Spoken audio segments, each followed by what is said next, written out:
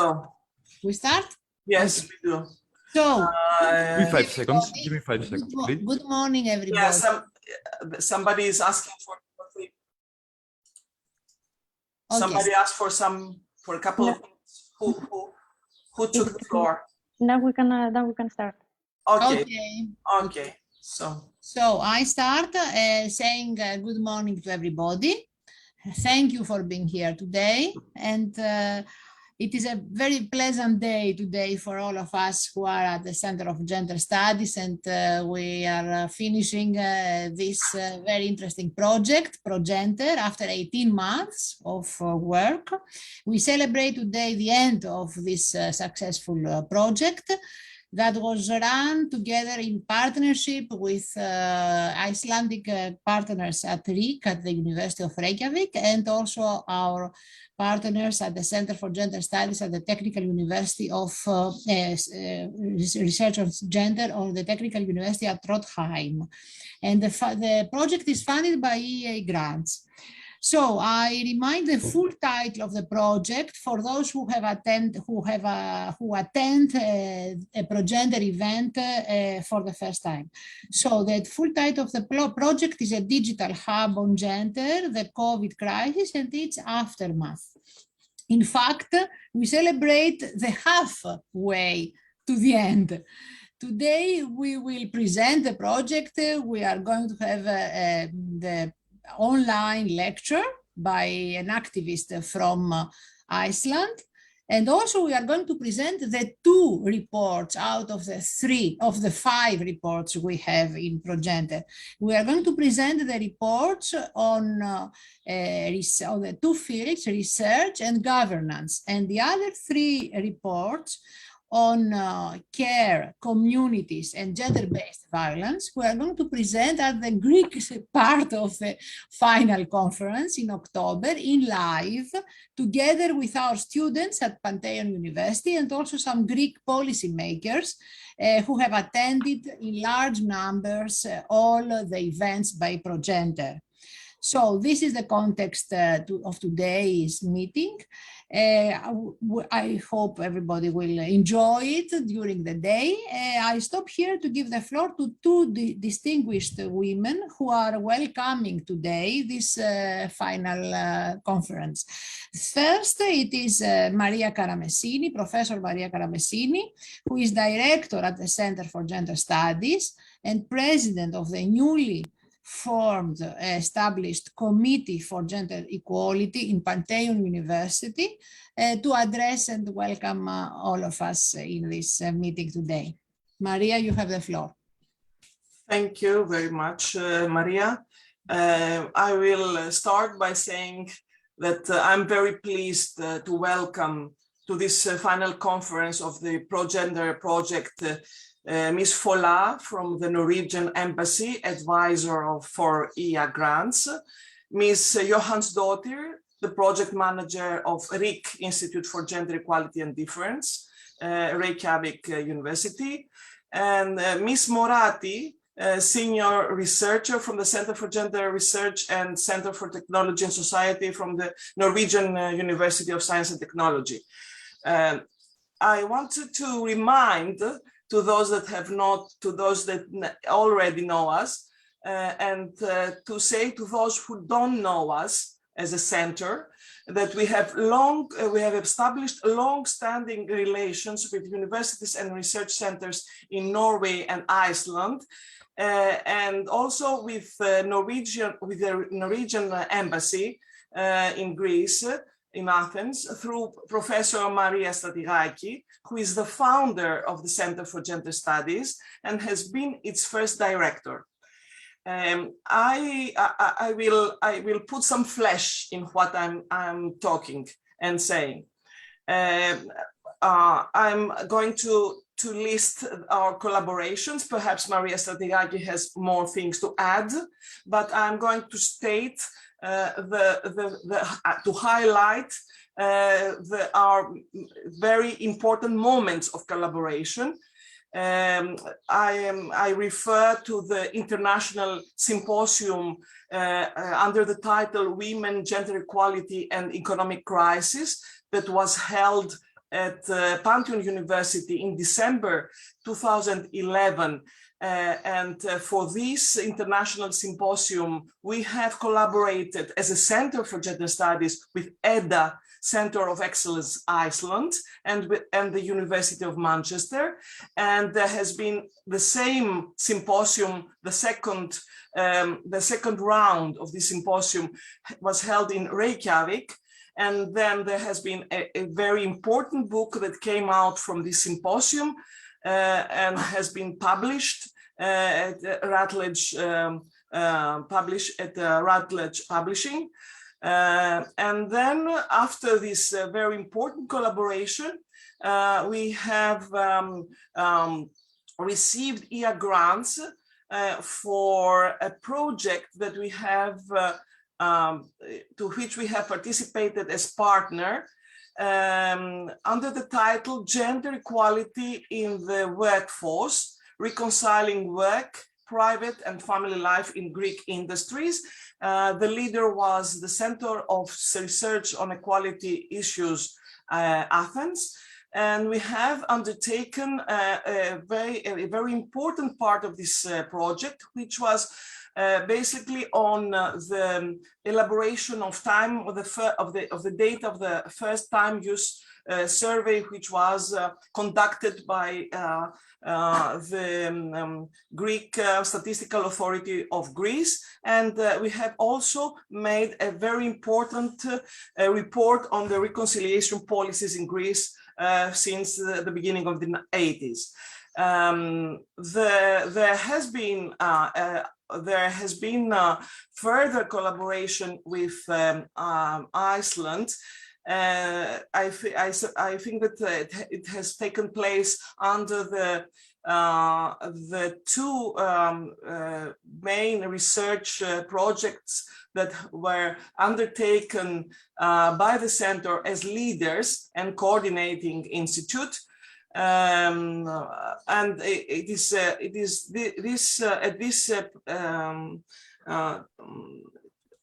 this stage that I would like to introduce you to the research activity of our center.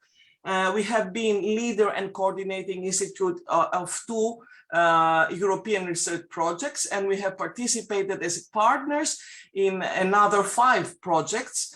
And we are now members of international networks, such as the International Network on Leave Policies and Research, the French CNRS group MAGE, Marché du Travail et Genre, and in the past we have participated in several cost networks and also in the European Commission Network of Experts on Gender Equality, DG Justice. Now, coming to the ProGender project, I won't say anything because my colleagues who are going to present, but I would like to make a brief comment on the COVID-19 pandemic crisis, which has been a big challenge for gender studies worldwide. And first of all, it has brought to the fore and politicized the home. It has opened the black box, and everybody has recognized as very important social problems the domestic violence against women, as well as unpaid work, mainly performed by women, and contributing to social reproduction. It has also put forward, and everybody now has recognized the role of care in society and the undervaluation of care occupations. And I'm very proud that Maria Stratigaki, Nelly Kambouri, Thomais Kavvoura, and other researchers in the Institute and Center for Gender Studies, we have have taken the initiative with our partners in Iceland and Norway to organize this ProGender project, which has acted as a hub for organizing activities and the exchange of knowledge between Iceland, Greece, and Norway. It is a very important initiative. It has been a very important initiative, and I'm very interested to hear the results of the project. Thank you. Thank you very much, Maria. Just to say that some of the projects you have mentioned together in partnership with Iceland was because you were for a lot of years gender expert on labor market, gender in the labor market for the European Union. So we are very happy that that Norway and Iceland keep a contact with the European Union. That's why they were part of this project. And let's say this is the reason that we really have all these activities, especially on labor market reconciliation and so on. Now I give the floor to Maria Fola, who is an advisor for the EA grants at the Norwegian Embassy.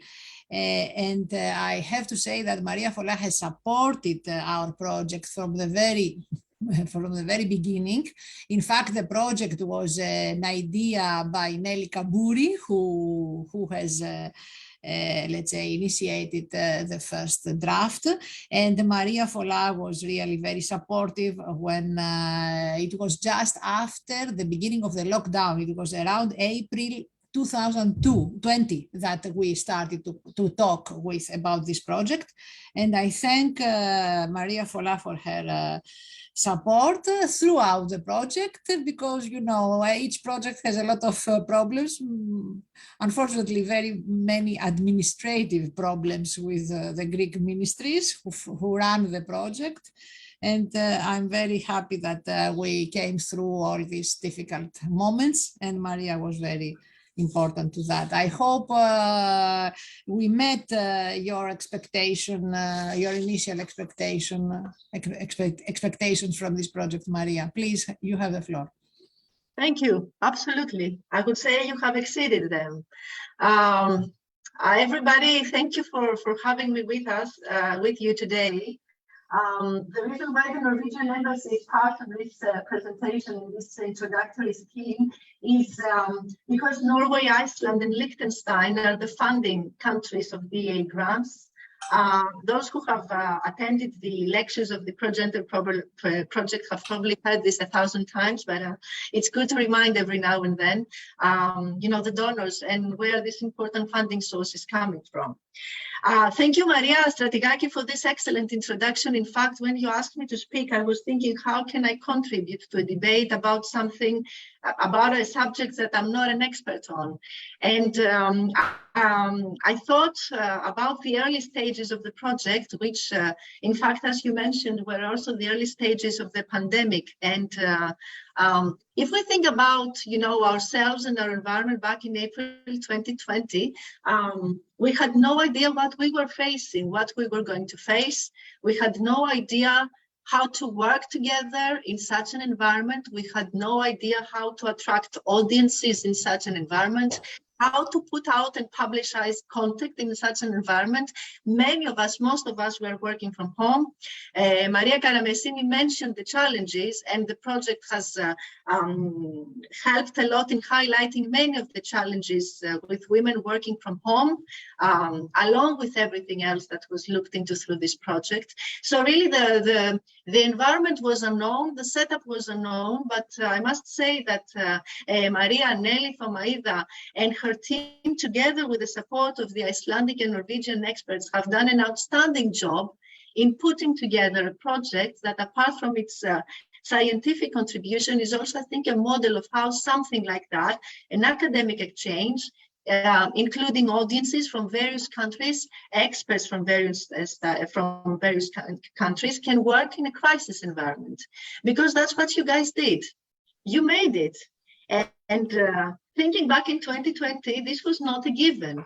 But I think we now have a case study in our hands on how we can work together, looking at other ways, digital, physical, combining these two elements. God knows what we're going to have to do in the future.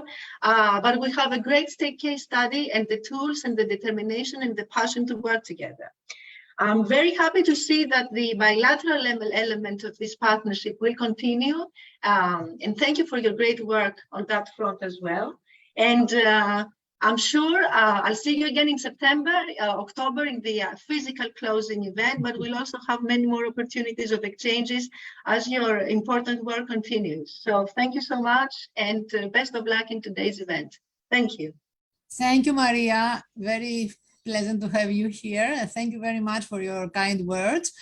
Just to add that we have added more events in this project in Greek with online meetings, online seminars, and also we added a very valuable, I think, library in the website of the ProGender set up by Fenia Giannakopoulou, who was a volunteer in the project, and she has really made a very good library on the impact of COVID on all of these five thematic areas.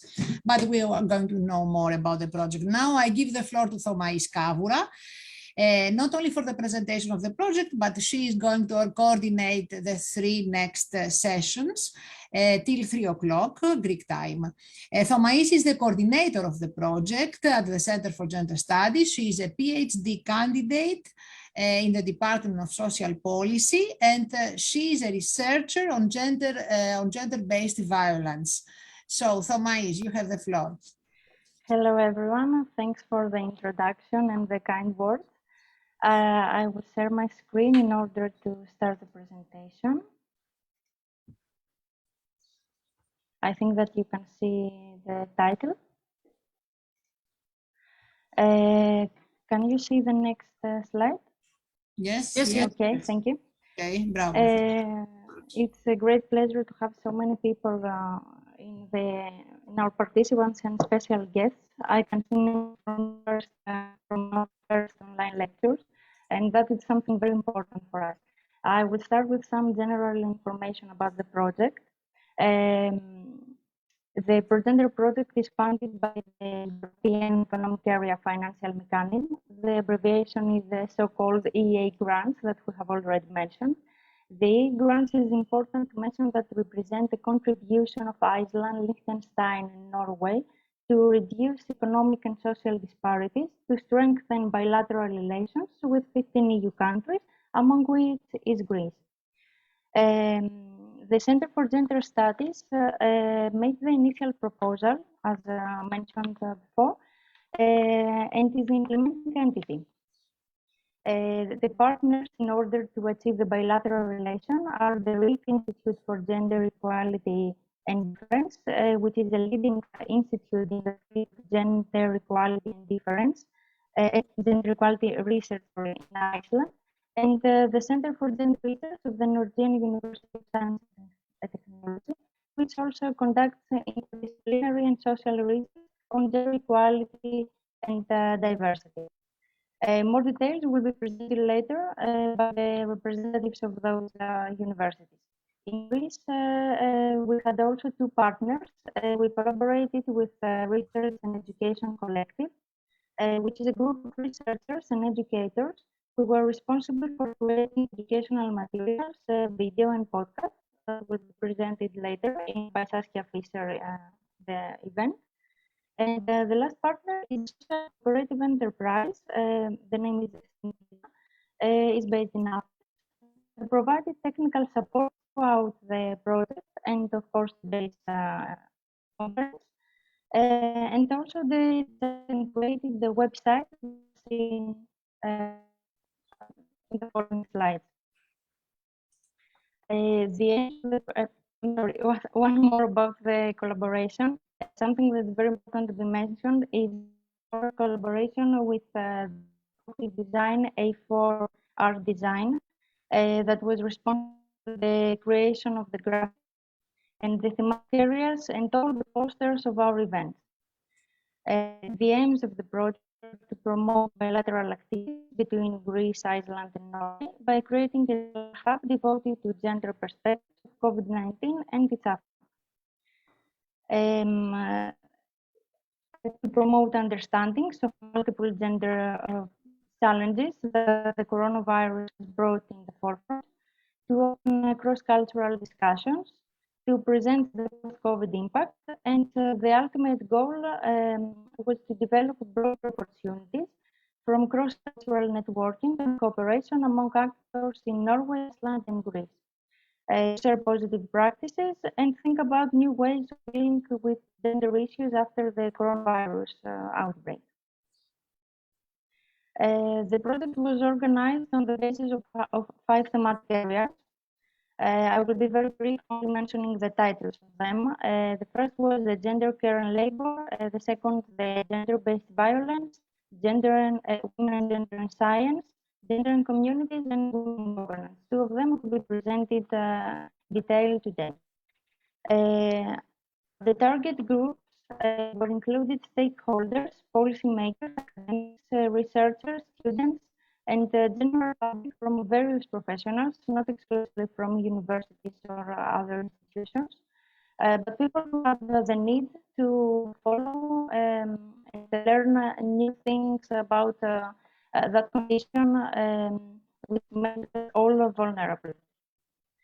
The activities that the project had to fulfill were 10 online guest lectures with participants and guest lecturers from all countries. Our participant lecturers were academics, professors, members of trade unions, members of councils. We try to cover a large scale of people who give their knowledge and transport their experience. The second and most important activity was the discussion panels, which actually were debates about among the 3 countries. And the extra activity Professor mentioned was the extra policy discussion panels that were made in Greek, in addition to our obligations to the project, because there was the need for further discussion about the thematics. Another important part were the 5 seminars, online seminars, and the 5 online workshops. Each one of them were from each of the thematic areas that we have mentioned. Educational materials, and 1 video. Some of them, as mentioned, will be presented at the following. Reports on each topic. Press releases after each event, which were not included in the deliverables, but were a practice that we used to summarize the results of each lecture and discussion panel, and then we distributed them to to the people that followed us. And the last one of the deliverables was the website. The results of our project were to transfer knowledge, to transfer experience from one to another. Actually, we can say that in gender perspectives, we had the same results. All of us were feeling stressed, were feeling anxious about what is going to happen next and how we can proceed with that difficult situation. Another result were the examples of good practices. For example, the pandemic response from Iceland and Norway, the increase in funding on gender-based violence and psychological services, the implementation of methods to prevent isolation and homeless, something that, as I remember, mentioned in Iceland.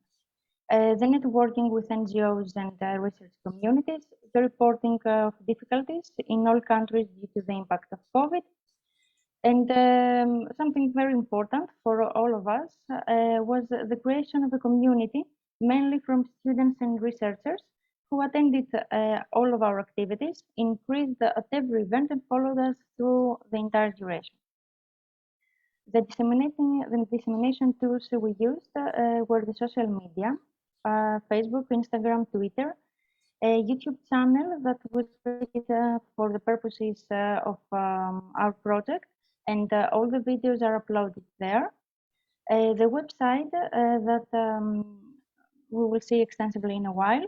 Press releases, as I mentioned, were distributed to our mailing list, which is numbering over 600 people, and also at the Centers for Gender Studies mailing list, which has more than 2,000 receivers. And now we can proceed with the presentation of the website. I will stop the share in order to start here. Just give me a moment. Now you can see my full screen with the website. As we can see, the navigation bar consists of 7 categories. Each one we will see it with details. The main part of the site, in the main part we will see the 5 topics that we are talking in our project. If you click in each of them, it opens detail. We can see the details of each topic, and at the bottom we can see the events that are related with that section. In the About section, there are general information about the project, the aims, and links for each one of our partners. In the partner section, there are also links and hyperlinks that lead to the official website of each partner, and there are also our emails in case someone would like to contact directly with us. In the theme section, there is the same information with the front page, information about each section, and below there are the events related to them. The event section is divided into 4 subcategories. The conference consists of information that of today's event. The online guest lecture. Okay. There are all the lectures that have been made until today. If you click any link, there are information about the event, and then at the end of the page, there is the video of the event that has been uploaded. In the online discussion panels are all the debates that have been conducted. And as I mentioned previously, there is the information, and at the bottom there is the video.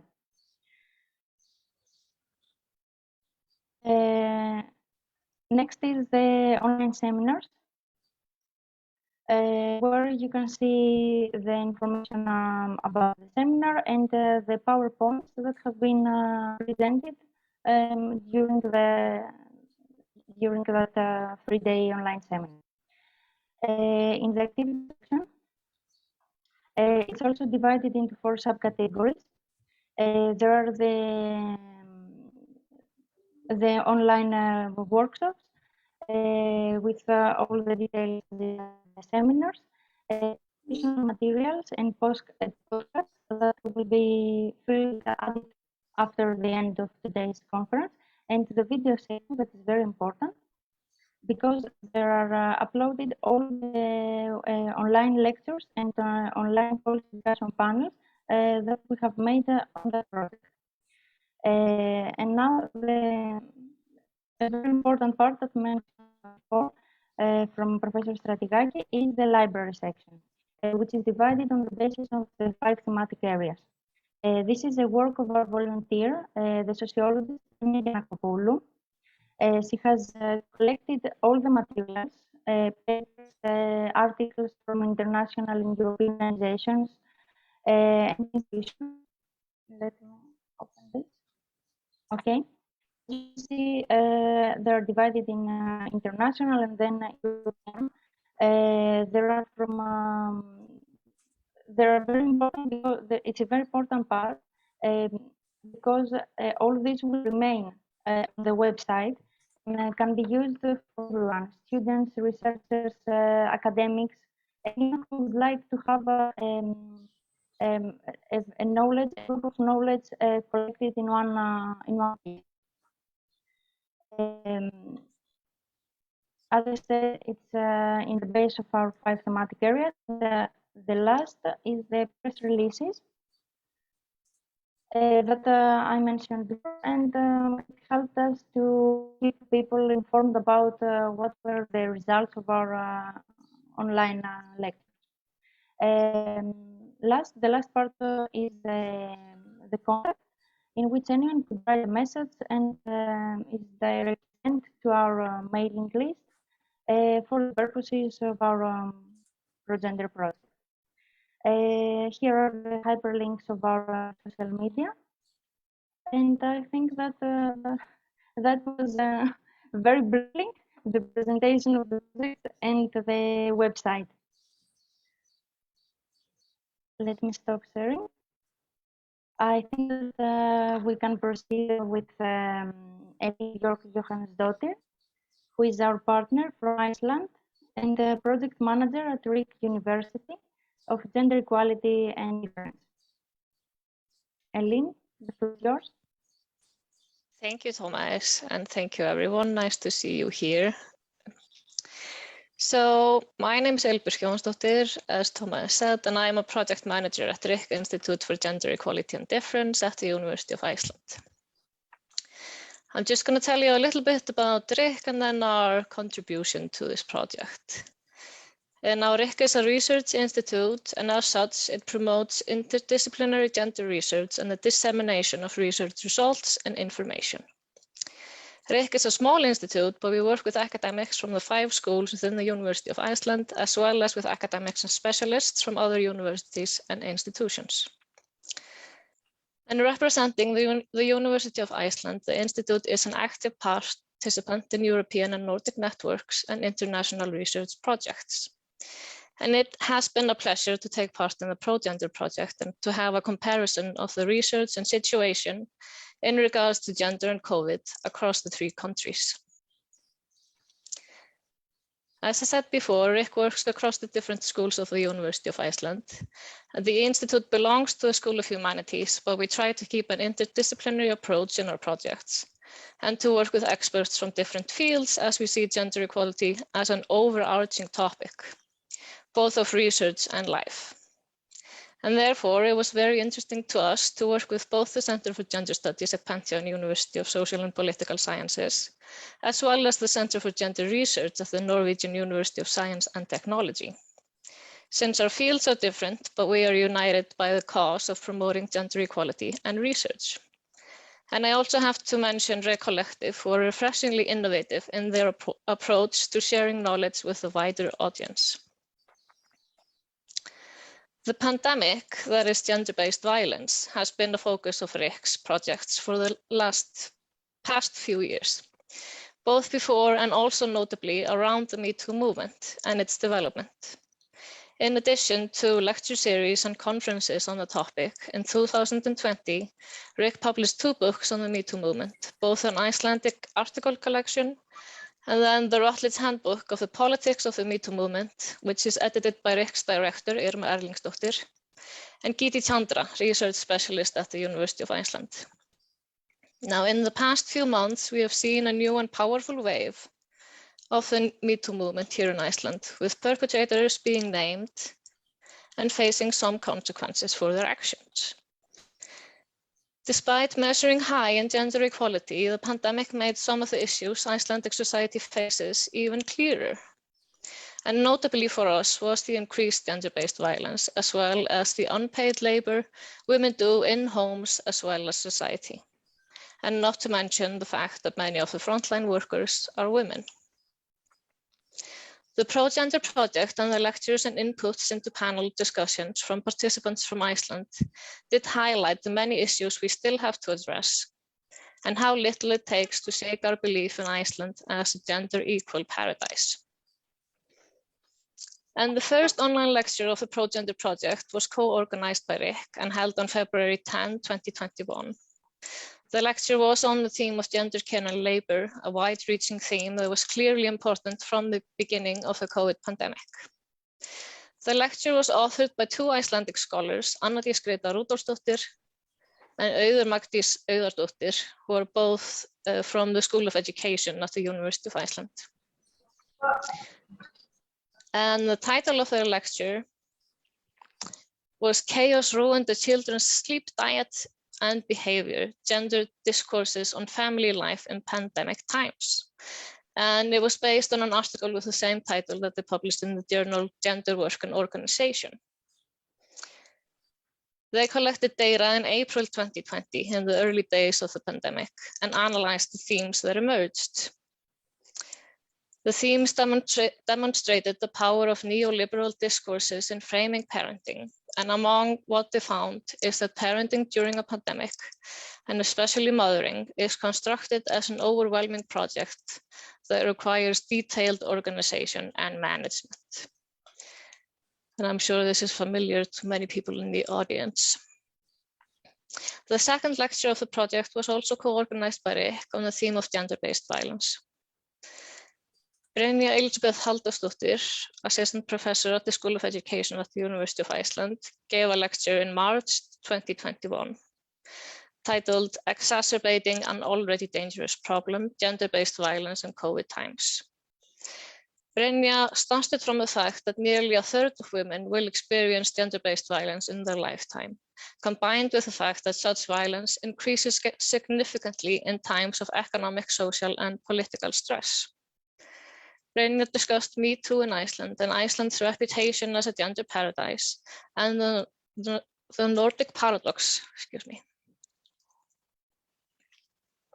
which is the fact that despite the Nordic countries measuring high in gender equality measurements, gender-based violence persists. And she does discuss this also in the context of higher rates of violence against women of foreign origin, which is a great example of the intersectionalities that are in play when it comes to inequalities such as gender-based violence. RIKK co-organized another lecture on the topic of gender-based violence, and this time we reached outside of academia to hear about prevention work and services for survivors in gender-based violence in COVID times. The lecturer was Steinunn Gyðu Guðjónsdóttir, spokesperson for Stígamót, Center for Survivors of Sexual Violence. Steinunn spoke both of the counseling and self-help groups that Stígamót offers, as well as the political and social work that they do, which includes prevention work. The data collected at Stígamót shows that survivors are typically young when the abuse happens, and thus Stígamót has focused on prevention work aimed at teenagers and young adults. She elaborated on the campaigns that Stígamót has been doing the past 2 years to promote knowledge on the relationship spectrum, a spectrum that ranges from healthy to abusive relationships, and on their approach to providing a positive counterbalance to porn, which includes sex education that focuses on consent, boundaries, and communication. RIKK also organized a ProGender seminar titled Between Two Pandemics, Increasing Awareness of Gender-Based Violence During COVID and Beyond, which was carried out by Brynja Elísabeth Halldórsdóttir. The 3-day seminar discussed the various aspects of how the COVID-19 pandemic has brought to light the serious issues related to gender-based violence. So as you can see, gender-based violence has been kind of our go-to topic in this project, and I hope we have done the theme justice. But later today, we will hear the keynote lecture of Brynhildur Heiðar Ómarsdóttir, President of Fræðagarður, the labor union for university graduates and senior advisor at the Icelandic Women's Rights Association. And she will talk about gender equality in the times of COVID in relation to work, economy, and the unions. Now, the comparison between the 3 countries throughout this project, as well as collaborators, as well as what the collaborators have gone through in our different ways of the waves of the pandemic and restrictions, has been very rewarding. We have been able to discuss the development of COVID, even if the project didn't really have much time to analyze the aftermath as we thought when we started out in the planning process, when no one could have imagined how long the pandemic has gone on for. But it is wonderful to see the reports also coming out from this collaboration and to realize how much information we have gathered and disseminated in this project, as the project website also clearly shows. And thank you for this overview of the website, Thomais. So on behalf of RIKK, I want to thank our collaborators, and I'm looking forward to the rest of today's conference. Thank you. Thank you, Elín. It was very interesting, all those you mentioned, and especially the part of your institution. Now we can continue with Sofia Morati, who represents the Norwegian partner. She is a senior researcher at the Center for Gender Research and Center for Technology and Society at the Norwegian University of Science and Technology. Sofia, the floor is yours.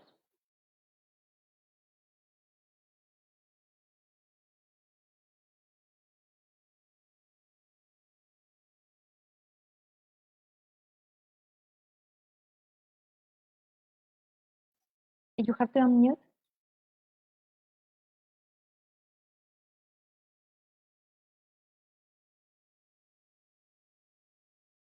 We still cannot hear you.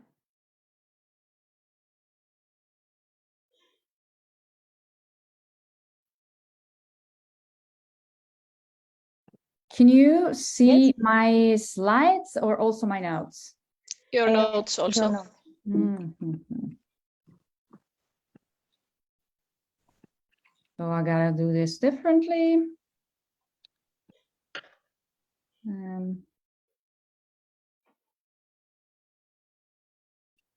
I have only one screen. That's why. And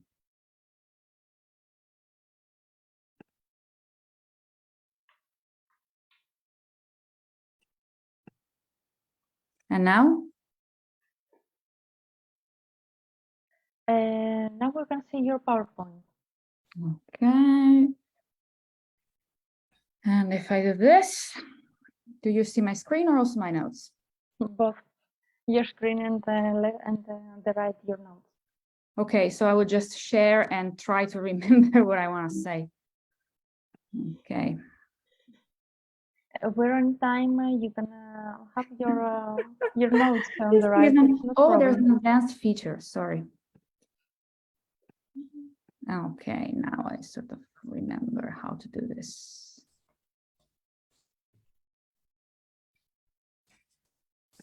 All right. Okay. Does it look good now? Yes. Okay. Welcome everyone to this third part of this panel. My name is Sofia Morati. I'm the coordinator for the ProGender project for NTNU, which is the Norwegian University of Science and Technology. I work at the Center for Gender Studies, which is an interdisciplinary research center. We have a bachelor program and a master program in gender equality and diversity. So important themes there are, in addition to gender, also diversity, migration, for example, in our programs. We have many international collaborations. Siri Sørensen is the director of the center and has been an active participant in this ProGender project, in addition to myself and to other colleagues for specific events that I will tell you more about. We are part of the Department of Interdisciplinary Studies of Culture at the Faculty of Humanities, and the department consists of our center and a Center for Technology and Society. And we have various projects at the interface between the two centers. And one theme that has been a theme of great interest across both centers is the theme of gender and women in science and technology. So that's why we have been organizing quite a few events on migration, so gender and communities as a thematic area within ProGender, and on women and gender in science and technology. Those were the main two thematic areas within ProGender that we organized events in. Because we have a lot of expertise available locally. All lectures, as Thomais already mentioned, are available online. They have been recorded and they are on the ProGender website. So if you're interested, you can find this lecture and the other lectures I will tell you about on the ProGender website. I think that they're directly accessible. I don't think you need a password or something. That you can just click on the recording and you will see the lecture. Now, more specifically into some events we have been organizing. The most recent event on the thematic area gender and community has been a lecture by Raquel Herrero Arias, who is based in Norway, on the experiences of Southern European mothers in Norway. So she has interviewed Southern European mothers who have migrated to Norway and have been working in Norway for a while, and living in Norway for a while, on their experiences of motherhood. Because one of the main goals in the ProGender project was knowledge transfer. So there was some countries sort of learn from each other. We thought this was a very interesting theme. I mean, many of the people she interviewed were Greek. So that's also something that contributed to the knowledge transfer we're looking for. Again, on the theme of gender and communities, a colleague of us, that is also our head of department at the moment, gave an online lecture last year on history, gender, and presence so the immigration to Norway in a historical perspective and in a gender perspective. And that was also a very interesting lecture. In addition, we also participated in a policy discussion panel in the same area on gender and communities, gender and migration. We had two colleagues, Sonia Hamadi, who is an activist, a public speaker, and an entrepreneur, and works with us as a research advisor, and Sanna Jakobsen, who has been a volunteer in the Norwegian Red Cross and an organizer of integration activities that were specifically aimed at younger refugees. So they contributed their knowledge to the policy discussion panels, along with other discussants that were based in Greece or in Iceland. Again, with the goal of knowledge transfer. Now, moving on to the theme of women and gender in science, we had two lectures, one by Ea Høg-Utoft, who was a postdoc at the Danish Center for Studies in Research and Research Policy at the time, but has now moved to the Netherlands. And she has been studying for her postdoctoral project, I believe, imaginaries and construction of the ideal academic, who is portrayed as the model, as the ideal academic, and she has given us some reflections on that. And the year before, I myself gave a lecture on women scientists during the pandemic, so COVID was an important element there, and what is the problem represented to be was my approach. And I did notice a degree of fixation on productivity and an interpretation of productivity in terms of publication that you submit or that appear. So that's when you look at the scholarly discussion among scholars on what are the problems that the pandemic has brought about in academia, it seems to be all about not enough publications for women. So it's very much about counting, and it's very much framing the problem as being about productivity. This, like all other lectures, like I mentioned, you can find it on the ProGender website. You can stream it directly from there.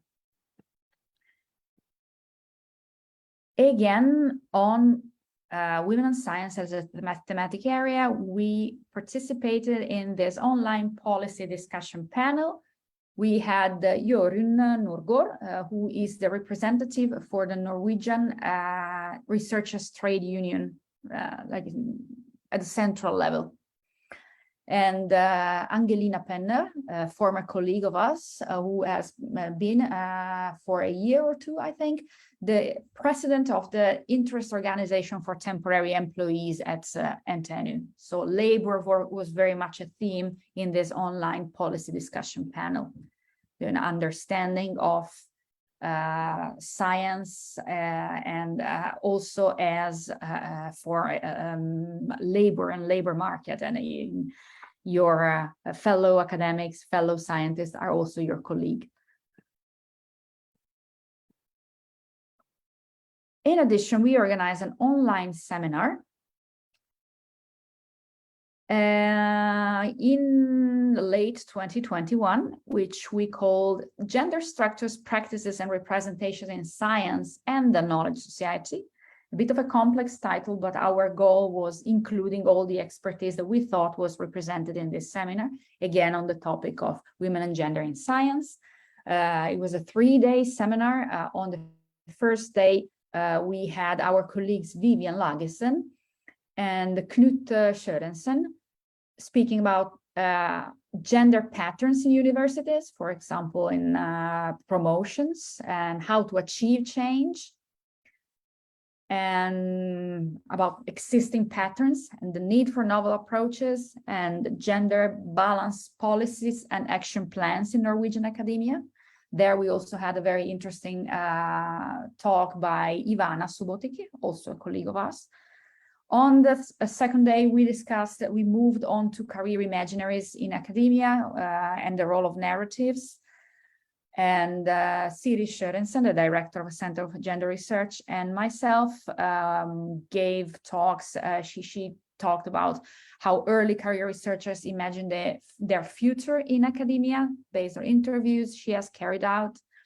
And I discussed metaphors used on women academics and their implications for how we perceive women academics. Finally, on the third day, again, Knut Sørensen discussed more broadly the importance of gender balance in science, and Vivian Lagesen discussed how to achieve change and gender diversity in ICT. So the idea through this seminar is to give a multiplicity of perspective, a multiplicity of approaches that would go from policy analysis to concrete tools for installing change through policy, through to understanding representations and the power of representations. NTNU also contributed to the ProGender project with some speakers, some discussant on other themes than gender and communities and gender and science.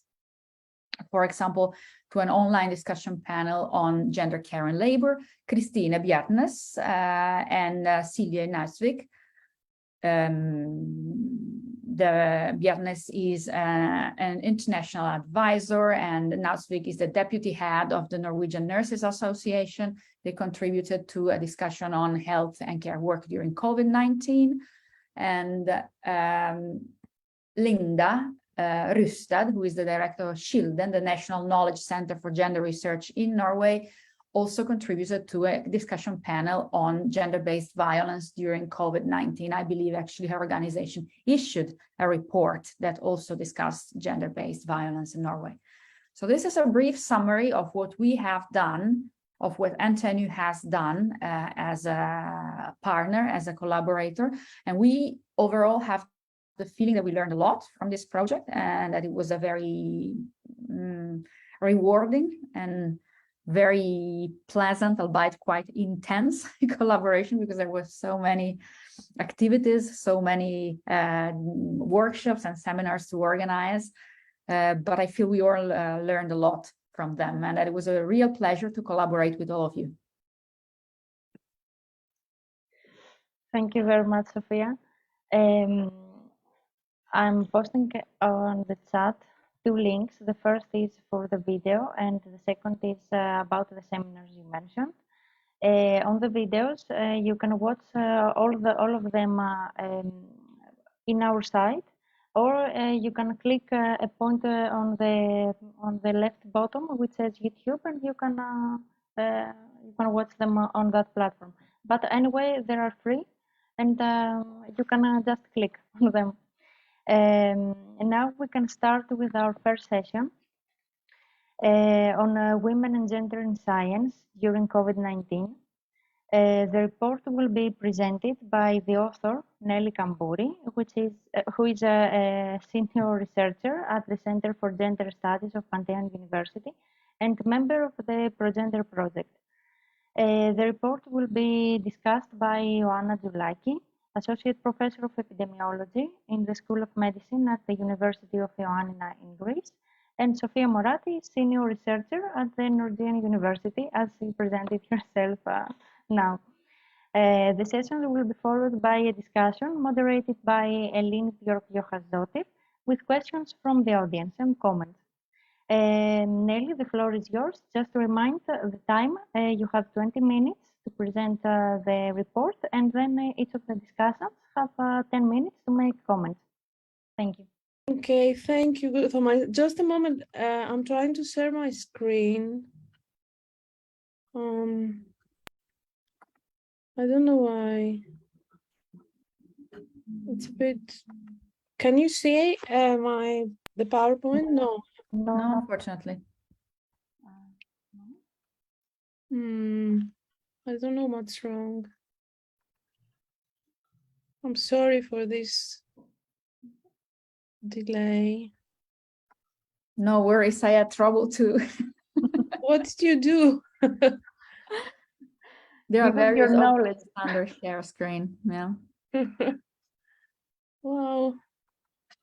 It normally works great. I think oh God, why is this happening? And I have tested it before, so I thought it would be fine.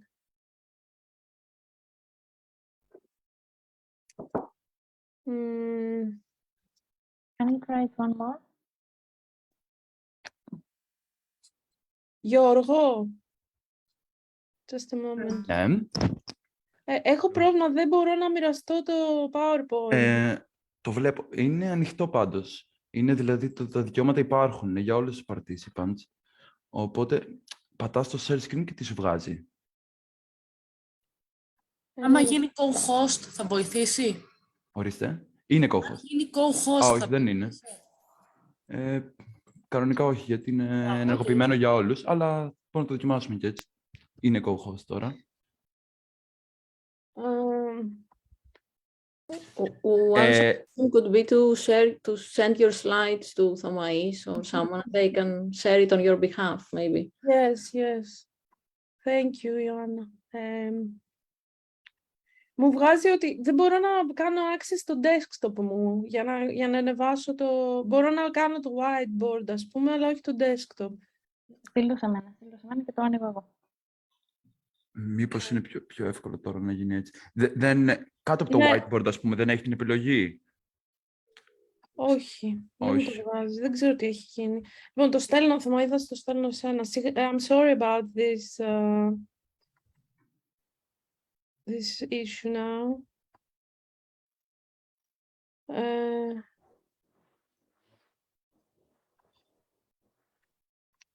Okay, I will send it to you, Thomais, okay? Okay, thank you.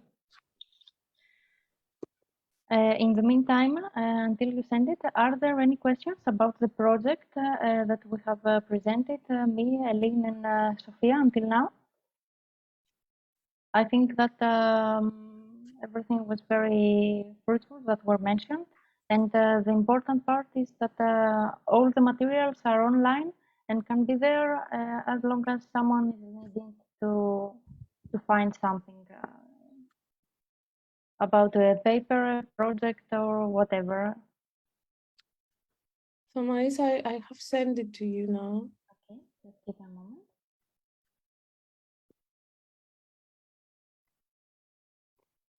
Maybe waiting, may I say something more about the designer of our posters?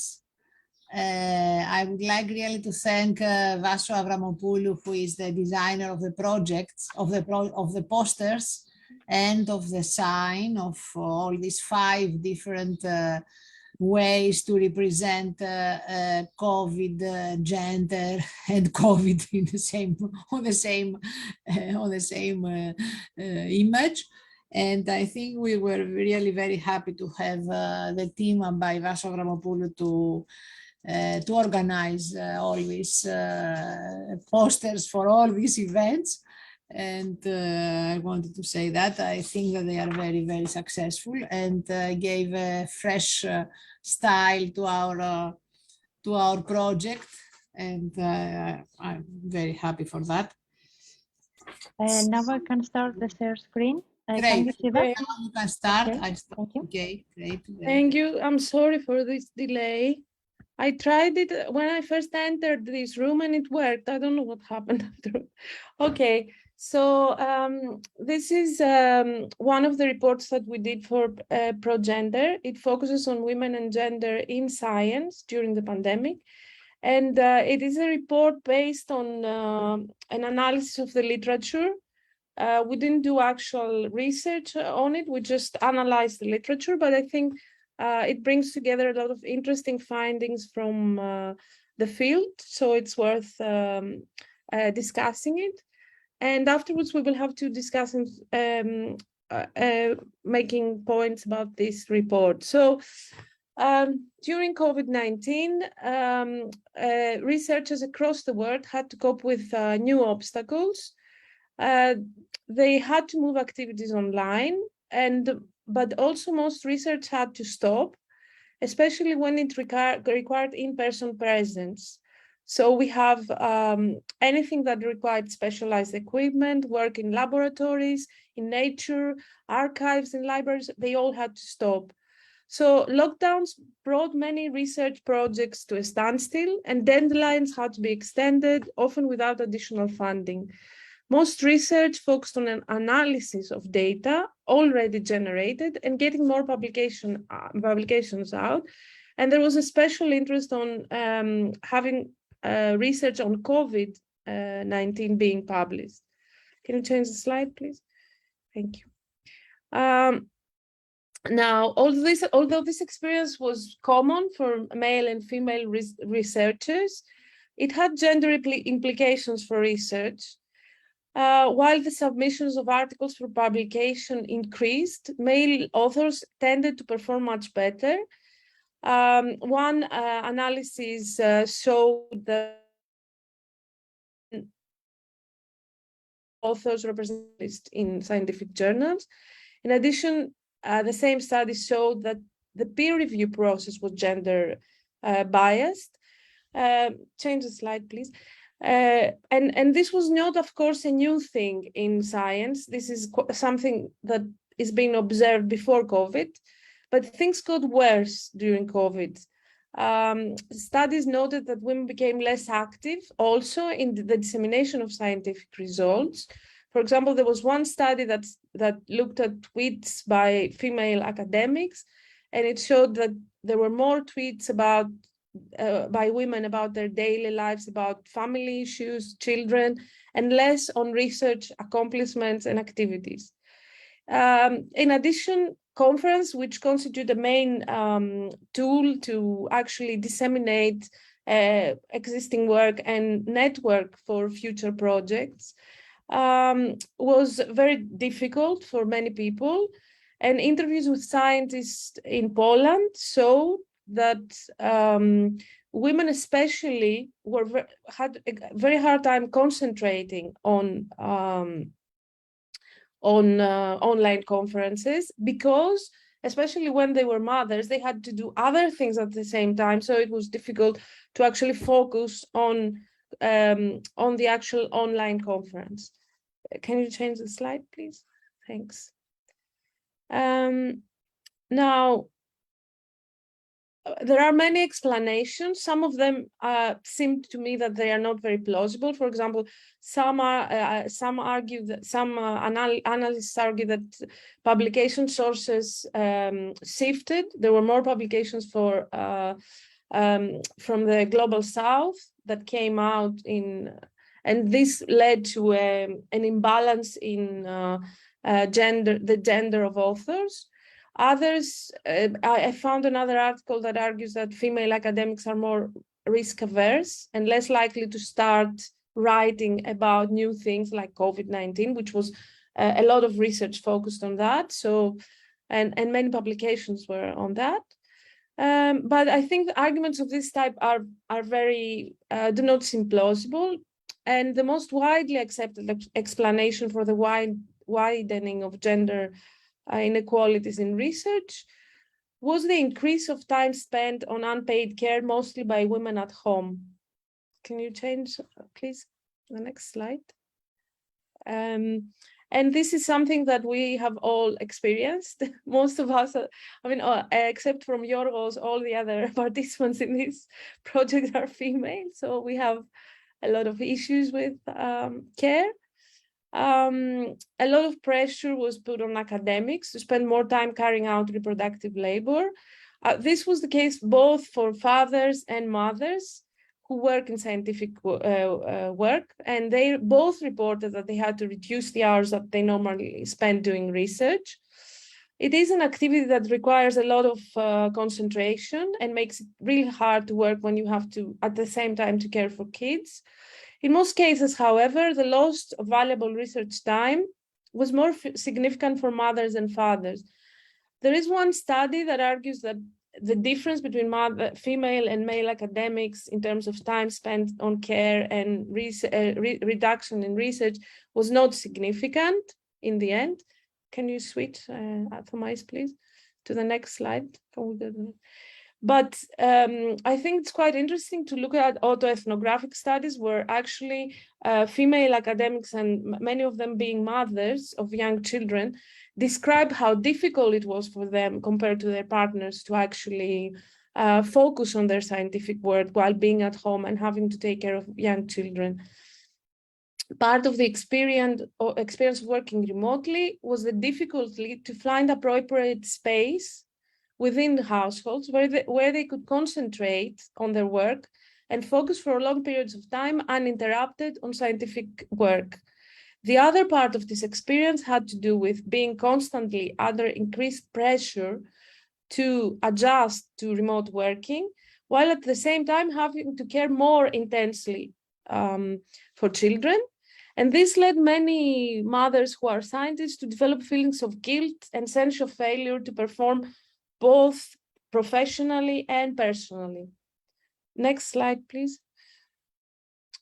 So scientific communities based, and this brings out something that Sofia Morati discussed in her lecture a lot, that basically scientific communities were set up to presuming a male employment model, where scientists could devote themselves uninterrupted to scientific research.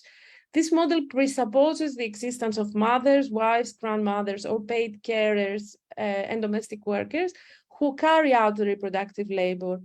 And this has led, as King and Fredrickson argued, to a penalty for female scientists that deviate from the male model.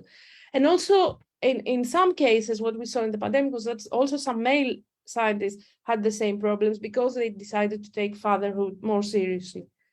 Next, please. And then we have other issues which have to do with the internalization of stereotypes of femininity and motherhood, and that this urged women to take multiple and conflicting roles during the pandemic. And perception of academic work as flexible were much more dominant amongst female scientists than amongst male scientists. Men in general tended to prioritize work. This is what research shows, and spend more time in the mornings in care work, while women had this. The usual program for women was spend more time on care during the morning and then work during the night on research. And the opposite was true about men, which tells you a lot about how things were divided within households. Next, please. And this led to rise in stress levels and having to deal with feelings of inadequacy led to different coping strategies, including disengagement from research, denial to engage with academic work, or conservation of time from household work and care that were both negative for academic careers. Next, please. But, you know, in order to cope with psychological pressures, women had to, especially mothers, had to resort to these strategies that made their careers more difficult and they will have impacts in the future as well.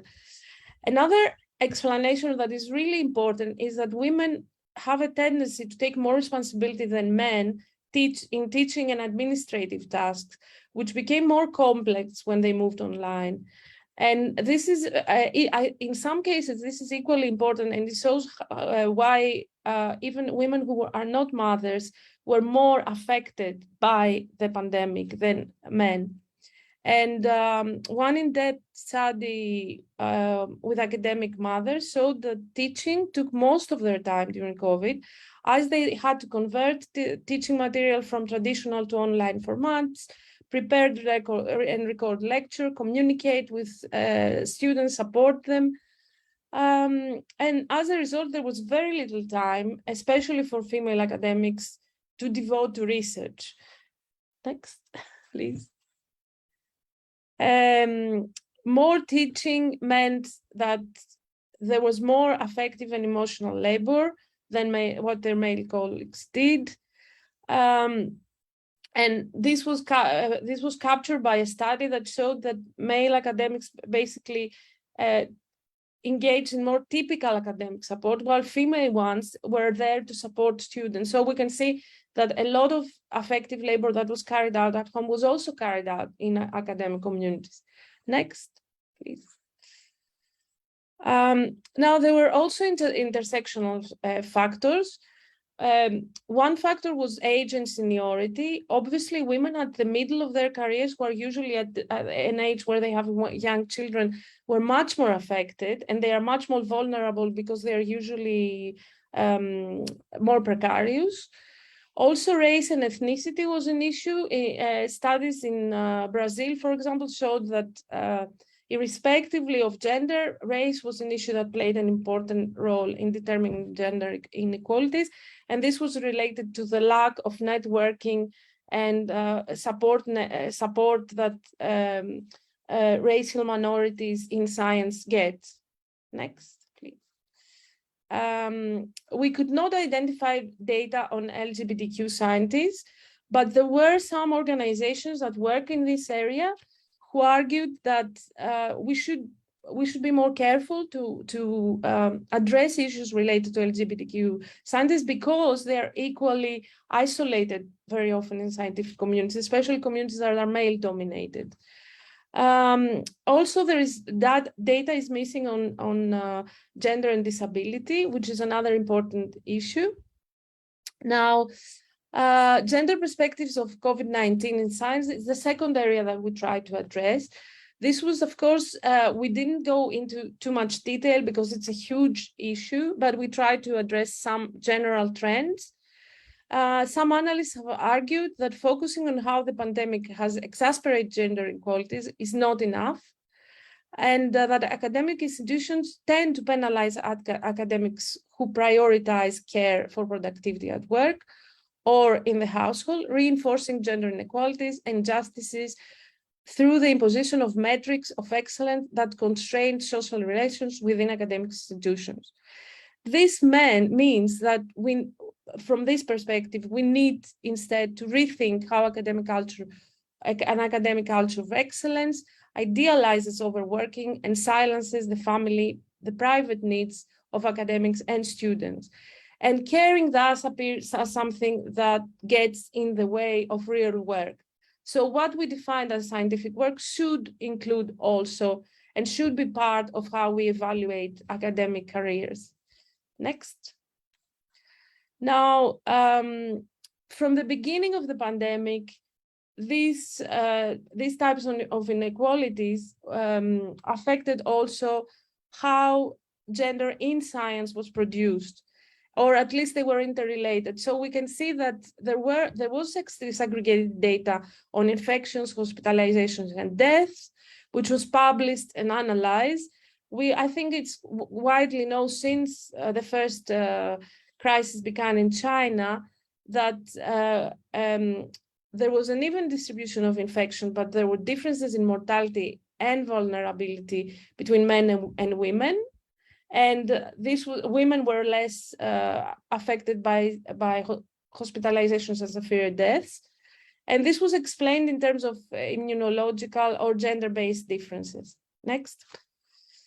So a report from the World Health Organization noted that women generate stronger immune responses to antigenic stimulation, vaccination, and infections than men, but also they were at higher risk because of the fatigue after infection and higher risk of fatigue and long-term COVID. So the findings that actually came out were not as clear as they have been at the beginning.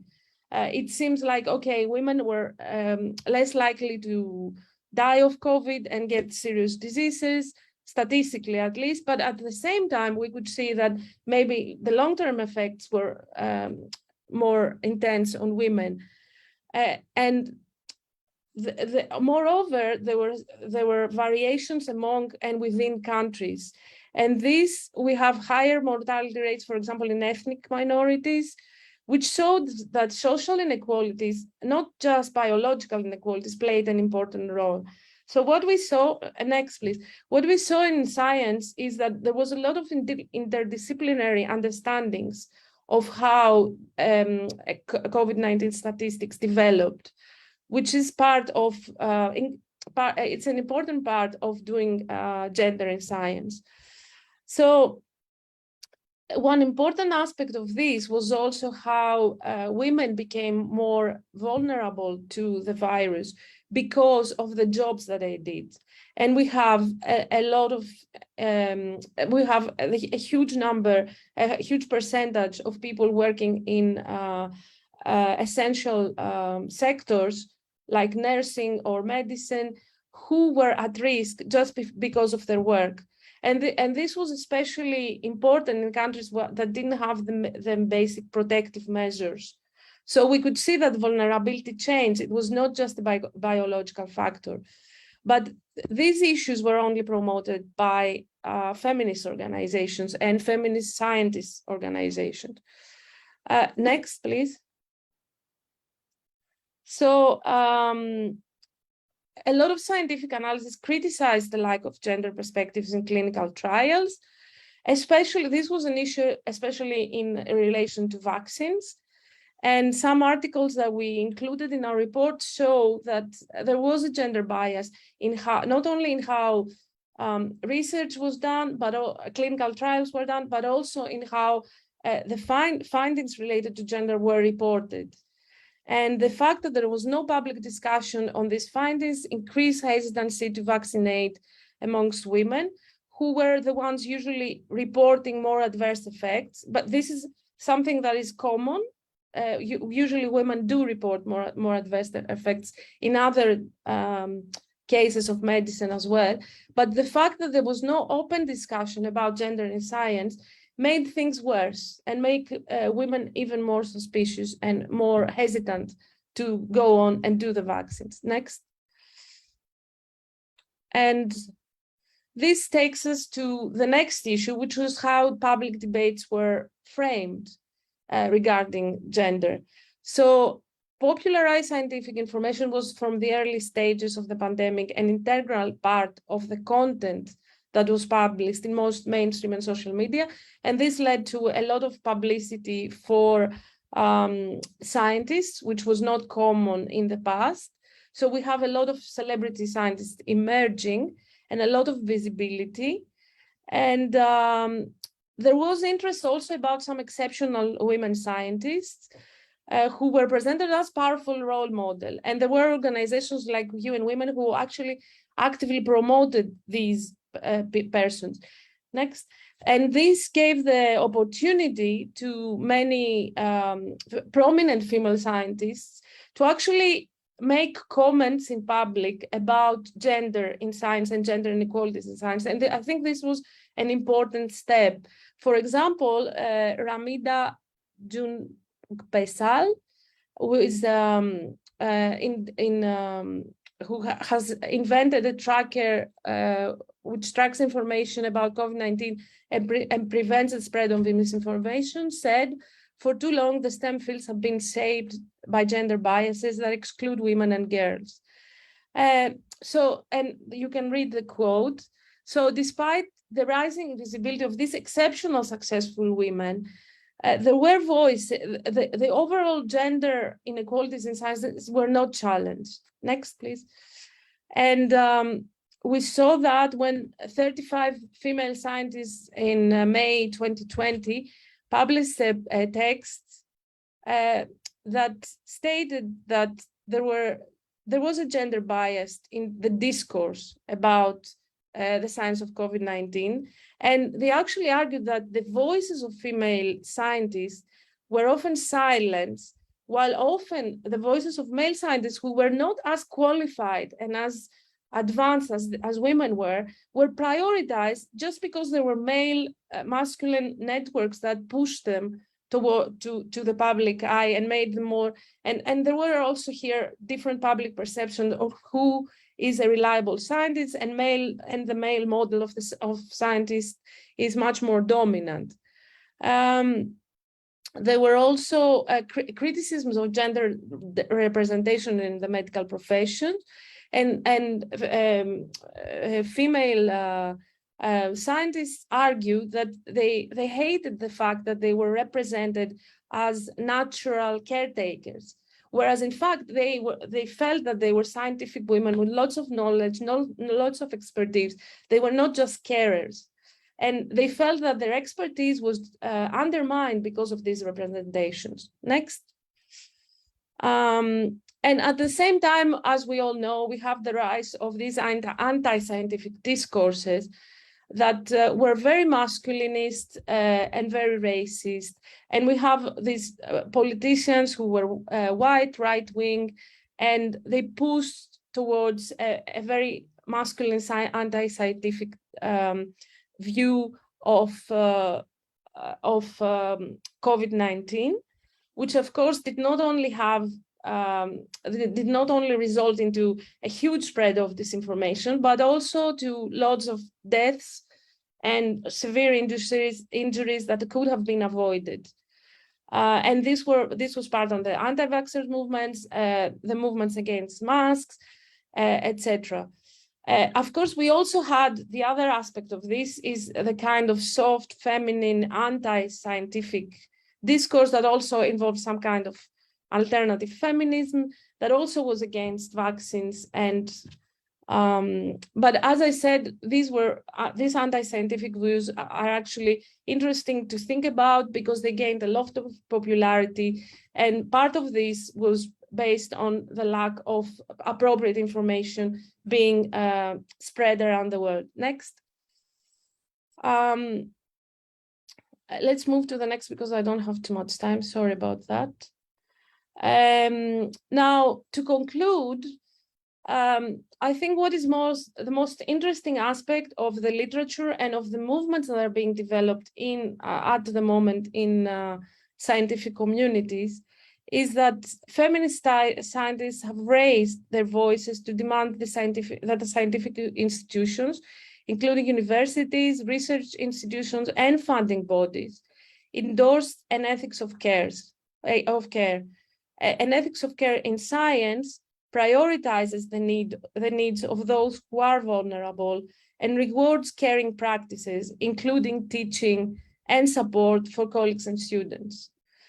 According to one author, Pereira, there are two steps for each research institutions to take in order to go towards that direction. First, to go beyond publications and research funding only, and consider also the value of invisible academic work, which is neither it's neither considered as important nor rewarded in academic evaluation procedures. And supporting emotionally and affectively people around us is not something that scientists shouldn't be doing. We shouldn't be endorsing this antagonistic ethics that actually create so many problems, not only for women, but also for men. And this should be done at different levels, as she argues, not only at the level of colleagues, but also in the relationships with students. The second aspect of endorsing an ethics of care is unpacking the notion of care and add additional data beyond the binaries of male-female. Gender in academic can no longer be considered only in terms of heterosexual households, or not only in terms of children, but in terms of caring also for the sick and the elderly. And this became very clear, or people with disabilities, and this became very clear during the COVID-19, that the whole trauma, there were traumatic and painful experiences of confinement and disease that many people experienced, and this should become part of academic communities in order to endorse an ethics of care. Next, please. Next, I think this is repeated, a mistake. So I would like to conclude with a statement, with the last phrases of a statement by the 35 female scientists who are working on COVID. And they said, we fear that these experiences will lead to hemorrhaging of women from academia in the aftermath of the pandemic, particularly junior women. The disillusionment and cynicism we hear in the voices of our colleagues and friends fills us with sadness. After this is over, I'm done is a refrain we have heard many times in the past few months, almost exclusively from women. We are reticent to complain for fear of being seen as weak, as if we are overly fixating on prestige or whining about being left out, when in fact the stringent filters of sexism and racism have left us all with tougher skins and greater resilience than many of our male colleagues. I think this is the best ending for this report. Thank you very much.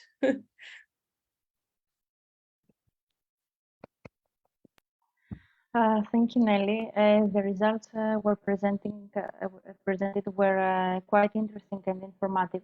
There are many points that we could discuss, but I will give the floor to Professor Giulaki and Sofia Morati in order to start the discussion, and then we will have time for comments.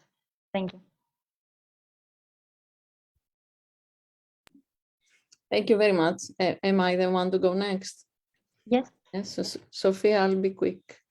Thank you very much for this report and the summary of the report, which actually I think for most of us looked very familiar because we've all been through this during the last 2 years.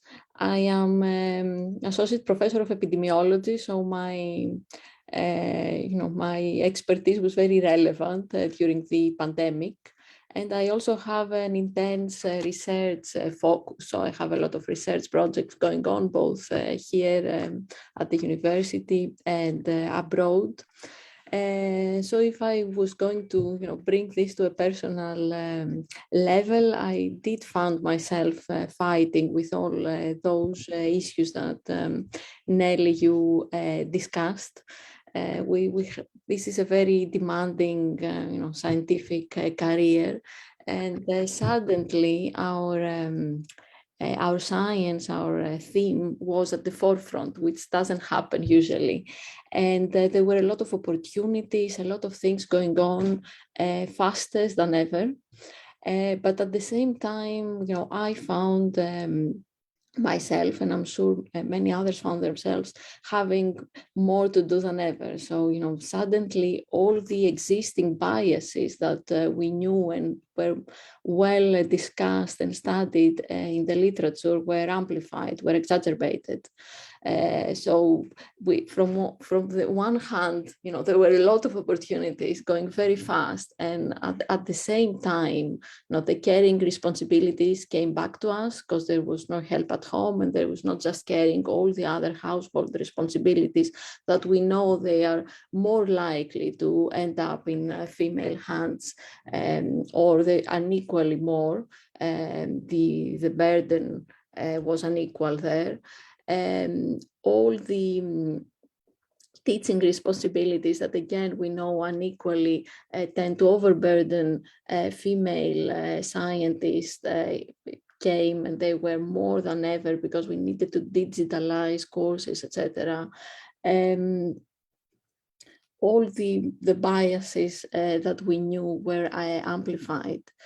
Plus, we had a new topic that was our topic, and I think we came, we faced the well-studied characteristic of women that are reluctant to study things that are risk. They are more risk adverse, so they were reluctant to start projects on COVID, for example. That was a new theme. We didn't really know where this was going. So they were more reluctant to change a little bit the focus of the research, because suddenly a lot of scientists started, shifting towards COVID with one way or the other. They sort of shifted their research there. But that, again, was unequal, as documented, between female and male scientists. As we know, they are more risk averse, plus they had less time. The other thing that there was happening is that a lot of policies that we have for gender at the university level, abroad, at the funding bodies that were there to secure qualities or to help women to be there, they were not followed because we were in an emergency situation. Everything was urgent. Things were needed to happen fast. There was COVID there. We couldn't afford sticking to those principles of having quotas in different panels, or in expertise groups, or in, especially in the UK, for example, that I work well, because it was, the situation was urgent, we didn't follow all the procedures that we usually followed. And that left women not being able to be in those advisory groups, in those funding panels, or in the proper peer review process. So we had, fundings that were not going through the usual process, and people that knew this was coming, people that, discussed between them, formed groups quickly, and the opportunity was gone quickly. So I found that there, all the work we had done, suddenly, it felt like we went 10 years back. Especially also things going online and meeting with online, it was much easier to circumvent these policies. And then I think we had the press and the visibility of women in the press, that, female scientists, epidemiologists were having the chance to go to the press. And again, there we saw, less female voices. I agree, we had some very prominent women that, dominated some of the Twitter or stuff, but still they were underrepresented. Or when they were at the media, I was reading that they were tend to be asked softer questions. For example, how do you wear your mask properly, instead of the real tricky science question of, explain to us how the vaccines work.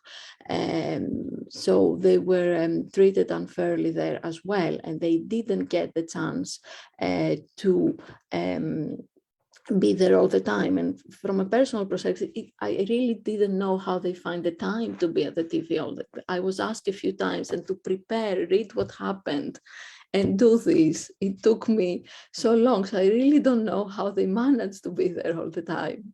And talking about things with such certainty, knowing that COVID was so uncertain. So these were, this type of behavior needed characteristics that a lot of females were probably lacking.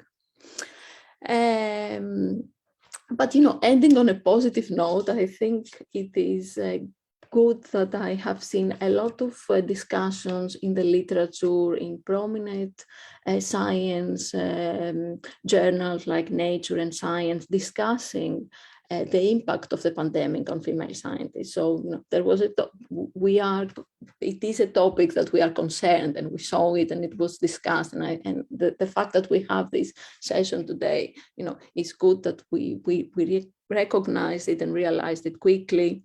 And also that it was an opportunity for science and role models, like the vaccines that came from the women that first promoted the mRNA vaccines, etc., to come to light and be there.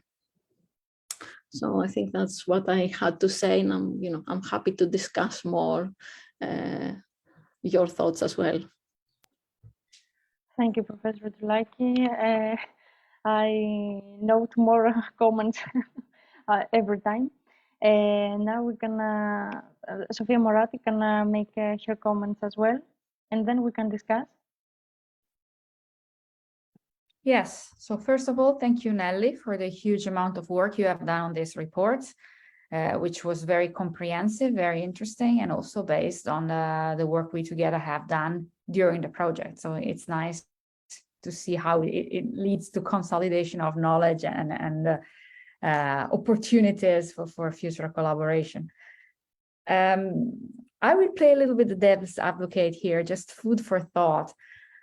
With the pandemics, there was less pressure to travel. Now we know that a key component of your job, if you work in science, if you work in academia, is attending conferences and traveling around, and that this kind of lifestyle that is not always easily compatible, for example, with care tasks, right? So far, so good. So more online activity may actually mean better chances to participate for women. It may actually mean more opportunities for women. And we do see instead the good old dynamics, power dynamics still there. So this is about how difference is produced. I would say it is important to look at practical obstacles, which are time conflicts. If you have to look after your kids for a certain amount of hours per day, then you will not have the time to participate in conferences, for example, to do research during those hours. It is important also to look at features of women without generalizing, but if there are studies that may show that on average, a particular group of women in a particular field of a particular generation are less risk averse than others, then of course we should take those data seriously. But again, the question is, which questions are we asking and what is the problem represented to be? So even when there are opportunities for creating a more gender equal academia that is less pressure to travel, we see all dynamics still there. That is struggles on visibility, struggles on who gets invited, who gets credit for collaborative work, even when it's easier to reach you, and even when you don't do that much teaching, even when you're childless. If you belong to a group that is othered, as we like to see, as we like to say in gender studies, like if you are, like everyone is, part of unequal power relations that have a long history in society, somehow that will play against you, even when there seem to be some avenues for making collaboration more equal. I hope you see what I mean. It's maybe a bit convoluted how I expressed it, but the logical thing with more online work, the logical conclusion, one of the possible logical conclusions could be, then it's easier if you have a family, then it's easier if you have care obligations, so you don't have to travel around. But it's not that simple, right? Exactly, Sophia. I have many comments to make, but I would like to give the floor to Elín, who will moderate the Q&A session of this part of the lecture. Thank you, Thomais. Thank you, Nelly. Thank you, Joanna and Sophia. And Sophia, yes, I think you touched on a very important point there at the end. It was clear from so many of the experts that we had in the project that the person in the home who takes the role of the manager is the woman, with all its responsibilities that are then added to the career responsibilities, of course. But we would be happy to receive some questions from the audience if you want to write them in the comment section.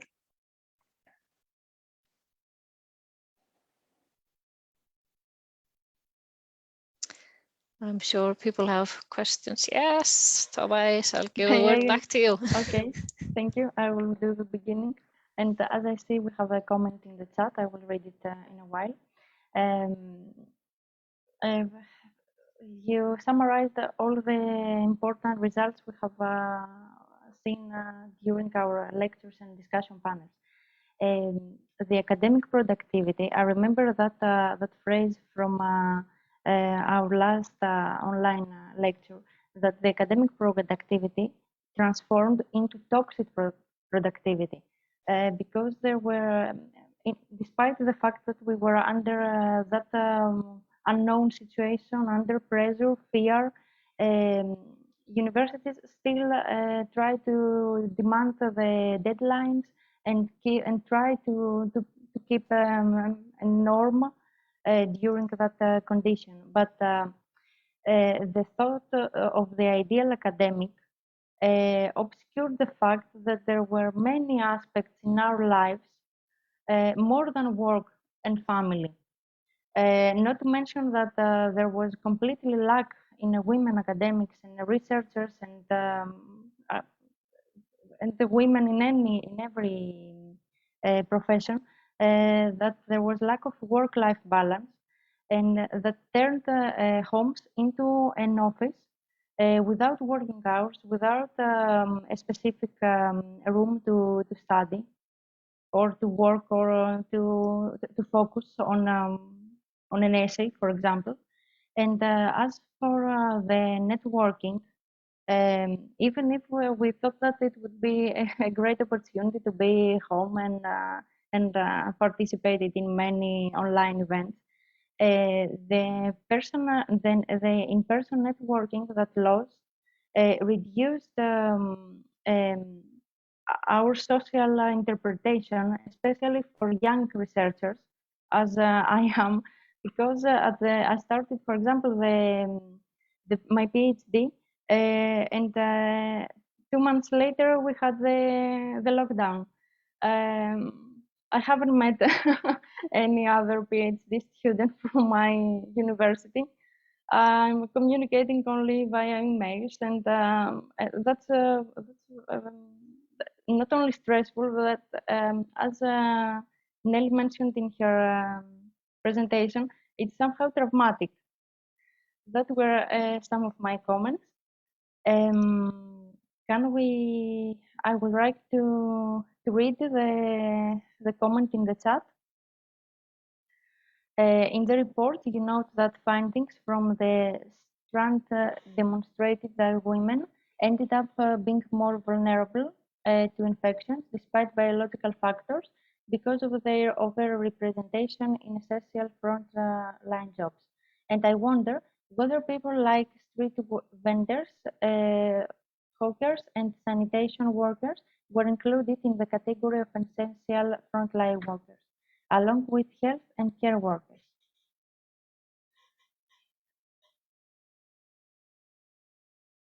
Thank you all for your comments. I have taken notes for the revisions of the report. Thank you so much, Joanna and Sophia especially, and also Thomais for your comments. Now about the question about the role that women take in as managers in their families, in the households. I think this is a very important question because I didn't mention that in the presentation, but there are studies that show that part of the problem was not so much, that was not only that women were actually doing more work at home, but also how their mindset was set up and how they had on their minds much more things to worry about, which made it difficult to focus on academic work than their male colleagues. And this has to do with how we are used to think and how we see ourselves in society and what we think our role is as parents, whether we are mothers or fathers. And also something I forgot to I didn't mention in the report is that studies from time use surveys show that there is a very important increase in men participating in care work in general. But it's interesting to know that it's not really the case in academic work. So we can see that this is because this is a very competitive sector, and it's a sector where, we can see that while in other sectors, working fathers became much more involved in raising their children and doing care work in very highly competitive sectors. This was not the case. So I think this is another interesting aspect of this. Now, about essential workers, there are many categories of workers who are considered to be essential workers. These include platform workers, for example. They include street vendors. I think street vending in many countries stopped during the pandemic because we were not allowed to stay outside. But if you mean platform workers whose work increased a lot and their work was very dangerous, yes, these are included in essential workers. Sanitation workers too. I think what is interesting to note here is that also people working in supermarkets are included in this category. Cleaners, sanitation workers, as you said. What is interesting in that respect is that because overall women are overrepresented in essential work, this changed gradually the statistics about infections, serious illnesses, and deaths. So we could see that, especially in countries where things were it was difficult to get proper protection. So while we started with basic biological facts that showed that women were obviously less likely to get seriously ill and to die, then because of the social factors and because women were overrepresented, there was a switch to explanations that involved gender issues. I think this is interesting. And of course, men who worked in essential sectors were equally threatened, even more threatened actually, because they also had the biological factors. And one other factor which is important is race, because we saw that statistics, especially in countries like the US, we saw that the statistics had huge differences when you looked at different race groups. And a final thing, sorry, Sophia, I will give you the floor. A final thing, which I didn't mention also, and Thomais also mentioned, it has to do with social class and what digital means you have to join digital networks. And this is an important issue that comes up in the literature on gender inequalities in science in the global south, where you have less digital infrastructures by research institutions. You don't have, for example, equal access to research resources, libraries, etc., online resources, and also what people have in their homes. If you have a good internet connection, if you have a proper network to connect, so these issues are not negligible, and we need to think about them. These types of intersectionality. So race, class, and class are also important. Yes. So I think there is another question. Sophia wanted to speak. I think for my. Sophia, would you like to comment or make a question? You had your hand up. I was going to make exactly the same point about intersectionality that Nelly has made. And when it comes to essential workers, also with the pandemics, there has been an acceleration in the research, but also marketing of various types of solutions, so technologies that could replace some types of essential workers. But then the next question is, they will take our jobs, particularly for the most vulnerable groups, right? And again, then intersectionality is a concern. Mm-hmm. Thank you both. I noted when I was reading the report, Nelly, that you write about also the emotional and affective work that teachers and university teachers were doing during the pandemic. Could you discuss that a little bit? Yes, sure. I mean, I think this is something that is really important in some of the literature, that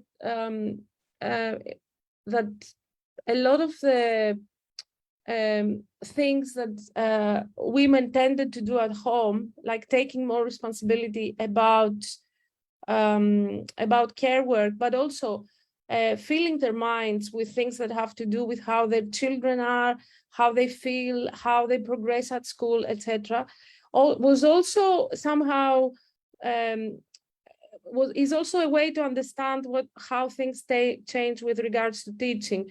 So more women said that they were worried about their students adjusting to the new situation and trying to spend more time with them in order to deal with their psychological problems. In many countries, students were locked inside their rooms in very bad conditions. They had psychological problems because they had to stay away from home, or because they couldn't meet their peers. It was a very difficult situation for students. And going online involved for many academics doing all this care work with their students. And on the one hand, and on the other hand, there were also issues that had to do with the trauma of being locked inside our houses, which involved the mental health of colleagues. So there are studies that show that women were engaging more with colleagues who seemed to have problems during COVID, who were not feeling well, who had psychological issues, and so they consider this to be part of their responsibilities as academics. Whereas interviews with male academics showed that they were not really engaging with such issue. I mean, okay, these are generalizations. I'm sure there were some male academics who did that, but it seems like the ways in which we behave in our lives and the ways in which we associate with our gender is also somehow affects both our professional and private lives. And the care issue is important for women, whether they are mothers or not. It tends to be more important for women, whether they are mothers or not. And this is why I think it's really important to somehow challenge the ways in which we evaluate what work is in academic sectors. Because it is work to actually support students and help them to overcome serious difficulties they have with the lockdowns. I mean, it is work, it is academic work, and it should be rewarded.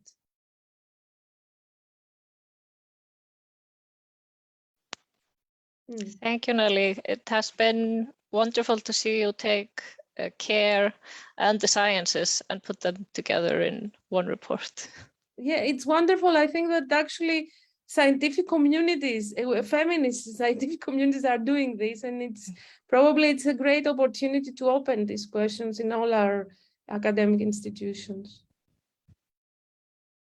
And thank you all for your comments. I think you helped me a lot with this report. Okay. If we haven't other comments or questions, I would like to thank you all again, Nelly, for the excellent report, Professor Gilaki and Sofia Morati for the comments, to the point comments that opened the discussion. And now I think that we can have our first break. It's 15 minutes, and we will come back with the second session. Thank you. Thank you. Thank you. Thank you all.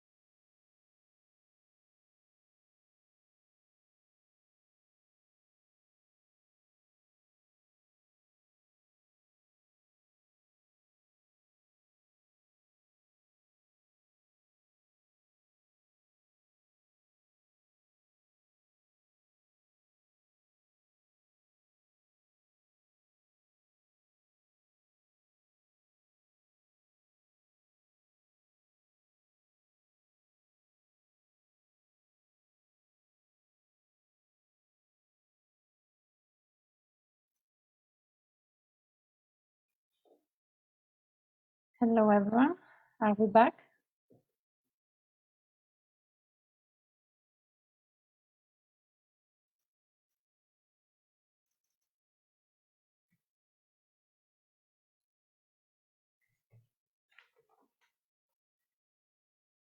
Hello, Mr.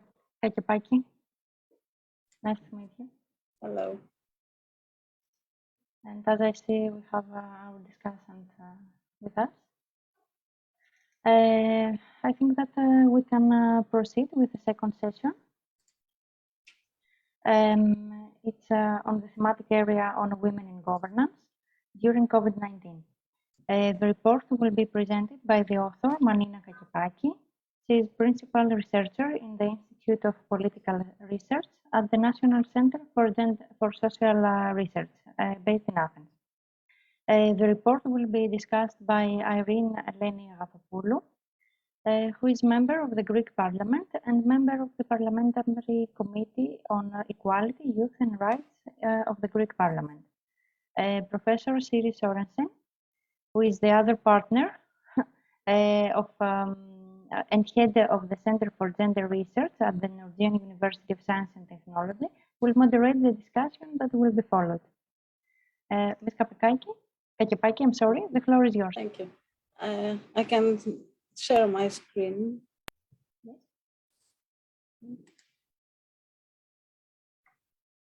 Can you see now my? Yes, we can see it.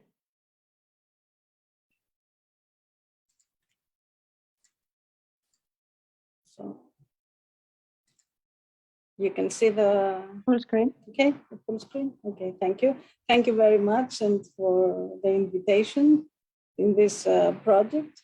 As we know, my contribution is on the women in governance during COVID, which is an aspect very, I think, very interesting, but with very few, and it's an ongoing and open debate, as I will discuss. My presentation is structured as follows. It has 4 main sections. In the first section, I will talk about the case of women in governance and the factors explaining female political participation, and I will present some data, mostly on Greece, from before the pandemic to set the context. Next, I will discuss how the issue of women in governance changed during the pandemic, and if it has changed. Then I will move on to discuss how the public debate addressed the issue during the pandemic, and how have the policies against the COVID-19 impacted on women in governance. So let me begin with factors, the main factors explaining female political participation, because this is what we will mostly discuss. Research distinguishes between two broad set of factors that may facilitate or prevent the participation of women in public life. And I'm using mostly the work of famous political scientists, Pippa Norris and Norris Lavendusky, and Paxton and Hughes, who have worked on this issue. So there are 2 sets of factors. The ones impact the supply side for women are related to the culture and the type of socioeconomic factors of each country. And another set of factors impact the demand side, mostly related to political and institutional arrangements, such as the electoral system, the way parties recruit candidates, the size of the constituencies, the type of lists, etc. In a different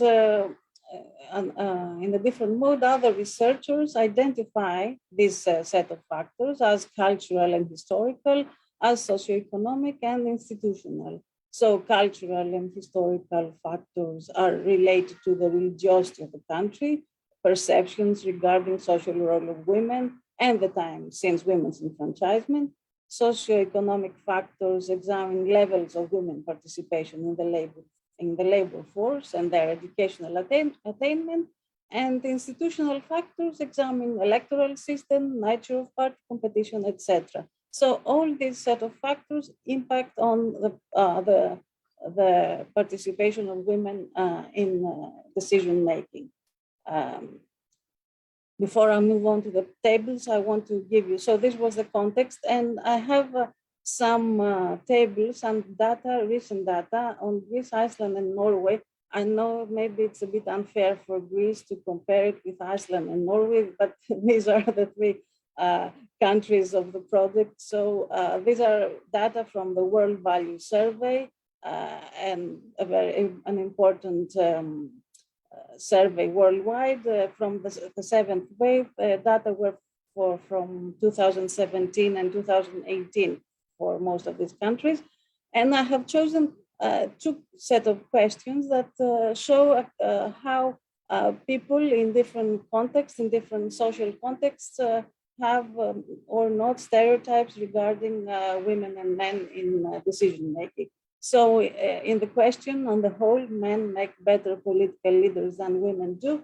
As we can see from the figures in Greece, there is a strong minority, approximately 1 out of 4, that agrees strongly that men make better political leaders than women do, as opposed to people in Iceland and Norway, where they disagree and strongly disagree with this phrase. And in another context, when in the question asked, when jobs are scarce, men should have more right to a job than women. Again, we see a different image between Greece and Iceland and Norway. On the other hand, more than half of people in Greece agree strongly, and neither agree nor disagree that men should have more right to a job than women, whilst such attitudes are completely non-existent in Iceland and Norway. So I think we set a context here of a different cultural attitudes from Greece on the other hand, and the other countries with a different profile. Also, just again, to give you an idea, we probably all know that Greece scores last in the ranking on gender equality index of the European Institute of Gender Equality ever since the index was launched, is below the EU average and is constantly last in all the rankings. Now, again, I will briefly give you some data on the participation of women in decision-making in Greece.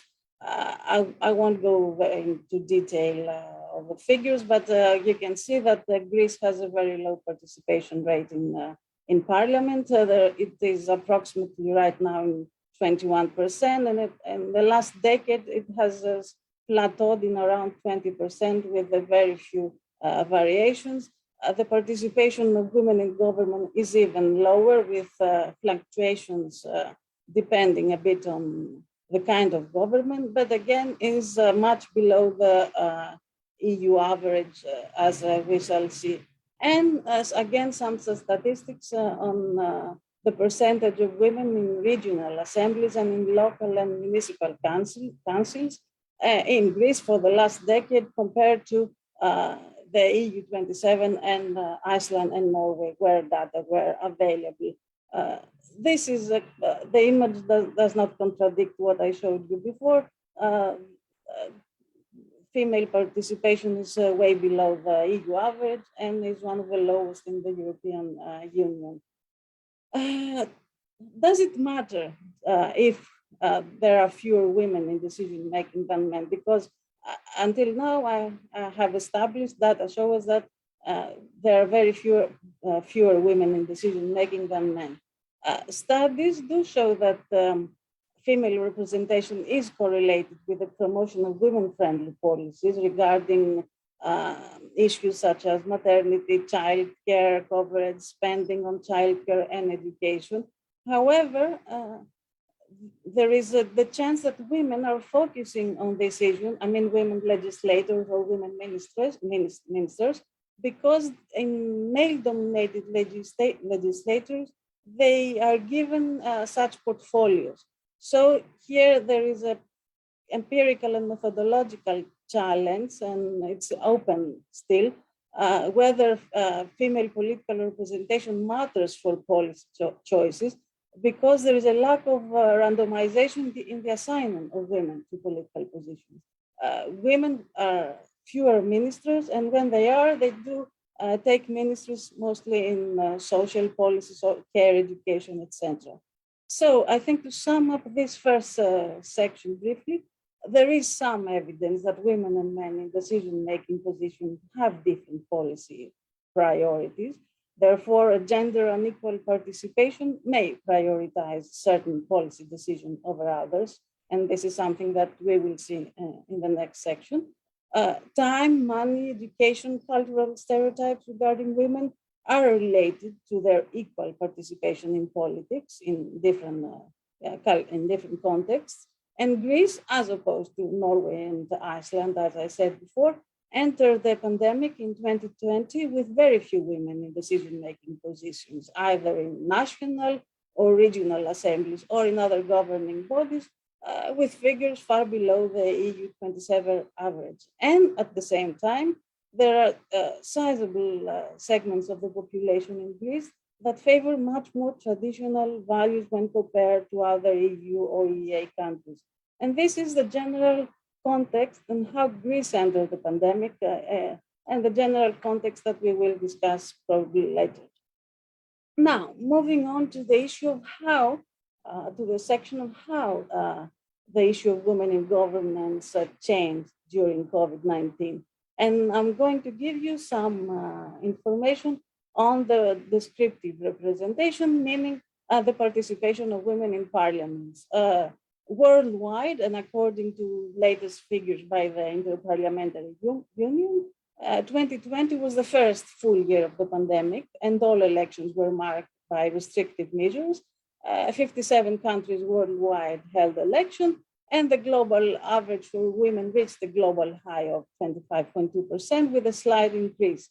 In Europe, we had elections in 14 countries. Greece was not one of them. There were no elections during the pandemic, so we cannot see or check whether there was an impact.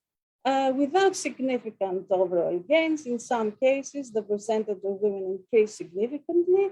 In other cases, there were small setbacks. And in the next year, in 2021, 48 countries held parliamentary elections. Again, there was a modest gain worldwide compared to the previous year. And in Europe, 12 countries held elections with a share of women increasing in 10 out of 12. Also, the year 2021 marked changes in the executive. Women assumed position of power as prime ministers in Sweden and Estonia, and the cabinet composition in Spain, Germany, and Albania promoted either gender parity or women made up majority of ministers. This is the overall picture of what happened worldwide and in Europe regarding the participation of women in decision-making. This is, again, a map that visualizes the percentage of women in lower chambers in Europe. As we can see, Greece is on the blue, the 2029 is kind of a, we could say, east-west kind of divide with some notable exceptions, of course.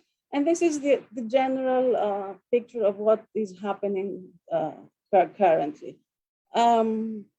Of course, and I'm sorry, I must stress that changes are probably might take time to materialize. So it's not easy to say whether the pandemic had or did not have an actual effect in the participation of women in decision making. And this is something that we will discuss also later on.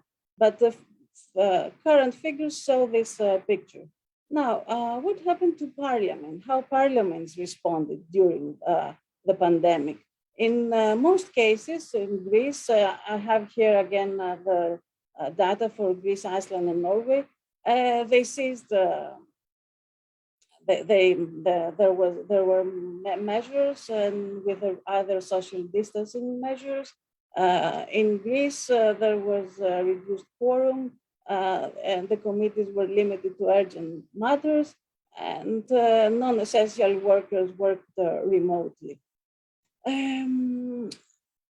I will not go into detail what happened, but in general, in all countries, and the data for all Europe show that in all parliaments in Europe, there were measures for remote work during the pandemic in parliament.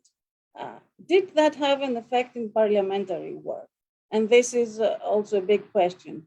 There is a debate whether restrictions in physical presence favor more those that remain present at the expense of those working remotely. And this is still open.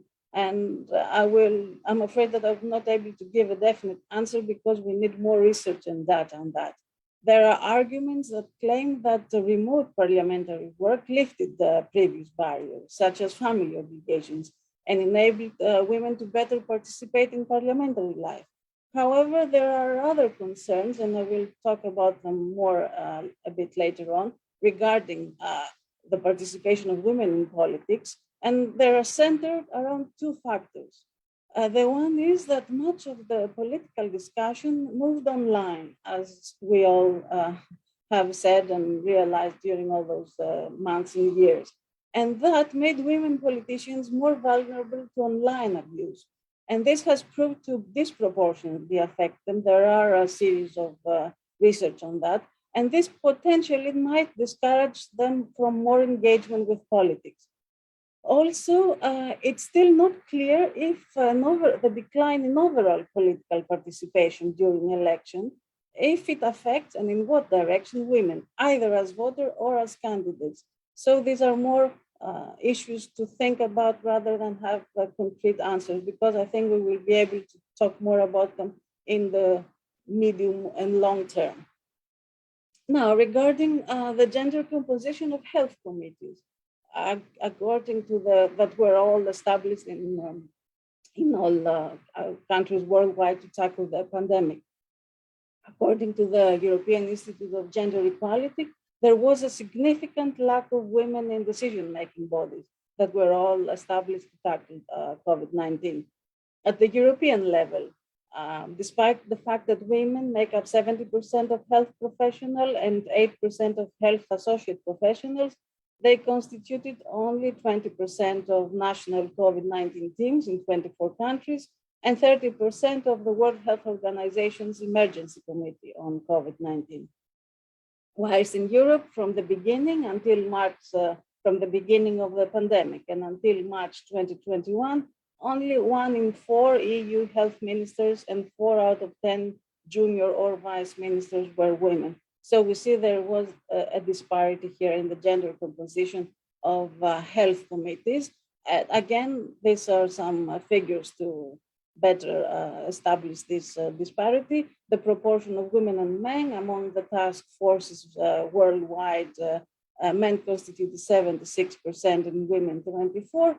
And we can see the proportion of women by region with some regional variation, Europe having the highest percentage and Asia the lowest. But of course, I mean, everywhere, the health committee being male dominated.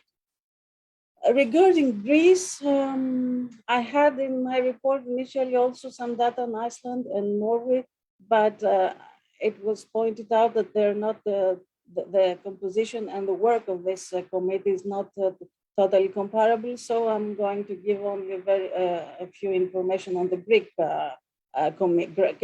composition of the health committee. Its name was the Commission for the Management of Emergency Events. It was a decision-making and expert type of committee. It had 26 members, 8 women, 18 men, and was created in February 2020. All of us we are in Greece remember very well the head of the committee, the professor and Sotiris Tsiodras and the vice minister of the Department of Civil Protection, who were responsible for the first months of the pandemic. Now, what are the risks to the political participation of women after the pandemic? We have established that there was an imbalance in the composition, and still it's not clear what will happen regarding their participation in decision making and in politics. Policymakers and research identifies four major risks, and I think these are very important to talk about. First of all, the increasing economic precarity and the return to traditional gender roles. We have established that the pandemic disproportionately affected the economic power of women, and women worldwide are employed more in the informal economy or in less protected jobs. And when their mobility became more restricted, this had an adverse effect on their income. And in addition, women had to take up more caring roles, leaving them less time available. And I discussed at the beginning how time is one of the factors, the presence or absence of time is one of the factors that may facilitate or may be an obstacle to their participation in politics. The greater reliance on informal practices may also reinforce male political dominance, and this is also another important aspect. During the pandemic, most formal political processes, primaries, party congresses, etc., stopped, and there was a shift to what we call more informal political practices. And there is also academic research that has shown that such practices tend to favor the political gatekeepers that are usually male, while political outsiders do not have the same access to them. I'm quoting here the authors of the report, crisis enabling formal rules and institutions to flourish. And these tend to favor the already dominant group. So this is something that we must have in mind. What was also discussed, another factor, another risk to the political participation of women after the pandemic, and it was mentioned in the previous also report, is the access to online platforms. As I said before, the move to online campaigning during the pandemic may increase women's online harassment. There is a much discussed increase in gender-based violence during the pandemic, and this is likely to have also moved to the public sphere, and I mean more to the digital sphere. There is a discussion on violence targeted towards women in politics, and there is important work in the last couple of years regarding the rise on violence towards women in politics. And there are reasons to assume that this may have increased during the pandemic because women, the politicians, tend to be subjected more than men to online political harassment. And finally, the final risk is the decreased public visibility of women. As I said before, and as we will see later on, women made up less of the various task forces, the decision-making committees, etc. So the pandemic may have made them less publicly visible and pushing the debate on women's rights off the agenda. As I said, most task forces, heads of committees worldwide were consisted of men and made men the ones dominating media briefings, political discussions, press conferences, etc. Therefore, this perpetuated the image of politics as a male-dominated sphere and potentially discouraging younger women from engagement with politics in the absence of visible role models. These are risks identified by research, and we probably need more research in the years to come to be able to identify whether they will actually materialize or not. The recent data that we have from Eurobarometer, the most recent Eurobarometer data, do show that there were actual changes in women's economic power in time. And these are resources, as I said, that have a proven link to their equal participation in public life. 4 in 10 women agreed that the pandemic has had a negative impact on their women. They did less paid work. 1 in 5 women in the EU have considered or decided permanently to reduce the amount of time they allocate to paid work due to the pandemic. And 44% of women agree that pandemic had a substantial negative impact on their work-life balance. The figures for Greece are even higher. 31% of women in Greece reported that the COVID-19 pandemic made them somewhat and much more dependent financially on others, compared to 90% of the EU average. So data do document that there were changes in women's power and time. And these, as I said before, and I will keep probably repeating myself, that they have a link to equal participation in public life. And therefore, to sum up this section, women experience losses in income and time, both linked to enhanced political participation. Their descriptive representation in representative bodies, either at the national or regional parliaments that were elected during the pandemic, did not significantly change. However, we all know that any negative impact may take time to materialize, so probably it's too soon to say if there will be an impact or not. There were changes in the political process during the pandemic, the remote parliamentary work, online political communication, and this is still not clear, again, whether this facilitated or not the equal participation. It's an open discussion. And women make up, we have also established that women, although they made up the majority of health workers, they were largely absent from task forces and health committees worldwide. So this is what happened during the pandemic. I will now move on to the public debate, how the public debate addressed the issue during COVID-19. What we all have, I think, in our minds, and what was what dominated the public debate during the pandemic was the impact of men and women leaders. During the first months, especially after the outbreak, there was a perceived positive impact of female leaders in managing the pandemic.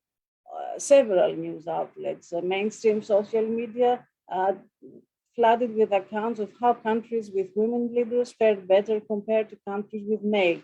And they use the examples of New Zealand, Germany, Norway, Denmark, Iceland, Taiwan, where all these countries, what they had in common, apart from women leaders, was a very low fatality rate, and they had the significant better results than most other countries during the first months of 2020. So that was the first reaction, let's say, to how the public debate addressed women in governance. Later on, and as the pandemic progressed, the debate shifted a bit to the absence of women in decision making. Although initially it was not so much an issue, it was realized that women were more affected by measures such as restrictions of movement and school closures. But still they remained underrepresented, as I showed you before, in all task force bodies. The accounts were mostly not from media, but mostly from NGOs and international organizations with experience in health crisis, the World Health Organization, the United Nations Women's Section. They stressed the need for a more balanced representation in decision making. So most policy reports stress this need.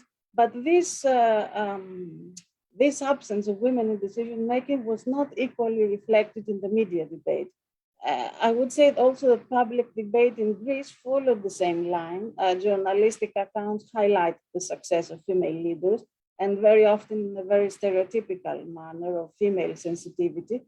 But the imbalance of their absence from decision making did not attract the same level of attention, as much as I tried to find some criticism or some media accounts on the absence of women in the Greek task force, for example. I couldn't find any such accounts. Regarding... I'm sorry to interrupt. Would you like to summarize in order to have time to discuss? Okay. Do I have 1-2 minutes? How much? Okay, you can have 5 more minutes. Yes, I don't have much more. I will say that the academic research, as opposed to the media accounts, had a different a different approach regarding to the participation of men and women leaders. So research, as more data became available, found that countries with female leaders did not have better epidemiologically, but this did have better, but this was attributed to the country's institutional context, such as the maturity of democracy and gender representation in parliament and bureaucracy. So the fact that countries with women leaders did a better job was related to their better university healthcare coverage, their general socioeconomic indicators. And to sum up, media accounts of women emphasized their success in handling the pandemic. Their style of governance was seen as more empathetic and feminine, in contrast to a more aggressive and masculine style of men. There was initially some evidence, although all these accounts risk at essentializing feminine versus masculine traits. And further research highlighted that it was not the presence of women in leadership that accounted for better outcome, but countries with high scores in a set of socioeconomic indicators tend to elect women leaders. And NGOs address the gender imbalance in health committees and task forces. And I will then go again to speed things up. How did all these policies impact the issue of women in governance? I will give you, there was emphasis on the need for good quality data. And also it was stressed that the framing of the COVID-19 emergency was framed as an epidemiological emergency rather than a social, political, or economic. And therefore, scientists from medical doctors, epidemiologists were mostly included in the task forces, whilst such emergencies should be viewed in a more holistic way in order to include gender advisors as well. I will go now to my last. There were some examples of best practices for parliaments, but I think you can read those in the report. And just to sum up the final section, the lack of gender balance in health committees made policy responses to COVID-19 gender blind. That was something emphasized by NGOs. Parliament closures, remote work may have helped some disadvantaged group. There is some research, initial research on that from the UK and from Brazil. But again, there is no consensus still. Whilst the gendered needs of the electorate may have made politicians more aware of the gender dimension of political decisions, so in a more positive, let's say, aspect. What I find recurrent theme in all reports and policy papers is that the need to invest in gender disaggregated data and the need to include experts from domains that are not male dominated. And also, what is also stressed as something very important regarding the longer term impact of the pandemic is that the post-crisis policies in the EU and especially the Next Generation EU funds should take into account the gender aspect. There is a criticism that these resources that will help a lot the European economies to recover are directed mostly towards male-dominated sectors of employment and are not taking into account the gender dimension. And to finish in a more positive, let's say, view, there is some accounts that say that the pandemic was a window of opportunity to change the way we address imbalances and inequalities, even in politics. And if we want our societies to become more resilient and cohesive in the future, we should take advantage, let's say, of this window of opportunity for a more inclusive and gender-sensitive decision-making. Thank you for your attention, and I apologize for taking up more time. Thank you so much. You referred in various data, and you presented a reality which unfortunately is based in inequalities on gender aspects. I will give the floor to Ms. Kavvoura. As I mentioned before, she is a member of the Greek Parliament and member of the Parliamentary Committee on Equality, Youth and Rights of the Greek Parliament. Ms. Kavvoura, you have the floor. Thank you very much. Hello to all. I'm very glad to be with you today. And I would like to thank you very much for the invitation to participate in your event today and to comment on a very interesting report by Mrs. Marina Kakepaki, which reflects very characteristically both the situation in Greece and in Europe regarding the gender impact of the pandemic in various areas, in the position of women in public life, and especially women in governance. First of all, I would like to start by emphasizing that, like any crisis, the pandemic crisis had clearly gender characteristics and affected disproportionately the lives of men and women at work, in leisure time, in family life, in gender-based violence, but to some extent also in the political participation. And I would like to start my comments about Greek reality from the section of the report, the case of women in governance, factors explaining female political participation. And I would like to say that it's true, as mentioned in the report, that in Greece, during the pandemic, both in the health committees and in the governmental councils that had the pandemic theme, the female presence was from incomplete to completely absent. Here I would like to comment as well that the factors that affect the participation of women in public life, but also in the political participation, factors that impact the supply and the demand, that are the cultural perceptions, historical, religious factors, and social stereotypes, and all the others that are mentioned in the report, are very correctly mentioned, but also there are, of course, political factors. And I mean that the government of New Democracy, that it's a right-wing government, showed no interest in gender approaching of the pandemic, despite opposition calls, despite also the international approach and incitement. On the contrary, I have to say that the official opposition and all the parties of the opposition, and especially the official opposition, Syriza, a party of the radical left, was one of the first to address the gender dimension of the pandemic, and we act very early. I did it personally because I am the responsible for gender equality issues for the party of Syriza in the Greek parliament. From May 2020, we asked for the Secretary General for Gender Equality to participate in the government councils for the pandemic, which was not listened to.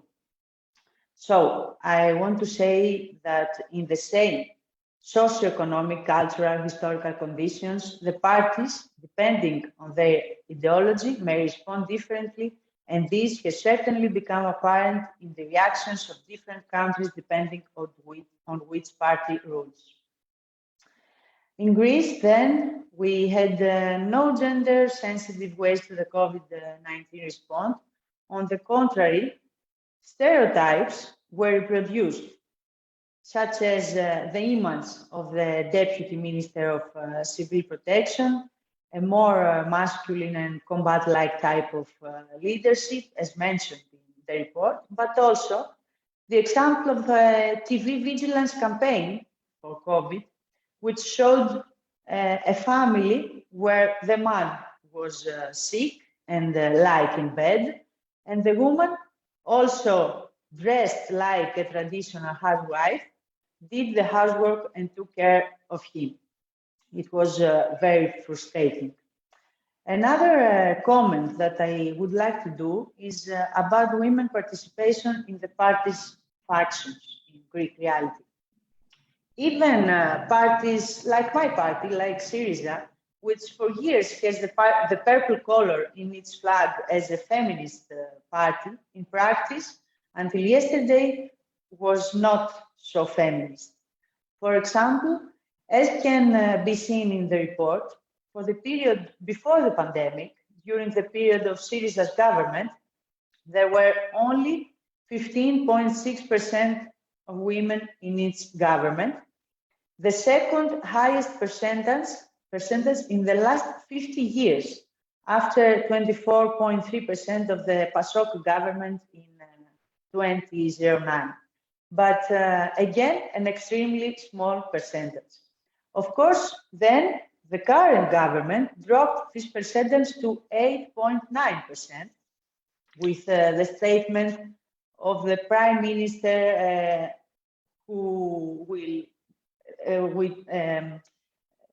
the statement of the Prime Minister that will go down in history, that women are not interested in politics. That's why the percentage is so small. Also, the results of women in parliament after the September 2015 elections also prove that parties in Greece, until very recently, did not take seriously into account gender equality. As you will remember, who is Greek in the forum, the elections then were held with a list and not with a cross. That means that the parties chose who would enter the electoral positions, and thus the percentage of women in parliament decreased by 4 points from January 2015 to September 2015. Finally, what was changed with COVID? I would say that we had both positive and negative changes.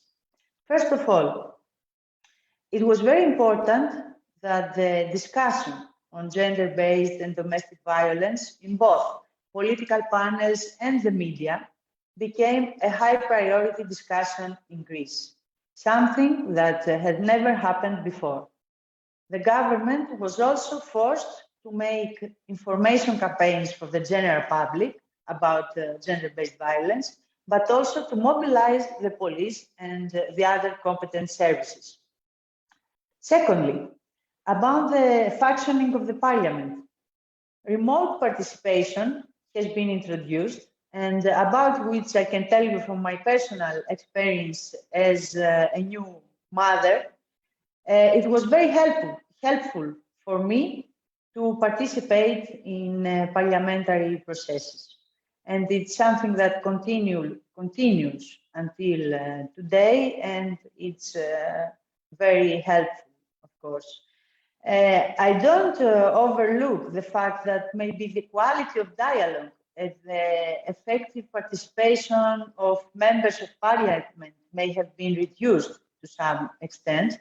But from the other hand, it's true that it's enabling women to better participate in parliamentary life.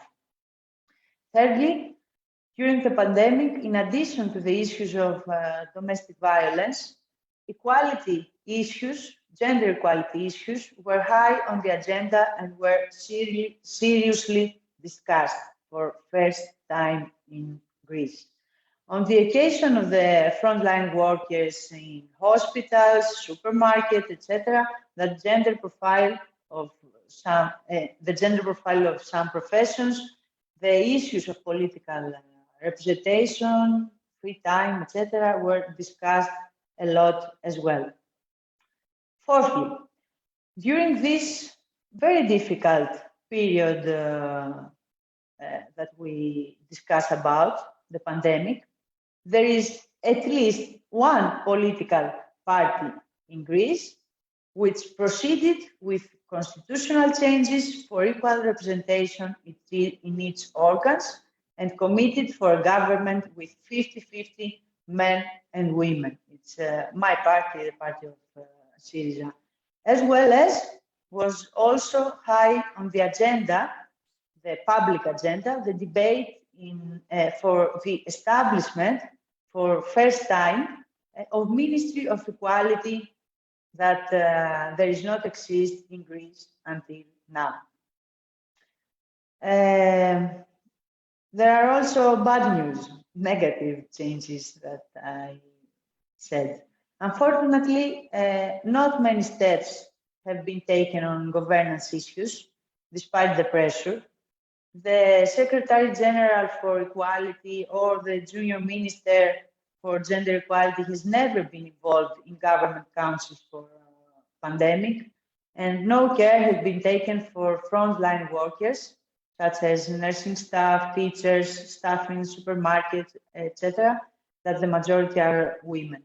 Only applauses, and as you remember, then work suspension for those who were not being vaccinated. Instead, were passed laws that put women at a disadvantage, such as the Hatzidakis anti-labor bill that abolishes 8 hours daily and overtimes, and the law, of course, on child co-custody, which have nothing to do with gender-responsive legislations. On the contrary, the second one contradicts with Istanbul Convention. In closing, some key points that I would like to mention. First of all, equality issues have entered the public debate seriously. Some parties made constitutional changes for equal representation, and we expect also the other parties to continue. The debate of the creation of a Ministry of Equality in Greece is still in progress. The remote functions of Parliament can now favor women of childbearing age, but not only, to take an active part. But as a conclusion, the representation of women who suffer multiple discrimination, disabled, immigrant women, etc., is still very low on the agenda of the Greek reality. So there is more to do, and I hope to have the opportunity to discuss more about these things with you in the future. Thank you very much. Thank you so much, Ms. Avrapoulou. Considering your experience and your position at the Parliament, your comments were targeted, and you presented specific data which should be put in the public discourse. Now I will give the floor to Siri Sørensen. She is the Norwegian partner of our program and head of the Center for Gender Research at the Norwegian University of Science and Technology to moderate the discussion. Thank you all. Thank you, Thomais, and also I just have to say thank you to Ms. Kapukaki and the commenter for a very insightful and informative presentation and comments from the political experience and real life in debate and political decision making.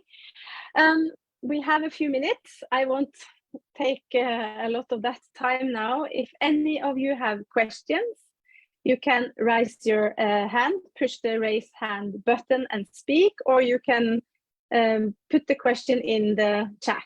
And I'm also sure if any of you want to or prefer to put the question in Greek, I'm sure Thomais can help translate and read. Yeah, so I see that we have Miss Maria Stotteraki first, please. Please go. Okay, so thank you very much. I enjoyed both talks, and we now have, all of us, we have a very good idea now about what it happens in Greece. I will only comment one thing that I think it's a new type of sexism, let's say. No, just to come back. I comment the finding of the literature that Manina has presented, saying that it is not the women leaders who did better, but it is the institutional situation, the type of the society, or all these general context factors I believe, of course, that they play a very big role and they are very facilitating the election of more women in politics. But I don't accept. It strikes me the fact that we deny, let's say, any leadership talent, any leadership skill by these women, because if they were men, we would. I mean, men in politics, we know that some men in politics have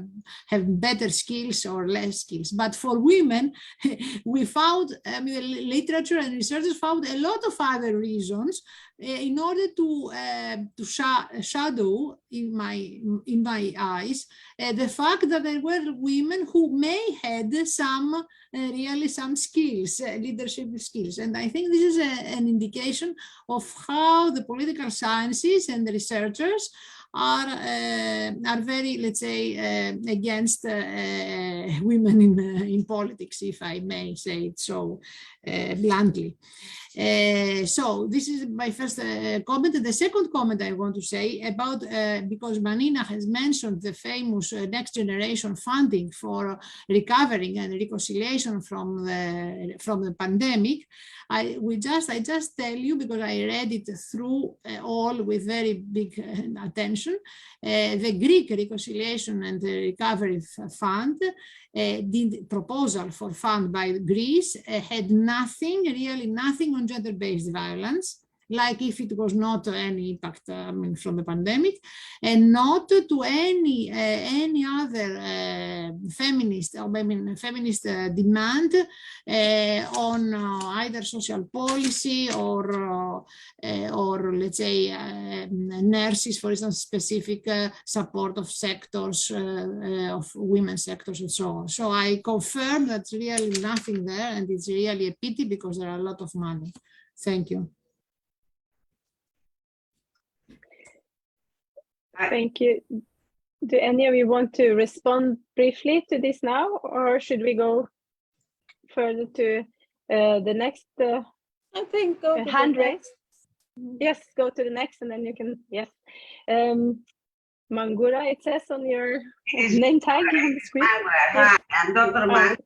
I am from the Biomedical Research Foundation of the Academy of Athens, professor and researcher.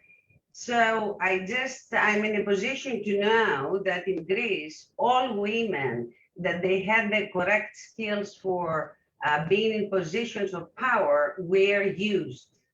So the real question is not whether a party, the governing party, used them or how they use them, but why we do not have enough women at the positions of professors and people with experience. So it is way more general problem than trying to pin it on a party. And on that, I would also like to ask you, Dr. Sørensen, when you're having such conversations in your country, do you just invite from one party and politicize the issue, or you try to have more representatives and be more rounded about things? I have to say I was quite offended, Ms. Zagafopoulou, by the fact that I was not prepared to hear an advertising campaign on behalf of your party.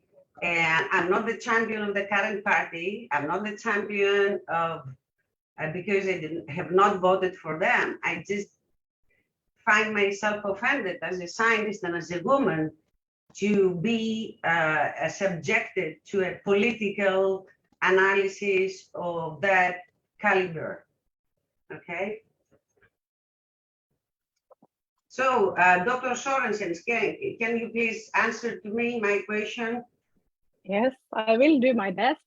Well, I think this is always a complex issue to set up these conversations between science research and politics.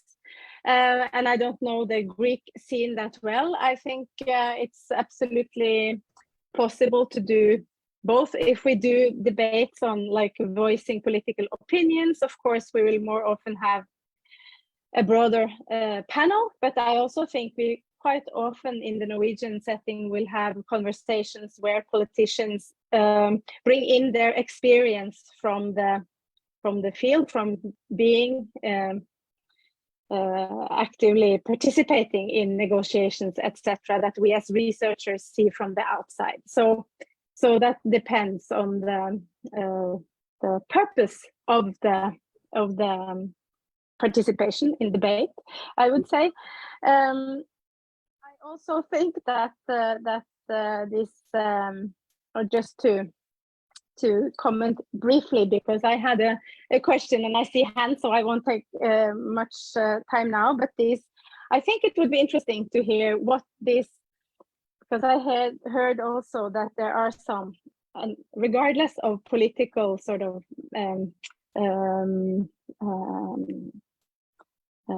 or party promotion, that disregarding this, I hear also that there are ongoing debates in political environments. Then there's public debate that has paid less attention to certain issues, for instance, the disappearance of women, and this window of opportunity. What could research, that's a question for the conversation between politicians and researchers. What could the role of researchers be? What are the questions that are crucial to answer and disseminate in public, etc., to inform the debate, to engage more and across political party? That would be interesting to me. Well, I'll end there because I see we don't have much time. Nelly has raised her hand. I would like to say something. Yes, and then yes, please, you can have the first response.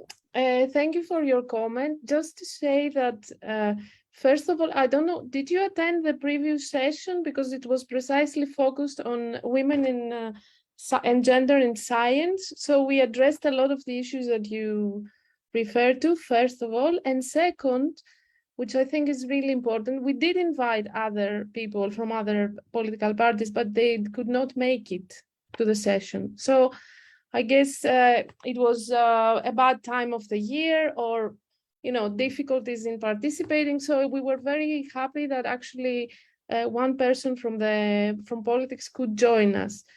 And I think it is important to represent all political parties, but for us it was very important to have at least one person to represent the feminist perspective. Okay, thank you. Thank you, Nelly. And then you can, of course, have a comment, Ms. Agatopoulou. Is that okay? Thank you very much. I would like to mention that I'm a member of parliament of a party. I'm not a member of parliament generally. I have a political ID, and I think that I didn't do nothing more than to comment the report of Mrs. Kakepaki of my vision. So it's not true that the percentages in government of PASOK in 2009 and in Syriza in 2015 are the greatest percentages the last 50 years, and that the percentage of today in the government is the lowest. I think that it's a comment. It's not true that instead of our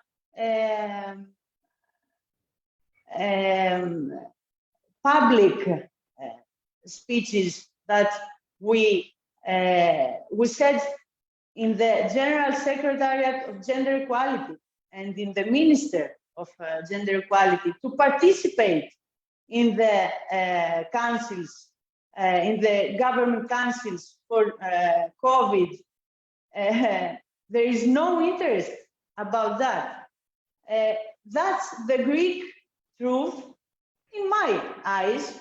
It would be better if today would be here politicians from other parties as well, but that is the truth that we live in the Greek parliament, and I was obliged to tell you that we live today in the Greek Parliament.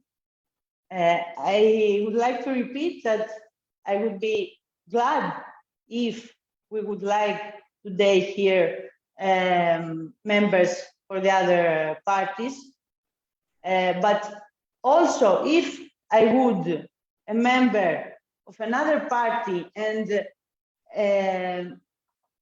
in this period, for example, PASOK voted the 50-50 in their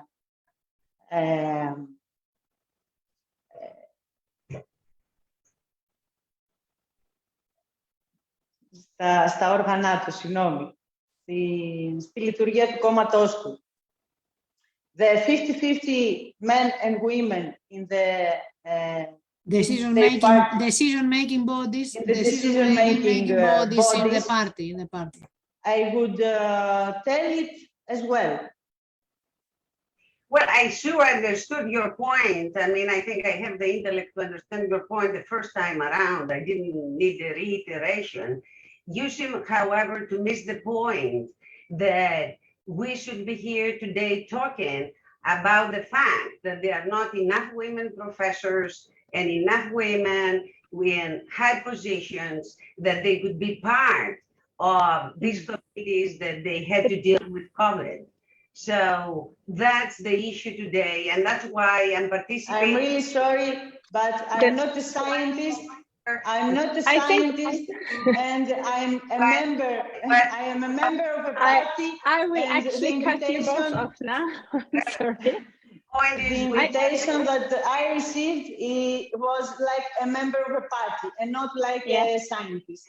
Right. I think I will just stop you because we, as Nelly already informed, we also that is why this project, I think ProGender, is very good or well designed. So there is a report also on gender in science and the women and gender balance in academia topic as part of the project. And now we were talking about the political decision making and participation. So seen together, I think it feeds into the discussion you are asking for. But I look at the timing and we are supposed to take a break. I just want to make sure that if you, Ms. Kapokaki, do you want to have any final remark regarding the I think no, on the report? We better leave it here. And I'm glad that it sparks such interest, and maybe we should have another discussion on the issue of women in politics in Greece, as we see it really raises the interest. I think, yes. Let's conclude. It's definitely an important topic to pursue. Then, Thomais, I'll leave to you to guide us practically. Thank you, Siri, for the moderation, Ms. Kapokaki for the presentation of the report and the comments.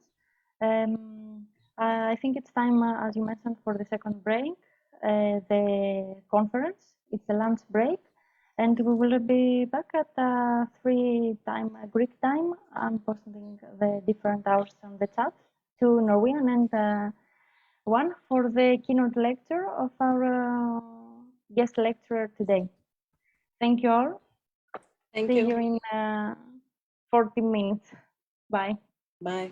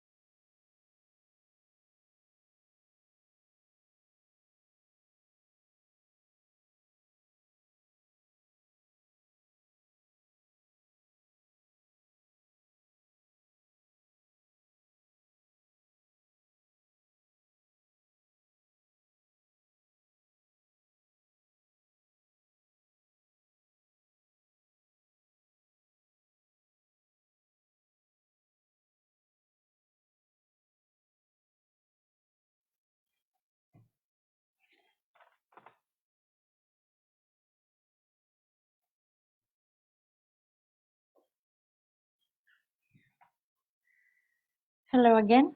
I think that we can start for the second part of today's conference. We will continue with a keynote lecture. Our guest for today is Brynhildur Heiðar of Jóhannsdóttir. She is president of Freda Garuth, the labor union of university graduates, and she is senior advisor at the Icelandic Women's Rights Association since 2011, serving first as Secretary General. She has worked with labor unions in Iceland for many years, having a long history of working in advocacy and civil society. The title of her lecture is Gender Equality in the Times of COVID.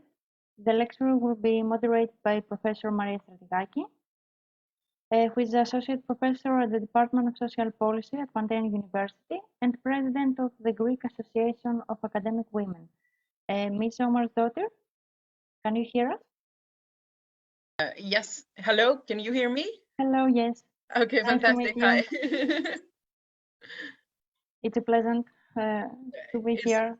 It's a pleasure to be here. The floor is yours. Thank you. Thank you. Could I share, am I allowed to share a slide? Yes, of course. Okay, now share. Okay, you obviously see. Yes, yes, we can see it. Can you see it now as a full screen or? Yes, full screen. Oh, fantastic. All right, so I want to begin by thanking you for inviting me to speak with you. And I don't know if I should be happy or sad that even though we seem to be over the worst part of the COVID-19 pandemic, we are still meeting like this via Zoom. Though actually I had a shock only 2 hours ago. I am currently attending a seminar on small state resilience and flexibility, and sort of like and discussing sort of like how we have dealt with the COVID-19 situation and in the smaller states of the world. And the day began with a notification by the organizer that the person I had sat next to all yesterday had just been diagnosed with COVID-19. So suddenly I'm masking up again, something that I thought had, I was long past. So even though we are over the worst part of it, the COVID-19 pandemic is obviously still affecting us everywhere in the world, both in the rich countries and the poorer countries, and the small countries and the larger countries. But I am happy that sort of like the Zoom has given me the chance to be here with you today, and hopefully we will meet in real life at some point in the future. I want to begin by just stating the fairly obvious that the COVID-19 pandemic is a global calamity. This is a pandemic that has affected all of us. It has changed our societies. It has changed the way we live our lives. And, for far too many of our people, it has taken our lives. The differences between how various countries have fared during this epidemic has shown us that gender equality is actually one of the key indicators of how resilient society is when dealing with the economic, social, and political effects of the pandemic. And I want to address the challenges that we face in the global work for gender equality. And it's true that we are facing some mighty challenges, but my talk won't be one of hopelessness, because I myself am filled with hope for a gender equal future and for an equal future. And it is necessary for all of us in every country who value equality to begin planning for a new society, for the society that we want to create when coming out of the pandemic. And I think that we are beginning to see the glimmers of the path forward, and we know what we need to do to actually to create this new society. So, and in many ways, the pandemic has made our society more global and more connected than ever. I might not be able to travel to Greece to speak with you directly, yet here I am sitting in Reykjavik speaking with all of you on the other side of Europe. And so these modern technologies have made it easier than ever to work on gender equality across the borders, and activists and academics and politicians have been meeting face to face via the computer screen. And I want to structure my talk today in 3 sections. First, I want to begin by listing some of the challenges that we have faced during this epidemic, and focusing specifically on the situation here in Iceland. Then I want to talk about recovery efforts and analyze their impact on women. And I want to end on a hopeful note, discussing gender equality and resilience, and begin to speculate how we can use this pandemic and the recovery as an opportunity for moving forward to create a gender equal world. This talk is, of course, I say this talk is, of course, in no way comprehensive. This is only a snapshot in time of a small corner of the world and only addressing part of the challenges that we're facing now. Oh no, I'm coughing. Right, so COVID-19 in Iceland. To date, around just over half the population in Iceland has contracted COVID-19. Over the past 3 years, the pandemic has had a great effect on how we live our lives. In 2020 and 21, the government implemented many restrictions on businesses and civil society. And it was only this year that the last restrictions were finally lifted. And in fact, in Iceland, there are no restrictions in place at this time. That being said, Iceland fared better than many other countries. We were never faced with a complete lockdown. Our schools and daycare institutions never closed, helping our families to maintain a stability of income. However, our social lives were radically altered, and I believe that we're only beginning to deal with the social and psychological effects of those disruptions. For a very long time, our bars were closed, swimming pools and health clubs, sporting and cultural events were cancelled. Family events were cancelled or severely curtailed.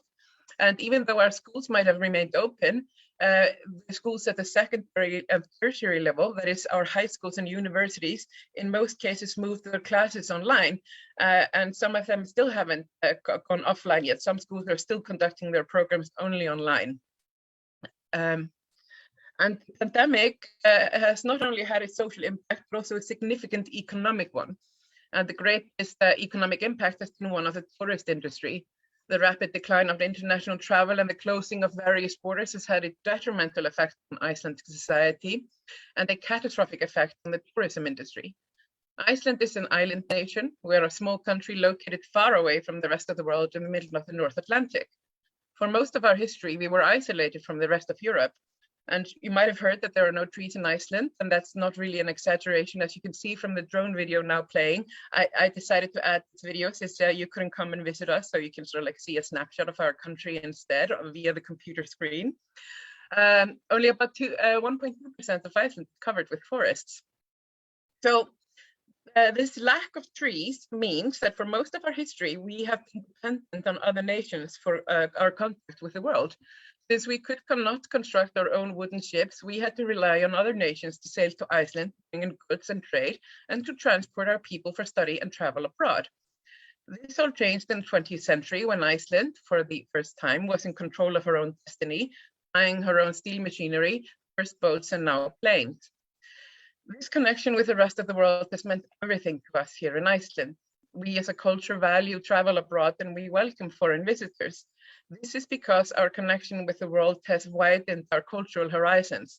Tourists and immigrants to Iceland have brought with them a new culture that has revitalized Iceland culture and has made it so much more vibrant. Losing this connection, however briefly, has been devastating for us as well, psychologically, and it has been economically devastating. Tourism industry plays an oversized part in the Icelandic economy, something that I imagine is also the situation in Greece, that is also one of the largest travel destinations in the world. The travel industry accounts for about 30% of the export industry in Iceland, and in 2019, the year before COVID-19, 20% of all credit card payments in Iceland were made with foreign credit cards. This means that a huge influx of the money that was being put into the local economy came from tourists. And the collapse of this tourism industry posed a great threat to the Iceland economy. The numbers are stark when we look at the raw figures of people traveling through Keflavik Airport, which is Iceland's largest international airport. You can see here a graph of commercial passengers passing through Keflavik Airport for the past 5 years. And as you can see, the drop has been precipitous from 7.25 million in 2019 to 1.37 million in 2020, and just a little over 2 million in 2021. And it's only during this year in 2022 that we estimate that things will start to improve in tourism, with the newest projections estimating that passengers passing through Keflavik will be just under 6 million, which means that we will have regained around 80% of the industry before COVID. But for the past 2-3 years, this collapse has had a devastating effect on our economy and the well-being of tens of thousands of families in Iceland. But seeing that 15% of the people in the Icelandic labor market work in the travel industry, and the majority of those people who work in the travel industry are women. They are 54% of those working in hotels, restaurants, and tourist offices, and women are 57% of those working in the service industry. Here is a chart of the number of unemployed people in Iceland during the past 2 years, where you can see the impact the pandemic had on unemployment. It had, as you can see, it had a harsh impact for the first year, but by June 2021, it had recovered, with unemployment jumping down again to around 5%. However, this recovery does not tell the whole story. Unemployment hit women and immigrants especially hard, since it is women and immigrants who are the majority working in the tourism industry. And I want to illustrate this by just looking at the unemployment figures in Iceland from September 2020, when the epidemic, or like the height of the epidemic, was at its height during the first wave. So now, before we start, I want to remind you all of again of how incredibly small the labor market is in Iceland. There are only about 200,000 people who are in the labor market in Iceland. In September 2020, there were 18,000 people who are unemployed in Iceland, which is obviously a laughably small figure in Greece, but a devastating number for us here in Iceland. This means that unemployment in the fall of 2020 was around 10%, having gone up as high as 17% in the beginning of the pandemic during the first wave of COVID. And these are absolutely unprecedented numbers in Iceland, where the unemployment usually hovers around 2 to 3%. We are usually, since we're a small country, we're usually faced with a situation we actually need more people to come into the labor market because we lack human resources. And when we look at the economic recession in 2008 and 2009, following the global financial crisis, unemployment really never went above 11%. So the COVID-19 unemployment was higher than that. And so if you look at this graph, and I'm very sorry, this is very detailed and it's all in Icelandic and I couldn't be bothered to translate it, but I will translate it verbally, what is important. You can see the sectors in Iceland where unemployment is the highest in the fall of 2020. The tourism industry are the two bars that are on the highest to the left. On the far left, you have people working in hotels and restaurants. Then you have the transport industry, and those are all the people that lost their jobs when the airlines stopped flying. And the third highest unemployment is in retail and repairs. And then finally, we have rental and housing industry. So you can see sort of like the unemployment hit those sectors incredibly hard. And as I remind you, those are the sectors that are primarily staffed by women and immigrants. Now we have set the economic stage, and I want to address how the Icelandic government responded to those economic challenges at the beginning of the pandemic, and how these responses failed to take in account gender and gender equality. Because in the end, it's not really the challenges that are an important factor in this conversation we're having. It is how we as a society have dealt with it. So the Icelandic government passed a large recovery package in March 2020, early on in the pandemic. This package was the largest in Icelandic history, 320 billion Icelandic kroners, or $1.6 billion US, which is the equivalent of just under 8% of the Iceland's GDP at the time. This recovery package was heavily criticized by feminist groups and civil society, since that even though it was very large, it was not really responsive to the situation in Iceland. So as we saw in the figures before, the pandemic caused wide devastation in the fields where women are majority workers, but the economic recovery package was heavily focused on construction work, building roads and infrastructure. And 92% of those who work in construction in Iceland are men, and the money in this package therefore disproportionately benefited men, not women or those who really needed that recovery. Following this very vocal criticism, the government passed a second bill where gender was evaluated, where its impact on gender equality and the different genders was evaluated before its adoption. And this second recovery package was then obviously more gender sensitive than the first one, and included social initiatives such as increased funding against gender-based violence and violence against children, increased support for senior citizens, support for families and caregivers of disabled children and immigrant children, support for job seekers and students, and support to the independent media. Despite this second recovery package, most of the budget allotted to COVID-19 recovery in Iceland in 2020 during the first wave of the pandemic benefited men. According to the government's own analysis, which was published a year later, 85% of all jobs created because of those recovery packages went to men, a figure which is obviously incredibly unacceptable. And this is happening in a country where, which is often called as being the most gender equal country in the world. So you can see though how the government, our efforts to combat COVID-19 was not very gender equal at all. And so here again you see a graph, and here you see a graph of the number of women and men working in the various sectors in Iceland.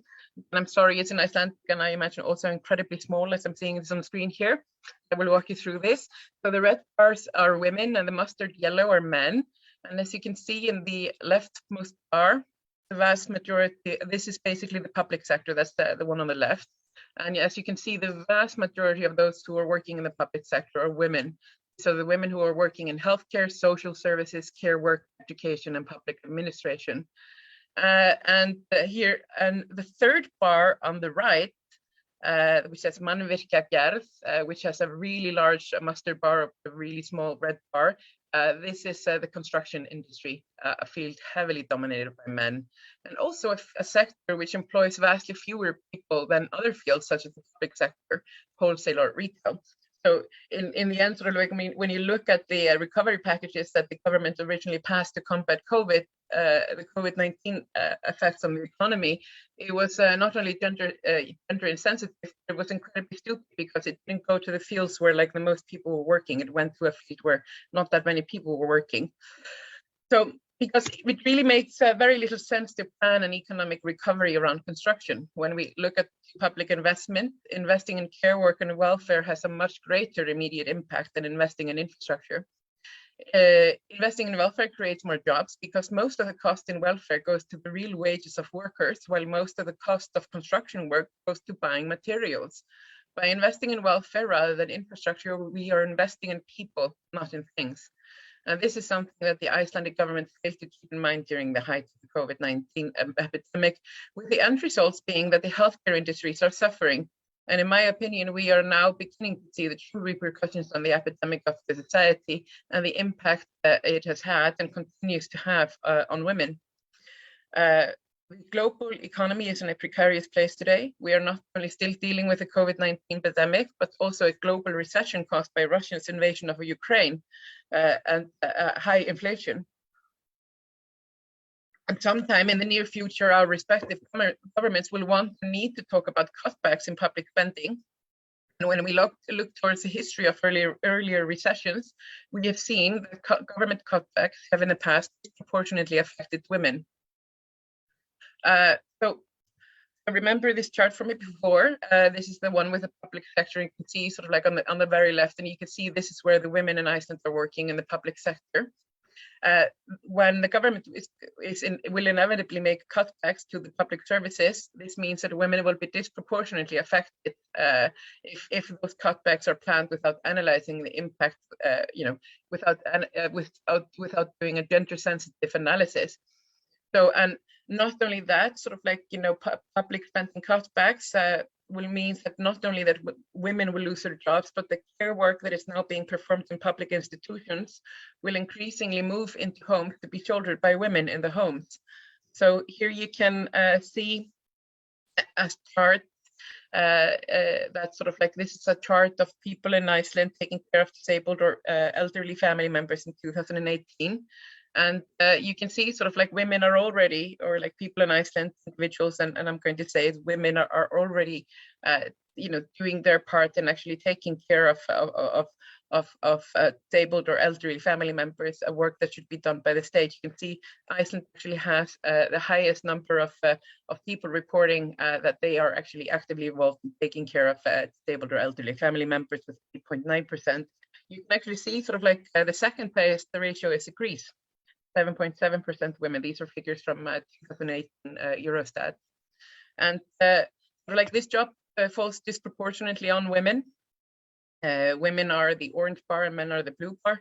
And you can see sort of like women aged 45 to 54, 18% of women that age in Iceland report taking care of disabled or elderly family members, and 26% of those who are aged 55 to 64. Men do this at a lesser rate. So government cutbacks in public services will disproportionately impact women. That is a fact. And this is where we who work in gender equality and civil society will need to be ready with a cohesive action plan to ensure that all future recovery efforts be gender inclusive and that they benefit all genders in our society equally. Because things will become better, and I believe that we can emerge from this epidemic a stronger, more inclusive and more equal society. And I believe this because it is our experience here in Iceland that from catastrophic change, we can create a stronger and more equal society. So when the global financial crisis caused the collapse of the Icelandic banking system in 2008, women emerged stronger for it. In the elections that followed the crash, women finally broke the glass ceiling in parliament and went from being 28% to 38%, and a number that we haven't really gone below since then. And the legislation that has been passed by a more gender equal parliament the past decade is a legislation that has had a real and direct impact on the status of women in Iceland. Now, high number of women in politics doesn't automatically mean that our parliament gets it right when thinking through the impact of legislation on women and men, as we can see from the decisions that were made earlier in the pandemic, planning the recovery packages. But a high number of women makes the parliament more responsive to criticism, as we saw that as soon as civil society and feminist groups began criticizing the first recovery package, a second, more gender-balanced recovery package was immediately passed. And it is important that women take equal part in the conversation and decisions, making the decisions in our global recovery efforts from COVID-19. Here is a picture of our Prime Minister, Jóhannsdóttir. She's sitting in a Zoom meeting with other women world leaders in 2020. I absolutely adore this picture. We don't know what was said during this meeting, but sort of like this is this was published on the Prime Minister's website in 2020, and it's just sort of like all the women who were leading sort of like prime ministers or presidents of countries around the world in 2020, they decided to have a Zoom meeting to talk about like how they were dealing with this effort. So, and the subject also on how the pandemic was affecting gender equality in the respective countries. And so I wanted to include this picture to illustrate my next point, that it is absolutely vital that we work to ensure that women are equally represented at all levels of our government, on the local, the national, the regional, and the global level. Because we are heading for turbulent times politically. And when I look at my neighboring countries, both here in Europe and across the Atlantic and across the globe, I cannot state unhesitatingly that our free and social democracy is a stable democracy. Women's rights and democracy have come under increasing attack in the era of COVID-19, with governments all over the world using the pandemic as an excuse to pass laws and regulations that restrict civil rights. And I just want to remind here in Europe, when COVID-19 first hit in 2020, Hungary passed a new set of coronavirus measures that included jail terms for spreading misinformation and gave no clear time limit to a state of emergency, which allowed Prime Minister Viktor Orban to rule by decree, and which is it's such a scary legislation to pass, because this was the first such legislation put into place in Europe since Germany passed a similar legislation in 1933, an enabling act that gave Adolf Hitler power over Germany. So it was a great shock to see that in 2020, a country in Europe was passing similar sorts of legislation. The right of assembly is a cornerstone of democracy, but restrictions put into place by many countries because of COVID-19 undermined these rights during the height of the pandemic and gave authoritarian governments an opportunity to restrict civil rights. Another country in Europe that used those rights was Poland. In 2016, the Polish government attempted to pass legislation restricting women's rights to abortion. The attempt was foiled by women and men flooding the streets of Polish cities in protests, the Black protests, or Charney protests as they were called. However, in 2020, during COVID-19, only 5 people assembled at any one time because of the pandemic, and the opportunity was seized by Poland's constitutional tribunal to pass a ruling outlawing almost all abortion, which sort of like it was a really good time to pass such a ruling because they expect people could not plan large protests. However, that decision backfired and prompted the largest protests in Poland since the fall of communism. But despite those protests, the ruling took effect in early 2021. And since that time, more than 1,000 women have turned to the European Courts of Human Rights, challenging these laws and seeking justice. And we're now waiting to see what will happen from that. Poland is the only one of 2 developed countries to have rolled back abortion rights in the 21st century. The other one being, of course, the United States. So I wanted to offer these 2 examples of how COVID-19 allowed authoritarians in Europe to use the pandemic as an excuse to pass illiberal legislation, because these are perilous times. We are facing serious challenges, not only financial instability, but also attacks on women's rights and democracy, both locally and globally. But as I said earlier, I wanted my talk to be hopeful, not hopeless. I wanted to talk about solutions, not challenges, about a better future, not a utopian one. And despite the challenges that we face, I am very hopeful indeed, because the challenges that we face are not new. These are old challenges and challenges that we already know how to solve. COVID-19 has not created inequality in our society. It has merely exposed the fault lines that already existed in our system. The pandemic has disproportionately affected women, people of color, poor people, disabled people, old people, the very people that have historically been marginalized and disenfranchised in our society. And to fix these problems, we need to continue our work to enfranchise these groups in our society, make sure that they have a fair and equal share in all decision-making, economic benefits, and social justice. I firmly believe that countries that are more equal will, in the end, prove to be more resilient to the impact of COVID-19. Equality is a cornerstone of a resilient society. It distributes burdens as well as benefits equally and gives society a greater buffer against economic turbulence. So let's look at gender equality specifically and how it can make a society more resilient by comparing 2 very different countries, these global superpower, the United States, and the microstate of Iceland. So here is a headline from Time magazine, which was published in the fall of 2020 on the impact of COVID-19 on women in the workplace in the United States. It basically says, if we had a panic button, we'd be hitting it. Women are exiting labor force en masse, and that's bad for everyone. And this headline was quoting Rachel Thomais, the CEO of Elín, which is a gender equity advocacy group co-founded by the Facebook executive Sheryl Sandberg, and she was and the title referred to figures that had just been published in the fall of 2020 by the U.S. Bureau of Labor Statistics that showed that 865,000 women in the United States have dropped out of the labor force between August and September of the year, compared to only 216,000 men. And the reason for that women were exiting the labor force at that time can in part be attributed by the fact that female-dominated industries have been hardest hit by the COVID-19 recession, as we've seen earlier. But as the article continues, this explains only a part of the picture. Women in the United States at the time were leaving the job market not because their jobs had vanished, but because their support systems had.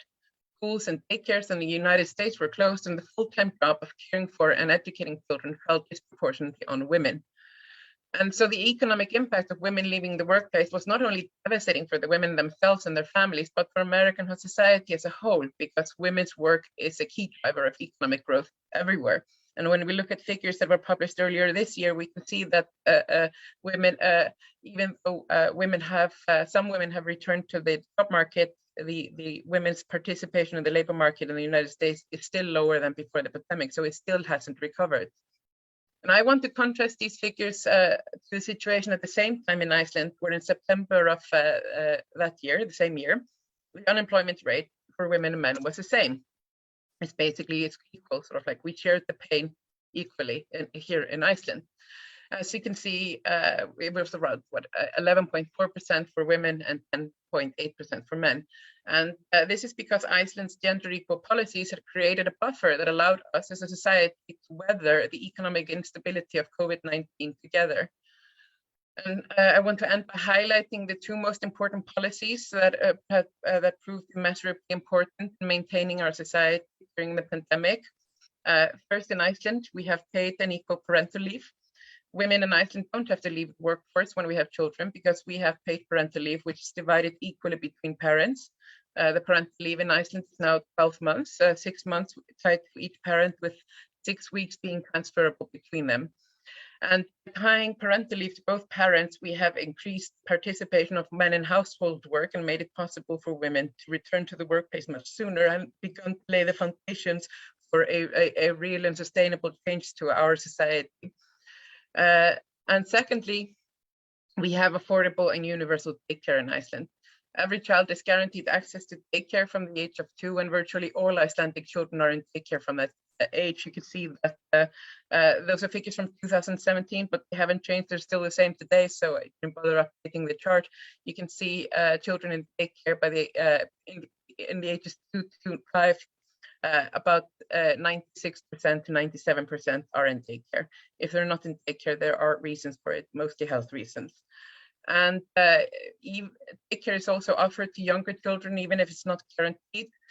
So by the age of 1, almost half, 50% of Icelandic children are in daycare, and the rest, will be. And so by offering universal daycare, we give parents of all genders an opportunity to return to the workforce, an opportunity that we in Iceland take. So universal daycare was introduced in the 90s, and this is also, you can see, when women started participating fully and equally in the labor market. So you see from the 1920s to the 1980s, the women's participation in the labor market didn't really change. It hovered around 35%. In the 80s, it started to go up, and by the 90s, it had reached the levels that it is now.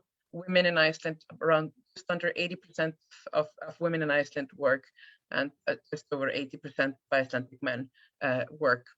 And I believe that these two policies, the equal parental leave and the universal and affordable daycare, among the other gender equality policies that we have enacted here in Iceland, means that our social and economic recovery will be much quicker than it will be in many other countries such as the United States.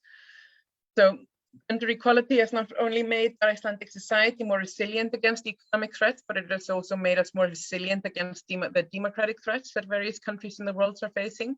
Women today in 2022 make up 48% of parliament and 51% of local governments in Iceland. This here is this is a picture of the cabinet ministers in Iceland in 2020. This is a cabinet that was dealing with the COVID-19 epidemic, 5 women and 6 men. Our prime minister, our minister of health, our minister of justice, our minister of education and culture, and our minister of tourism, industry and innovations, they were all women. And this means that decisions that were made on the national level during the COVID-19 pandemic that related specifically to the pandemic and effects were made by women. And also I wanted to add another picture because our situation has changed a bit since then. So this is also important why we as feminists, and we especially those of us who work in advocacy, we always need to be aware that sort of like, even though we have made great achievements, sort of like we need to make sure that things don't backslide. Here's the cabinet of ministers in today, the ratio of men in the cabinet has slightly dropped. There are now only 5 women compared to 7 men, and this is the reason why we can never stop agitating for the full and equal participation of women in decision making, because equality in the end is a process. It's not an end goal, it's a process. So COVID-19 is a disease. It does not discriminate on the basis of gender or the color of our skin, but we do. We must work together to ensure that this pandemic does not increase inequality. We must actively pressure our governments to enact the recovery measures that help everyone in our society, not just a few. And we must ensure that future cutbacks following this pandemic will not mainly affect vulnerable in our society, women, low-paid workers, immigrants, and other marginalized groups. Making gender equality the lodestar of our recovery efforts, we can build back a better, more equal and more just society than we had before when the pandemic started. And we will do this work together, learning from the experience of others and fostering global communication and global care. Because it is not enough to raise the status of women in one country, we must raise the status of women in all countries. We women can never really be free and equal if our sisters outside our national borders remain oppressed. So together we communicate via Zoom and we begin our work planning a better tomorrow via digital means. Soon enough, we will be meeting again in the real world, and I look forward to that time, my sisters and brothers and siblings in Greece. And when we can meet face to face, we will continue our work towards a more gender equal future. Thank you. We thank you very much for this inspiring and very challenging, very nice talk. We always admire how in Iceland you have gender balance in politics, as you explained, much more than what we do in Greece. And also you have a very strong welfare state. And these are, I mean, it is very good to see all together now what is Iceland in your talk. And I think this is a very good advantage of your talk.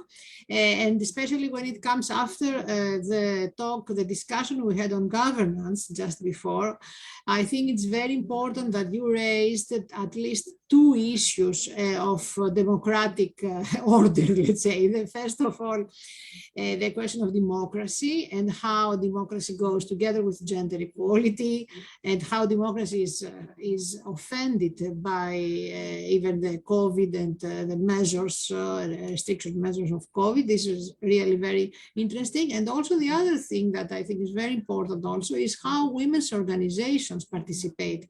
This is connected, of course, with democracy, but as a separate issue, the fact of participation in your resilience and recovery plan, as you said, and how you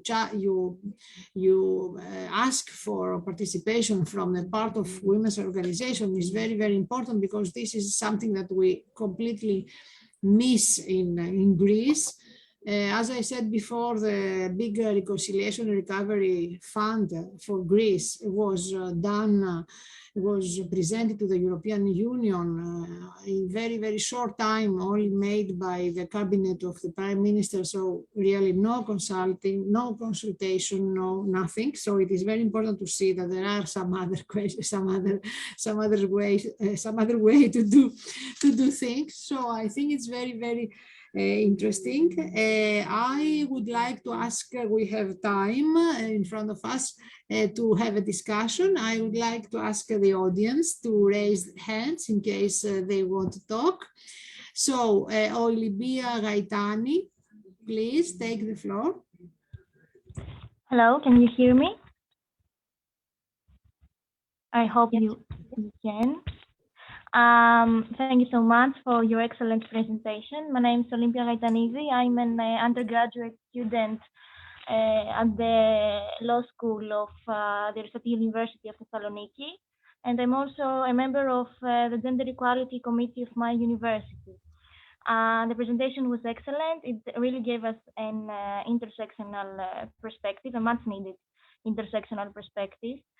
I have a comment to note rather than a question. You mentioned at some point that after those pandemic recovery packages did not incorporate the gender dimension, the feminist organizations, the groups, the collective initiatives reacted.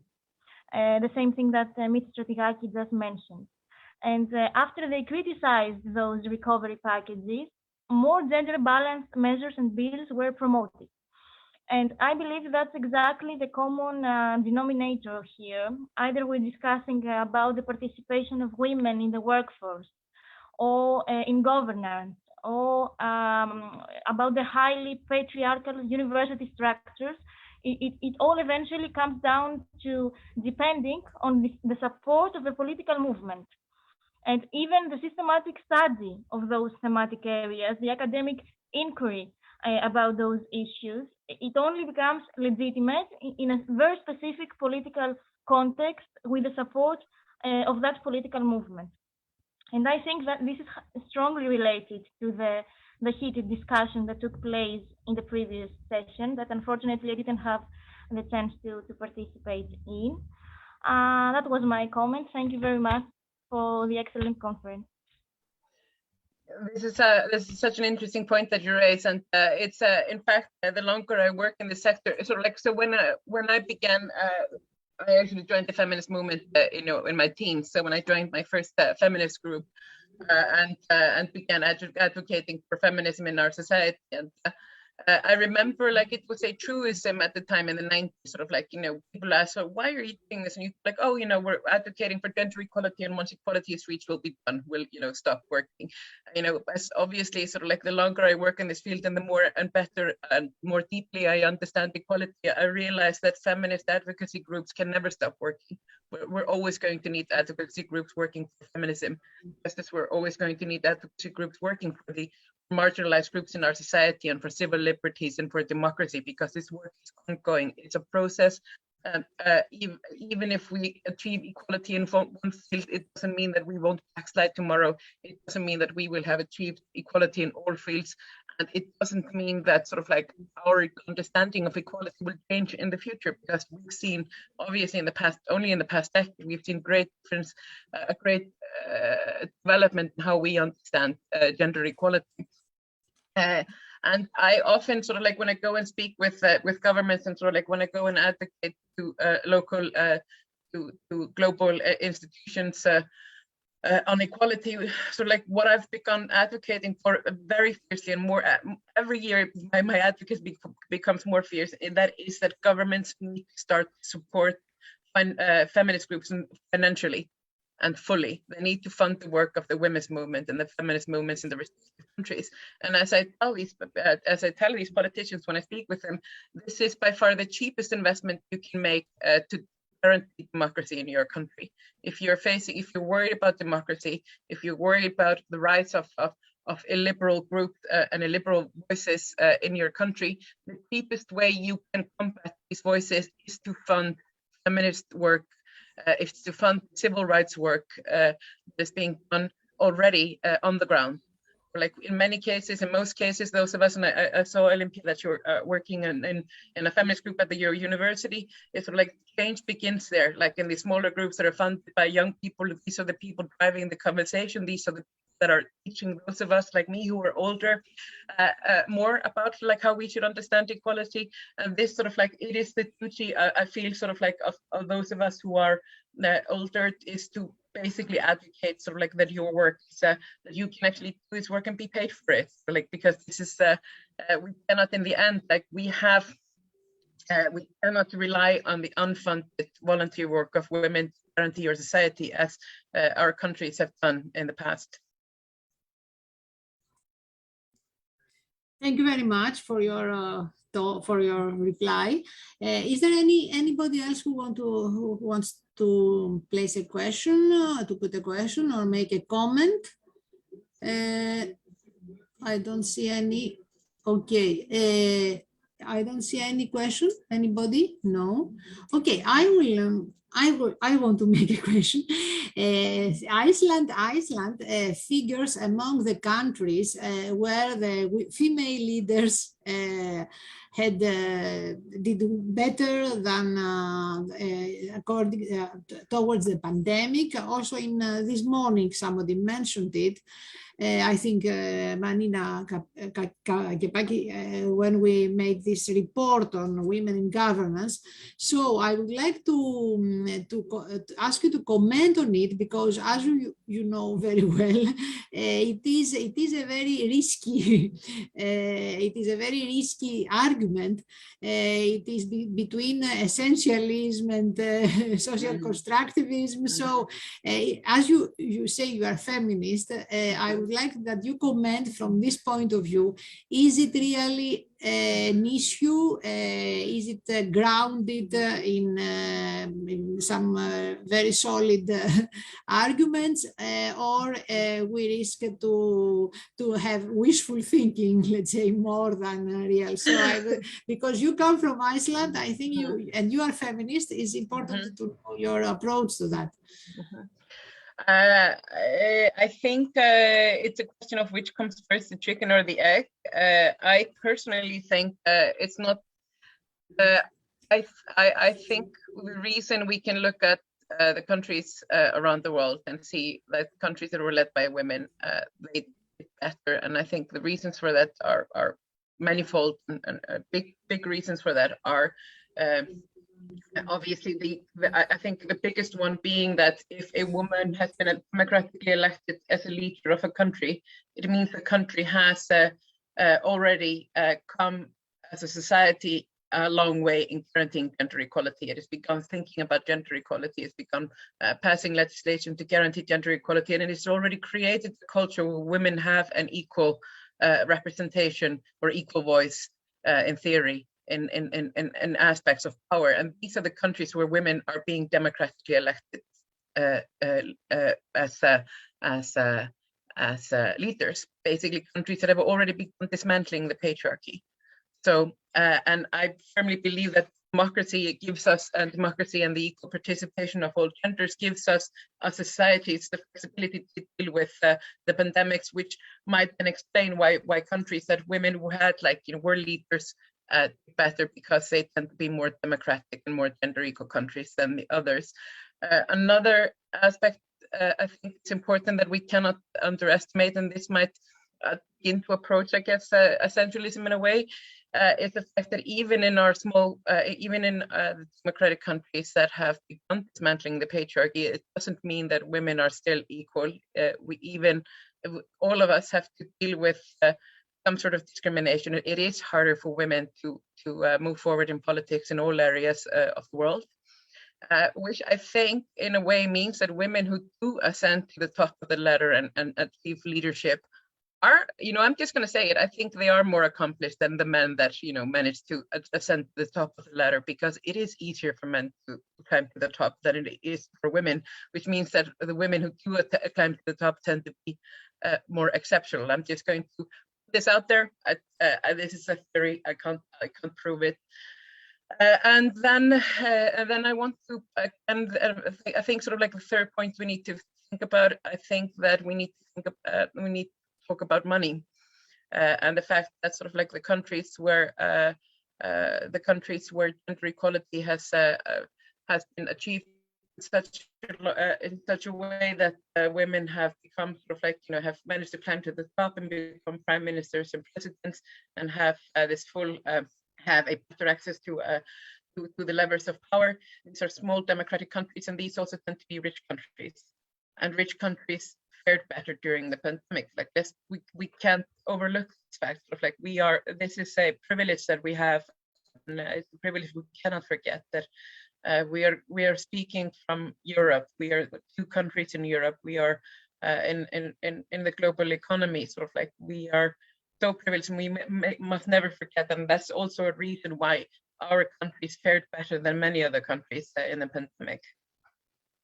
So those are the, I think, three reasons that I want to highlight.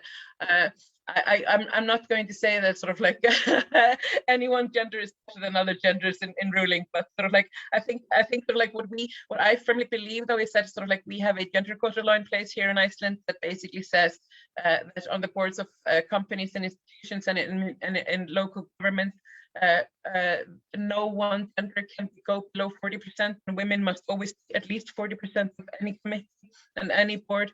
And this is necessary, because I think what we need to do is that we need to have diverse voices coming together to create the solution for a diverse society.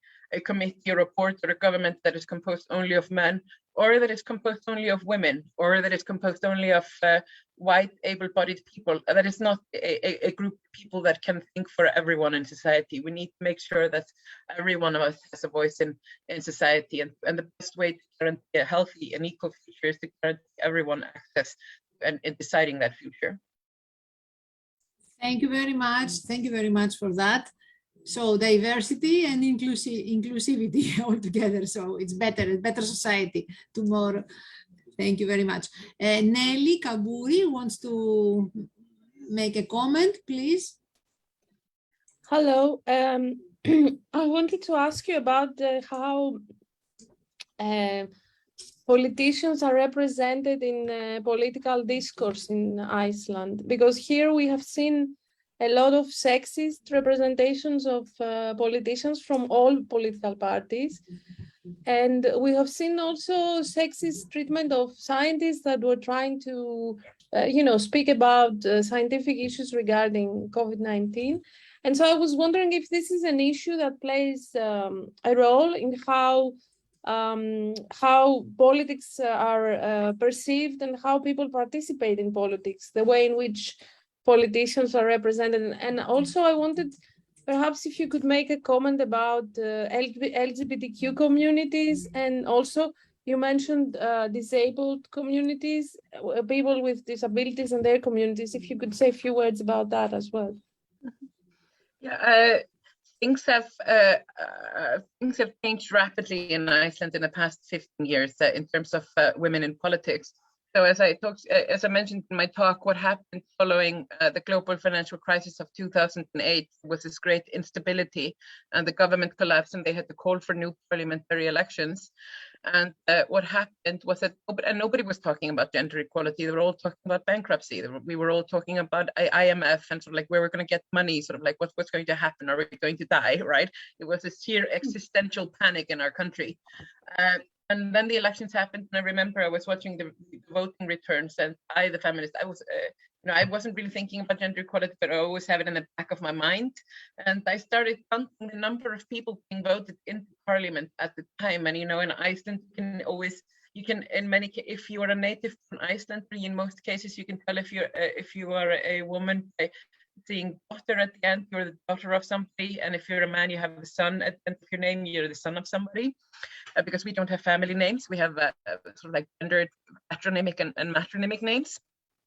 So I started counting the people who are being elected to parliament, and I started counting all the daughters, and I counted it, and I got shocked, and I stopped and I counted it again, and I realized we'd broken the glass ceiling, and we'd broken it hard. We were almost 40%. And this happened without anybody talking about it on television. They were like talking about money. And, it was, and when you look sort of like what has happened since then, this was early 2009, the sheer fact that we had broken the glass ceiling, we had almost full representation of women, and we've had several elections since then. We've hovered, like we've gone between 38%, 48%, sort of like we are sort of like women in parliament. We are now at that point. Things have changed drastically since we broke the glass ceiling. So like 20 years ago, it would be very common to look in the media and you could see disparaging comments being made about women in politics, and unflattering pictures or comics of women being published in politics. For the past 10 years, no, like it doesn't happen. Women have, it turns out changes a society or that took place in Iceland. I'm not going to say it will happen every day, but the changes that took place in Iceland following the fact that women had achieved almost equal power or representation, they proved to be rapid, and they so far seem to be sustained, that it has changed our conversation in all areas of society. And we can see that, and I'm just going to go out and say this, and I think these changes are going to be sustainable, because obviously what has happened in the past decade is that a gender equal parliament is passing gender equal legislation. So in the 100 years before we broke the glass ceiling in parliament, when we usually had 0 to 5% representation in parliament, you could see maybe one legislation per decade that impacted the gender equality and protected the status of women. In the past 12 years, we've seen 5, 6, 7 key pieces of legislation being published every year, right? Like, because this is what happens when you give women access to access to sort of like the power to push to propose legislation and to sort of like to push the agenda. And these by changing the law system, we are creating the framework of a new and gender equal society, and it has impacted the conversation. So I mean, we are now at the place sort of like if a person says publicly, it doesn't matter if they're a woman or a man or a non-binary. If a person says that they're not feminist, it actually makes them less likely to be elected to parliament. like, and this is recent, like this wasn't like this 15 years ago. It wasn't like this 10 years ago. These are changes that are happening incredibly fast. And it's thrilling and exhilarating to live in a society undergoing these changes. That being said, we are not in the same place when we talk about other aspects of inclusivity. If you talk about sort of like the rights of or access of disabled people to the conversation, and to the rights of immigrant people and people of color to the conversation. So we have only recently begun to sort of like tackle the diverse sort of like challenges of creating inequality. So it's only in the last year that we updated our equality legislation to put onus on our government to have all equality matters be inclusive. That's sort of like we need to focus on sort of like the inclusive or the diverse, the intersectional ways inequality works. So we still have a very long way to go. We are looking to other countries such as Greece and to other countries in Europe sort of like to learn how we can sort of like begin to sort of like create the spaces and to make the necessary changes to our society to make sure that sort of like all of us have an equal part in the conversation. I mean, it's really easy for me to say I have a part of the conversation because, you know, I'm a university educated white cis able-bodied woman, right? Like it's you know, it's an achievement, like it's something, but you know, we need to focus on everyone else at this point, I think, in Iceland. Thank you very much. I don't see any other hands around, so I would like to thank you again for being here with us today. I hope really, as you do, to meet sometimes in Greece, because you really you cover a whole range of very important issues connected with gender. So I think this is a qualification of a trade union you are, and feminist. So it's really the best combination to have in such a... Control the money and we control the world. Right. No. We are going to control the money of your ticket. Don't worry. We are going to fight. So we hope that to meet you again in Greece. You are the last lecture of this project, 18 months project. You are the last guest lecturer for this project. So it was really a global approach, and it is a very good idea of Elín to invite you. So thank you very much. We close here this session, and we hope to meet you again in the future. Thank you. Thank you so much. Bye. Bye. So Thomais, you take the floor for the next session, the last session of today, the last presentation we have. I would like to thank once more Ms. Jóhannsdóttir for her excellent presentation. And now we can continue with Saskia Fischer.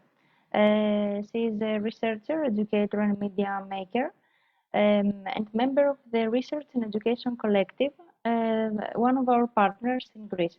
She will present the podcast, educational material, and video workshop of ProGender. Saskia, the floor is yours. Thank you. And thank you to everyone for the very interesting talks today. I'm going to be quite brief, and I'm basically going to give you an overview, as Thomais said, of the work we've been doing, and then show you the film that we made at the end. Let me share my screen to show you.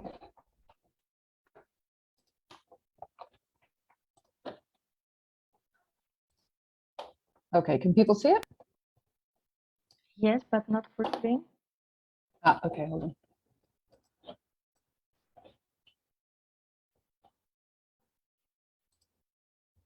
Yeah.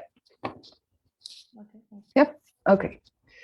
Okay, so I'm Saskia Fischer. I'm a member of RIKK Collective, and I'm a media maker, a researcher, and a writer based in Athens. And kind of also in London. And yeah, I'm going to, sorry. Right. Okay, I'm going to start by just telling you a bit about RIKK Collective. So we are a group of Athens-based researchers and educators who work in different fields, but particularly focused on gender, migration, race, labor, and also media. And we do both education and research, both of these things. So the aim of RIKK Collective is to produce research and educational tools and events that are relevant, that are useful, and also easily shared, distributed. And our current projects are ProGender, which ends for us with this conference today, and also a research project on migrant worker conditions in Greece. Our role in ProGender has been to organize workshops and to produce educational materials that basically follow the themes that we heard about today of the lectures and the seminars. And our emphasis has been on audiovisual materials and more kind of interactive materials. So we produced a video that I'll show you and some podcasts. And I think the idea behind this was that it would be interesting to complement kind of more traditional pedagogical forms like seminars and lectures with something a bit different in a context in which education in Greek universities is quite text heavy and more traditional maybe in format. So that's the bit that we provided. Sorry, it's not changing the page. Okay, so the workshops. We ran 5 series of 3-day workshops, one on each of the themes. In total, there were about 70 participants. Pretty much all of them were Greek, and the majority were students. And I would say probably the majority of them were undergraduates, though there were also some graduate students. So as I mentioned, the idea was that they complement the seminars and the lectures, and that they follow a different pedagogical approach. So the idea was that participants would learn by speaking, by sharing with each other, through a kind of more active engagement with the subject matter, in which the idea was that we would connect the topic to participants' lives, to their studies, to their potential research, through very concrete examples, like real life scenarios and that kind of thing. So the methods we used were presentations. So we the facilitators, presented topics, presented also some, academics relevant to the subject. And then a lot of group activities where there was group planning, for example, thinking through a problem, or how you would design a feminist research proposal, brainstorming. And also we did quite a few individual activities. So there were individual mapping exercises, individual narratives where people told narratives, for example, of their migration histories of migration in their families. And then also we showed short films of relevance. And as I said, we described the work of different academics in the field. So as Elín mentioned earlier this morning, our idea was to use kind of innovative methods to communicate about these different topics. So for example, one of the activities we did in the workshop on migration was we asked people in groups to write a scene from a novel or a film where they described a person being made into a migrant. And this followed on from a presentation where we talked about an academic article which uses this idea of people being made into migrants. So in this way, we tried to connect the two things. I'm going to show you. So here is just an extract of something that one of the groups wrote in the migration workshop. And there is a slide from the governance workshop where we were talking about different subject positions and power relations. And so, yeah, the overall feedback for the workshops was very positive. People appreciated, they said, the space to speak and exchange. Actually, that was one of the things mentioned quite a few times. The information that was shared with them. And yeah, hold on, there was another thing. Yeah, the materials, the activities, the group work. Okay, so another thing that we've been working on, or we have finished working on actually, is the podcasts. So RIKK Collective was responsible for 2 of the 4 that are going to be produced. And so we've done one on migration and one on gender and science, or women in academia, it's kind of become. And these are the speakers who we interviewed for each of these podcasts.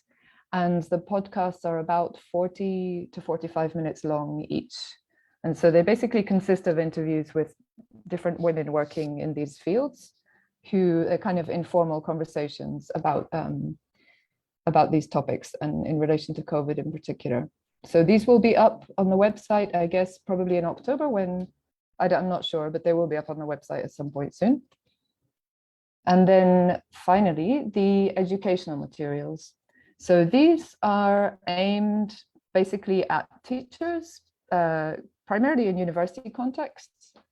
And the idea is that they are built on the experience of the workshops, and they bring together the best kind of the activities that worked best, and they refine them in different ways on each of the core areas. And they essentially consist in lesson plans. There are lesson plans with activities and with suggestions for ways in which to engage these topics, not in a seminar or lecture format, but in a more interactive workshop format. Okay, and so now I'm just going to talk briefly about the last part of our work, which is the video workshops. And then I will show you the film, and then that will be my contribution, so we can have questions after if there are any. So the video workshops were one of the 5 workshops we did was about care and labor. But this workshop was slightly different from the other 4, which were what I've described. This workshop was a video workshop. So the idea of this workshop was that participants would specifically be carers. It was not open to anybody. It was open to people who are either doing paid care work or unpaid care work. So mothers, people caring for family members, and so on. So that's who participated in these workshops. And then the idea was not just to have kind of discussions around the topic, but was very much also to teach people video.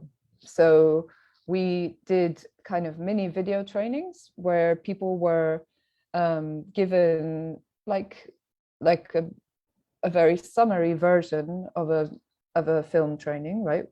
And understanding the basics of photography actually, and of film in relation to using your mobile phone. So this was a training specifically for like how to better use your mobile phone. So this is one of the things that the people who participated got out of participating in it, along with the space to exchange with other carers about their experiences of being a carer during COVID. So the output of this workshop is the film that I'm going to show you, which basically describes like quite intimate experiences of the challenges presented by COVID, especially to care work, whether paid or unpaid. And I selected experiences of people who both were doing paid care work and not paid care work. And so, and the video is basically a selection of a lot more material that was generated by the workshops, but it's one that works in terms of the representing different experiences and also just aesthetically. Okay, and then I should mention that this was, unlike the other workshops, actually, this was a really difficult workshop to recruit for. Like we really did not have an easy time getting people to join this workshop. And I think it's pretty clear why. Because we were, it was not open to students who were not also carers. And so it was basically open to people who are already way too busy and who really don't have a lot of spare time. So yeah, and it was it was a big ask, right? It was like 3-day workshop. And then the other thing was also just the timing was that it came like, and I did the workshop in 2 rounds last year and this year. But the timing was also such that it was a bit too late, possibly. So it was at a time when people were really facing burnout from being on Zoom all the time. So possibly the last thing you might want to do if you're a busy mother, for example, who works a full-time job, is spend more time on Zoom. So that is something that, that's something that we learned in the process of doing this. But nonetheless, we did have a workshop. We did have some, the feedback was, also positive from those who participated, that there was a real chance to exchange, that there was a kind of safety, there was a safe space was created in which people could have kind of honest conversations, because not everything was recorded at all. There was clearly marked moments when things would be recorded and when they wouldn't. And yeah, it gave people a chance to kind of, in some moments, just to vent actually about about what it's like to be doing care work during the pandemic, and just to share and to also play a bit. So as you'll see from the video, which I'm about to put on, the overall approach was a more playful one, right? The idea was not to create a film in which we have talking heads saying how terrible things are with the pandemic in a kind of classic documentary. The idea was to do something a bit more creative. So we played with the idea of an object, and I'm not going to say more about it before you watch the film, but I can say more after if people are interested. So I'm going to play the film on my computer, but I'm also going to give you the link because very often it doesn't work. So I'm going to give you the link in the chat to Vimeo and the password, which is object. So I'm going to start playing it now, but if it's really lagging and stuff, you can just go ahead. It's 14 minutes long. So we'll be just in time to have some minutes for questions. So let me open it up.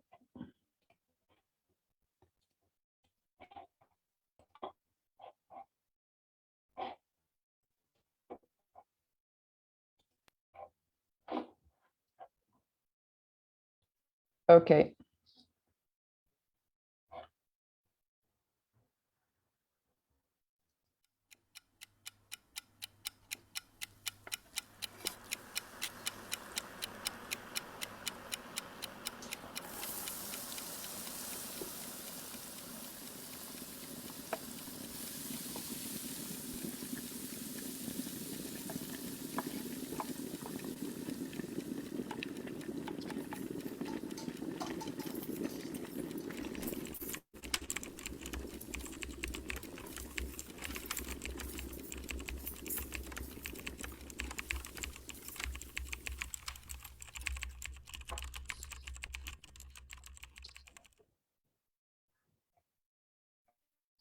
Είμαι η Ιούλη και είμαι 38 χρονών και ασχολούμαι με τη φροντίδα παιδιών. Ασχολούμαι με τα παιδιά από τότε που ήμουν 20 χρονών, κυρίως για να στηρίξω τις σπουδές μου. Αργότερα όμως λόγω της οικονομικής κρίσης αυτή έγινε η κυρίως δουλειά μου, να φροντίζω παιδιά και κατά καιρούς και ηλικιωμένους.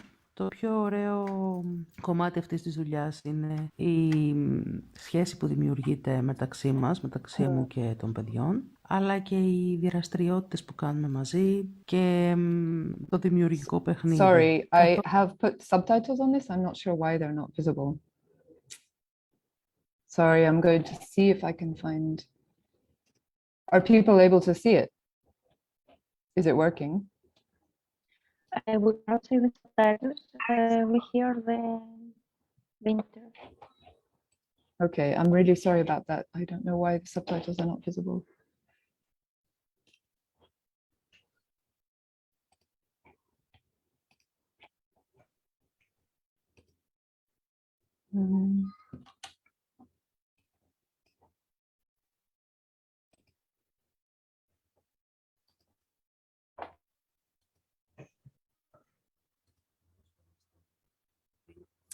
No, okay. I'm very sorry about that. We don't have subtitles now. For some strange reason, they are not.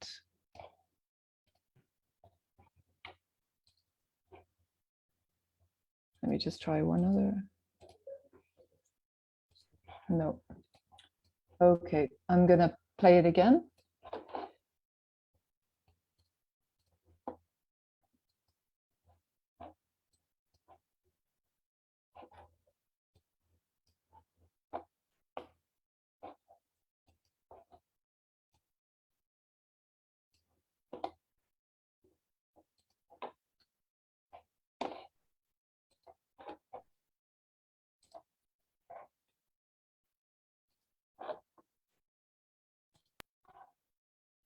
Κυρίως για να στηρίξω τις σπουδές μου. Αργότερα όμως λόγω της οικονομικής κρίσης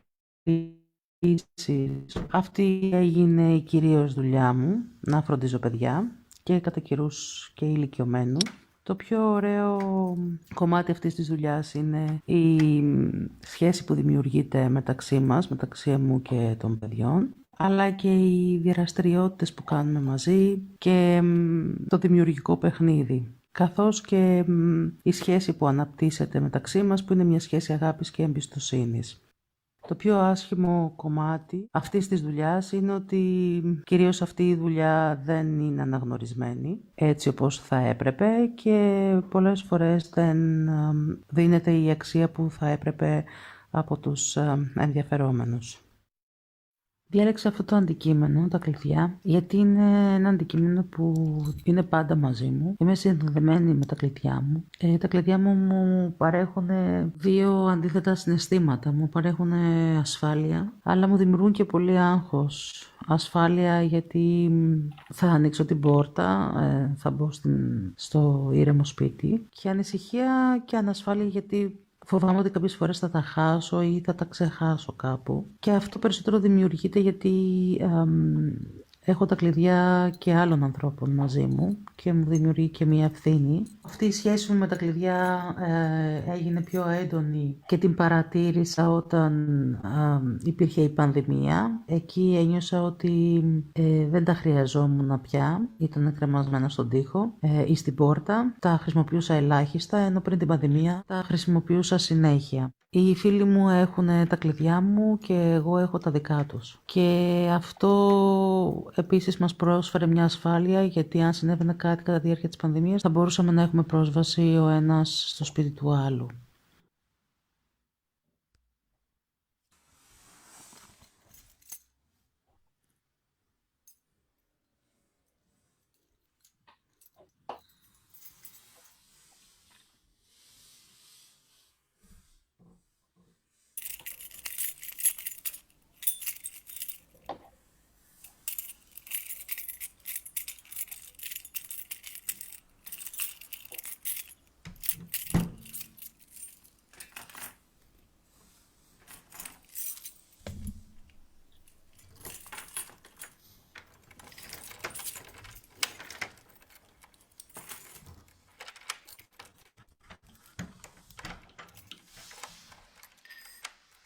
Τα όνειρά σου για μετά την πανδημία είναι?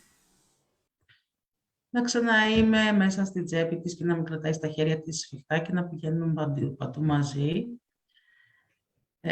Ή έστω και στη τσάντα της και να πηγαίνω μαζί της όπου πηγαίνει και εκείνη και να μπορούμε να βγούμε έξω και να κάνουμε πράγματα, γιατί πέρασα πολύ καιρό κρεμασμένη στον τοίχο. Ειδικά κατά τη διάρκεια της νοσηλείας, της νόσησης με COVID, ήμουν τελείως ξεχασμένη, καθώς εκείνη ήταν μέσα στο σπίτι κλειδωμένη. Γεια σας, είμαι η Ιωάννα, είμαι 29 ετών.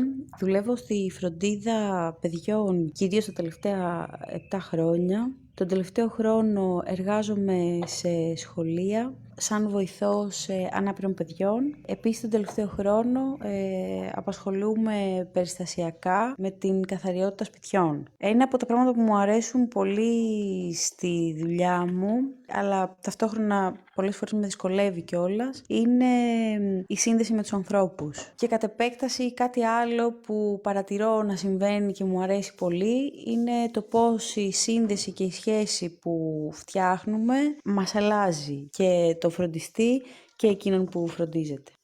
Ένας take-away καφές είναι το αντικείμενο που έχω περισσότερο συνδέσει στο μυαλό μου με το care work. Ένας take-away καφές είναι η πρώτη ιερή στιγμή πριν φροντίσω τους άλλους μέσα στη μέρα. Στο δικό μου το μυαλό είναι η δική μου προσωπική φροντίδα. Ίσως είναι κάτι απλό για κάποιους άλλους ανθρώπους, όμως εγώ έχω φτιάξει μια ιστορία γύρω από αυτό. Έχω φτιάξει μια ιστορία που λέει ότι ένας take-away καφές, αλλά όχι ένας καφές που φτιάχνω μόνη μου, περιέχει κάποια σούπερ δύναμη.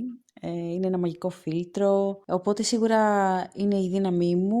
Όμως πολλές φορές μέσα στη μέρα είναι και η παρηγοριά μου, είναι κάτι που με ηρεμεί, είναι κάτι που πολλές φορές μου φτιάχνει τη διάθεση, με ξυπνάει. Νομίζω ότι όλα τα παιδιά που έχω φροντίσει και φροντίζω γνωρίζουν ότι πάντα δίπλα μου υπάρχει ένας καφές. Τι άλλαξε με τον COVID? Όταν ήρθε ο COVID άρχισε να με παραγγέλνει από το σπίτι της, που ήταν περίεργο γιατί έμπαινα στο κουτί του delivery, κουνιόμουν εκεί πολύ, ζαλιζόμουν. Γενικά και η σχέση που είχαμε η πρώτη. Εκεί στην καφετέρια ερχότανε, μίλαγε με αυτόν που με έφτιαχνε. Μετά απλά με έδινε ο άνθρωπος που έκανε τον delivery και αυτή με έπαιρνε όλα λαχτά τα χέρια της και με έπαιρνε μέσα στο σπίτι ή στη δουλειά. Άρα ήσουν για εκείνη και ένας τρόπος να κοινωνικοποιηθεί κάπως. Ναι, κουβέντα και με.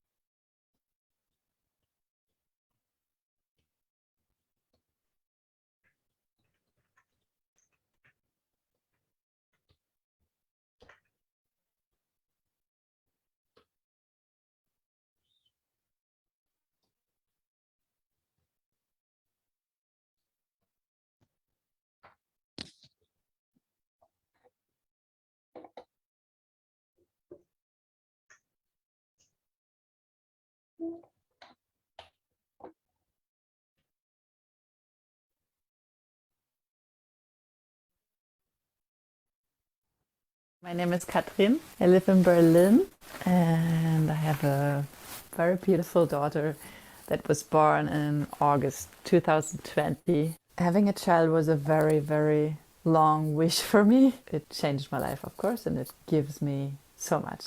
And it's hard. It's hard, and it's even so much harder with the pandemic. I'm a person that always needed lots of time and space for herself, and that is kind of impossible with a baby, and even was impossible in the pandemic. So this was one of the most challenging things for me. There are also positive things, because my partner and me wanted to share the care work like 50-50%, and I think due to Corona, because my partner could do home office all the time and I could also do some home office work. So it was really possible for us to do so, which was great in terms of gender and super difficult and not very great in terms of health, of relationship, of the necessary distance that you also need. I chose the sweatpants because if I think of the last year with the baby and the pandemic, for me, one of the hardest things was really being isolated and being at home the whole time in this crazy, like, maybe chaotic thing. And then, because of that, of course, also having so much more housework to do. And housework is really something that I hate, so deeply hate it. And also seeing your partner only in a jogging and sweatpants, seeing yourself in sweatpants. Of course, it was many people experience during the pandemic. And for me, it was like kind of mixed up with caring for a baby in this sweatpants situation without having the other thing, the not sweatpants situation, without having the possibility just to go out, have a beer, have a coffee, have a something. What would your life have been without the pandemic then? Oh, it would have been so boring, I think. Like, not like it was before. I mean, okay, there was the baby, and then I think anyway, also without the pandemic, I would have gained some importance, because the first month with baby, it's a lot being at home and trying to sleep.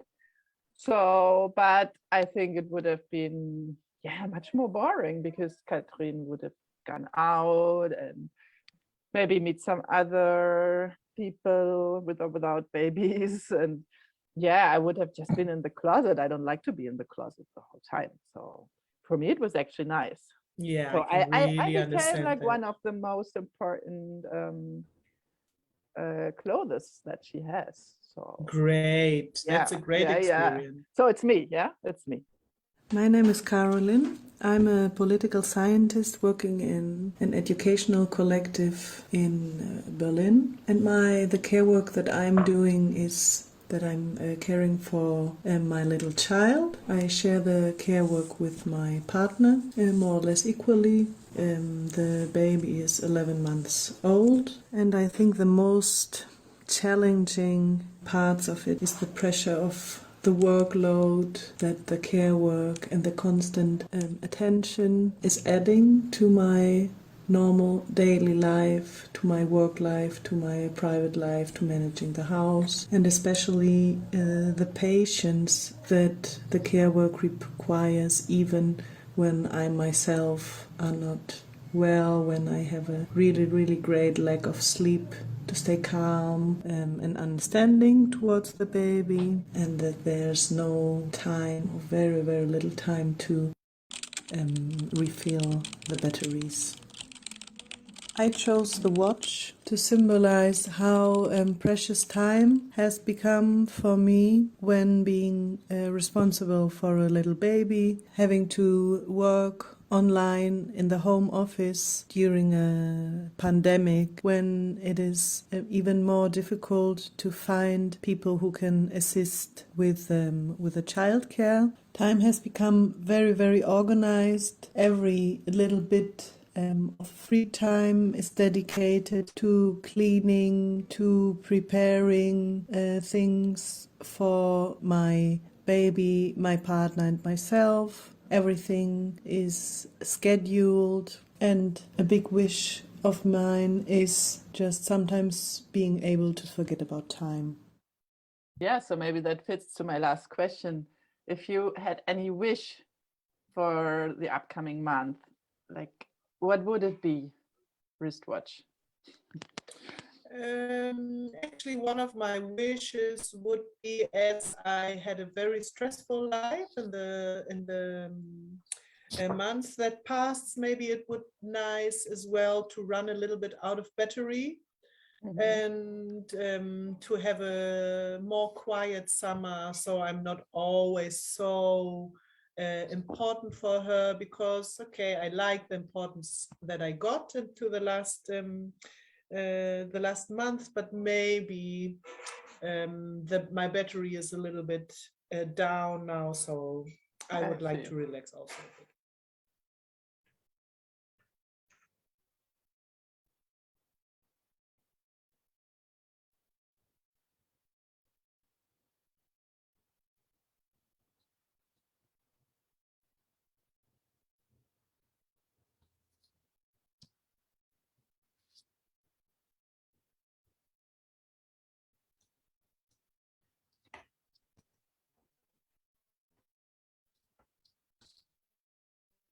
Okay. I apologize for the subtitles problem. When the film gets uploaded onto the ProGender page, it will be a version that has subtitles in English. I'm not sure if there's the resources to subtitle the whole thing as well for people who don't speak English, but it will definitely be accessible to people who don't speak Greek. And if anyone is interested, I can also send you a transcript of the Greek interviews. And yeah, I think we have a couple of minutes if anyone has questions about the film, how we made it, topic. I'm here to answer them.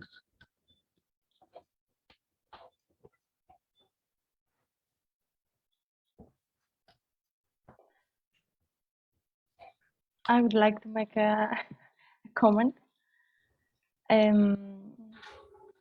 First of all, about the workshops that you mentioned. The workshops conducted during from September 2021, and just for the history, until January 2022. From my point of view, as I participated in 4 of the workshops, except for the video workshop, the activities were quite interesting, and I think that people had a great experience and a peaceful time on the workshops, because they didn't have the pressure to express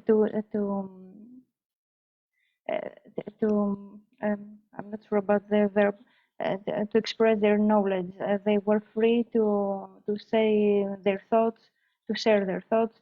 It was a safe space, as you mentioned. I felt calm and peace when I was participating. Even at the beginning I was stressed and anxious if my knowledge would be adequate with the others in the workshop. But you tried to, all of you, the coordinators, Caroline as well, and Nelly Caroline Philip, who was the last one with the watch in the video, and Nelly that presented the report today. They made us feel safe, and that was very important, actually, because we were still on pressure of the pandemic. We're not, even if we have lower infections, we cannot say that we are free to do and be as we were 2 years ago. The video was very innovative and with a technique that I had never watched before. I like that because I could find myself in the interviewers. I spent a lot of time isolated at home without the dress code that I should that I used to when I were out in a work office, and I had a lot of time pressure for the deadlines to be aware of what is happening around me. So I think that it was something that should be done, and we're very happy that we can upload it in our website, and it will be there accessible for everyone. That was the comment for me.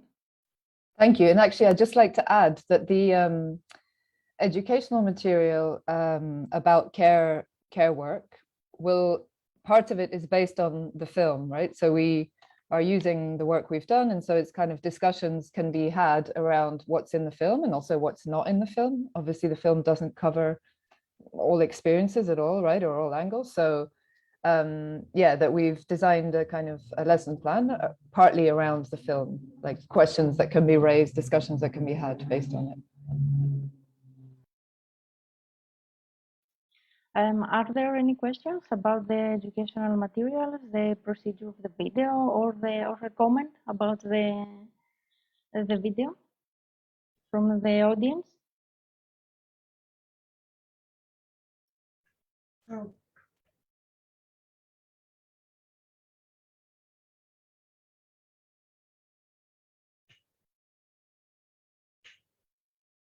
Okay, if there is something to add, we can proceed with the last part of our today's conference.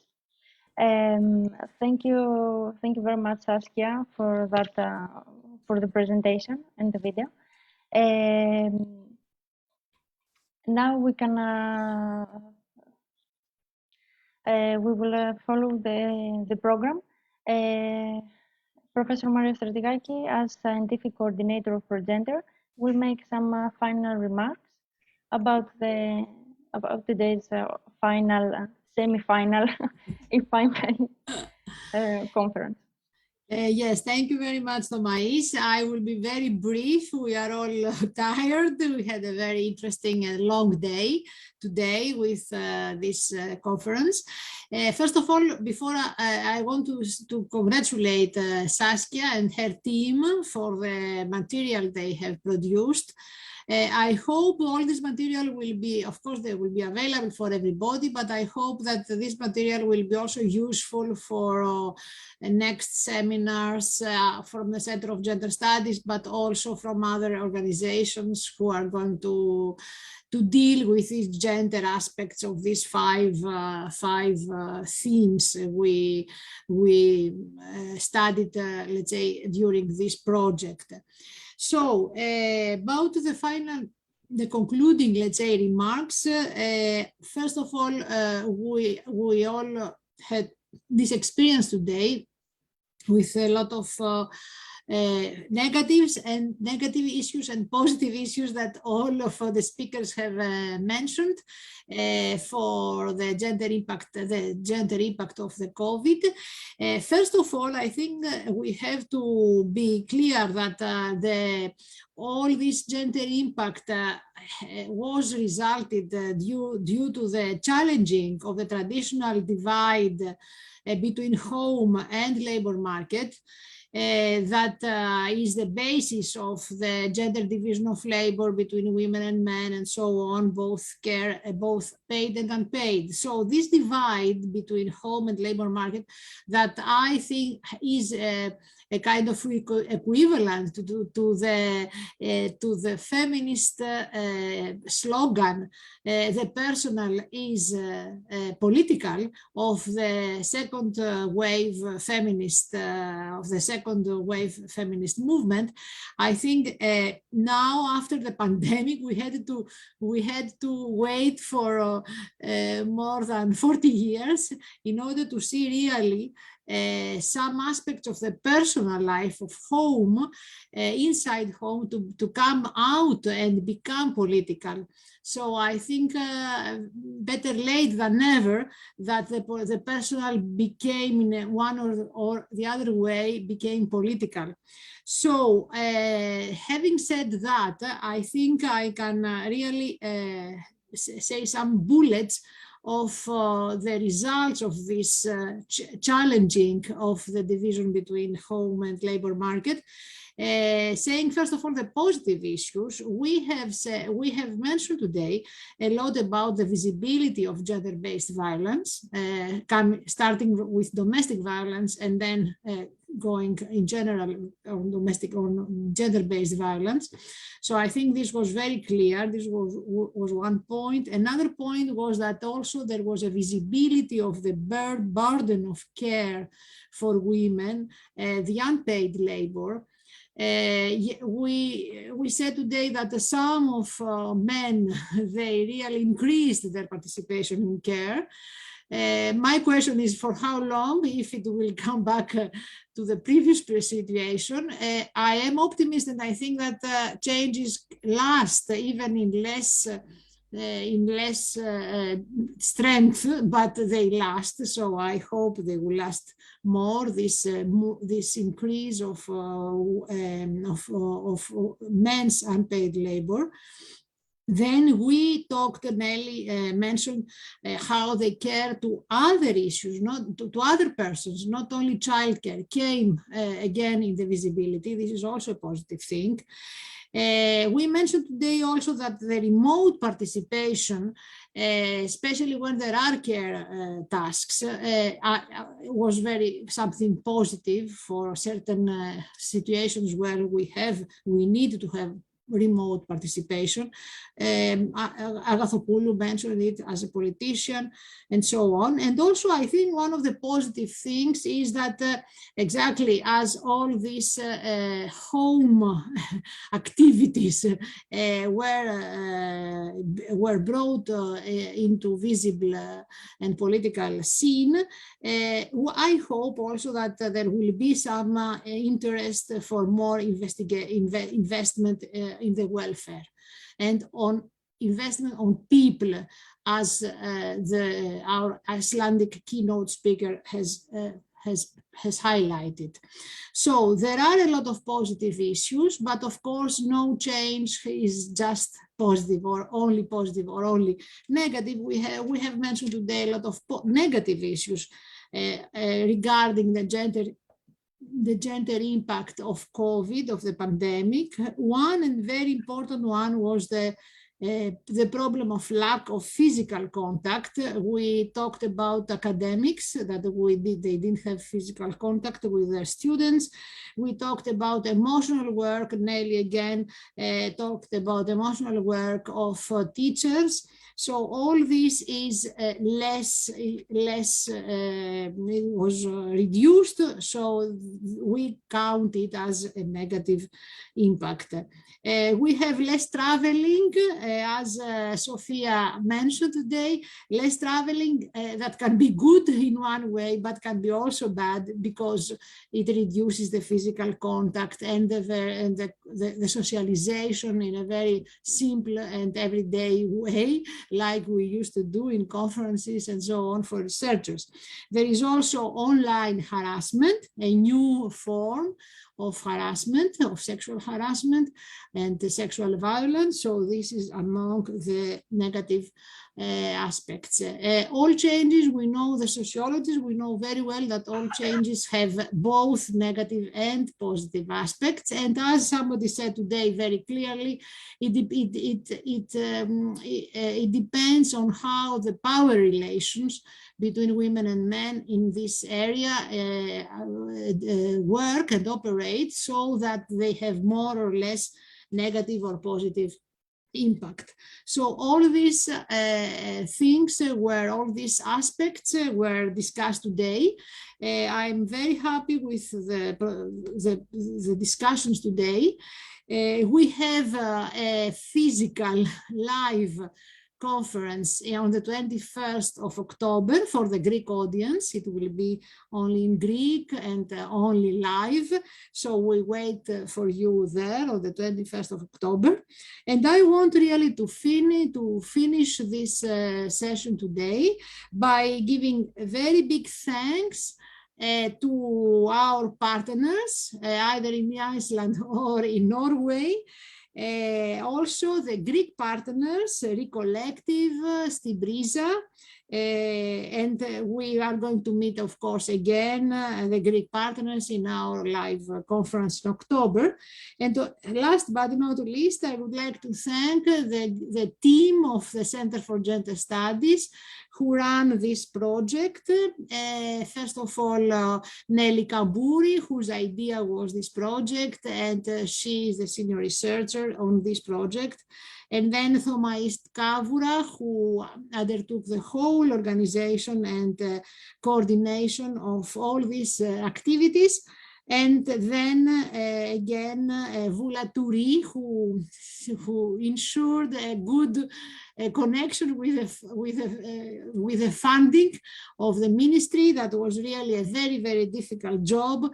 And Fola succeeded to have to deal with this administrative very difficult situation that we faced with the EA grants and the ministry of the Greek ministry who runs the EA grants.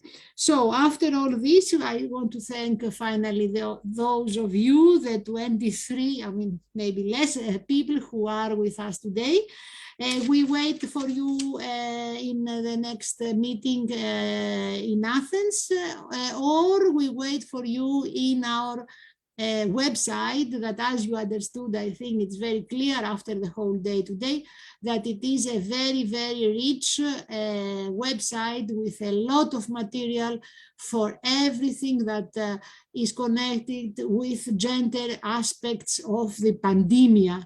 Of the COVID-19 pandemic. We hope we will not have the same again, but as somebody again said today, this is a very, very good way to know how to deal in crisis and what are the perspectives or the risks of for gender relations if we are in a very, very, very difficult situation.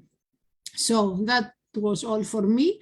We could conclude. I don't know if anybody else wants to say something. We have some more time, or if there is anybody who wants to add something.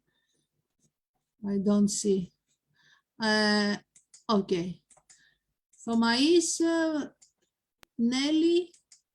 Just to thank all the participants in our today's lecture, and of course the keynote speaker, the discussants, the authors of the reports who presented them.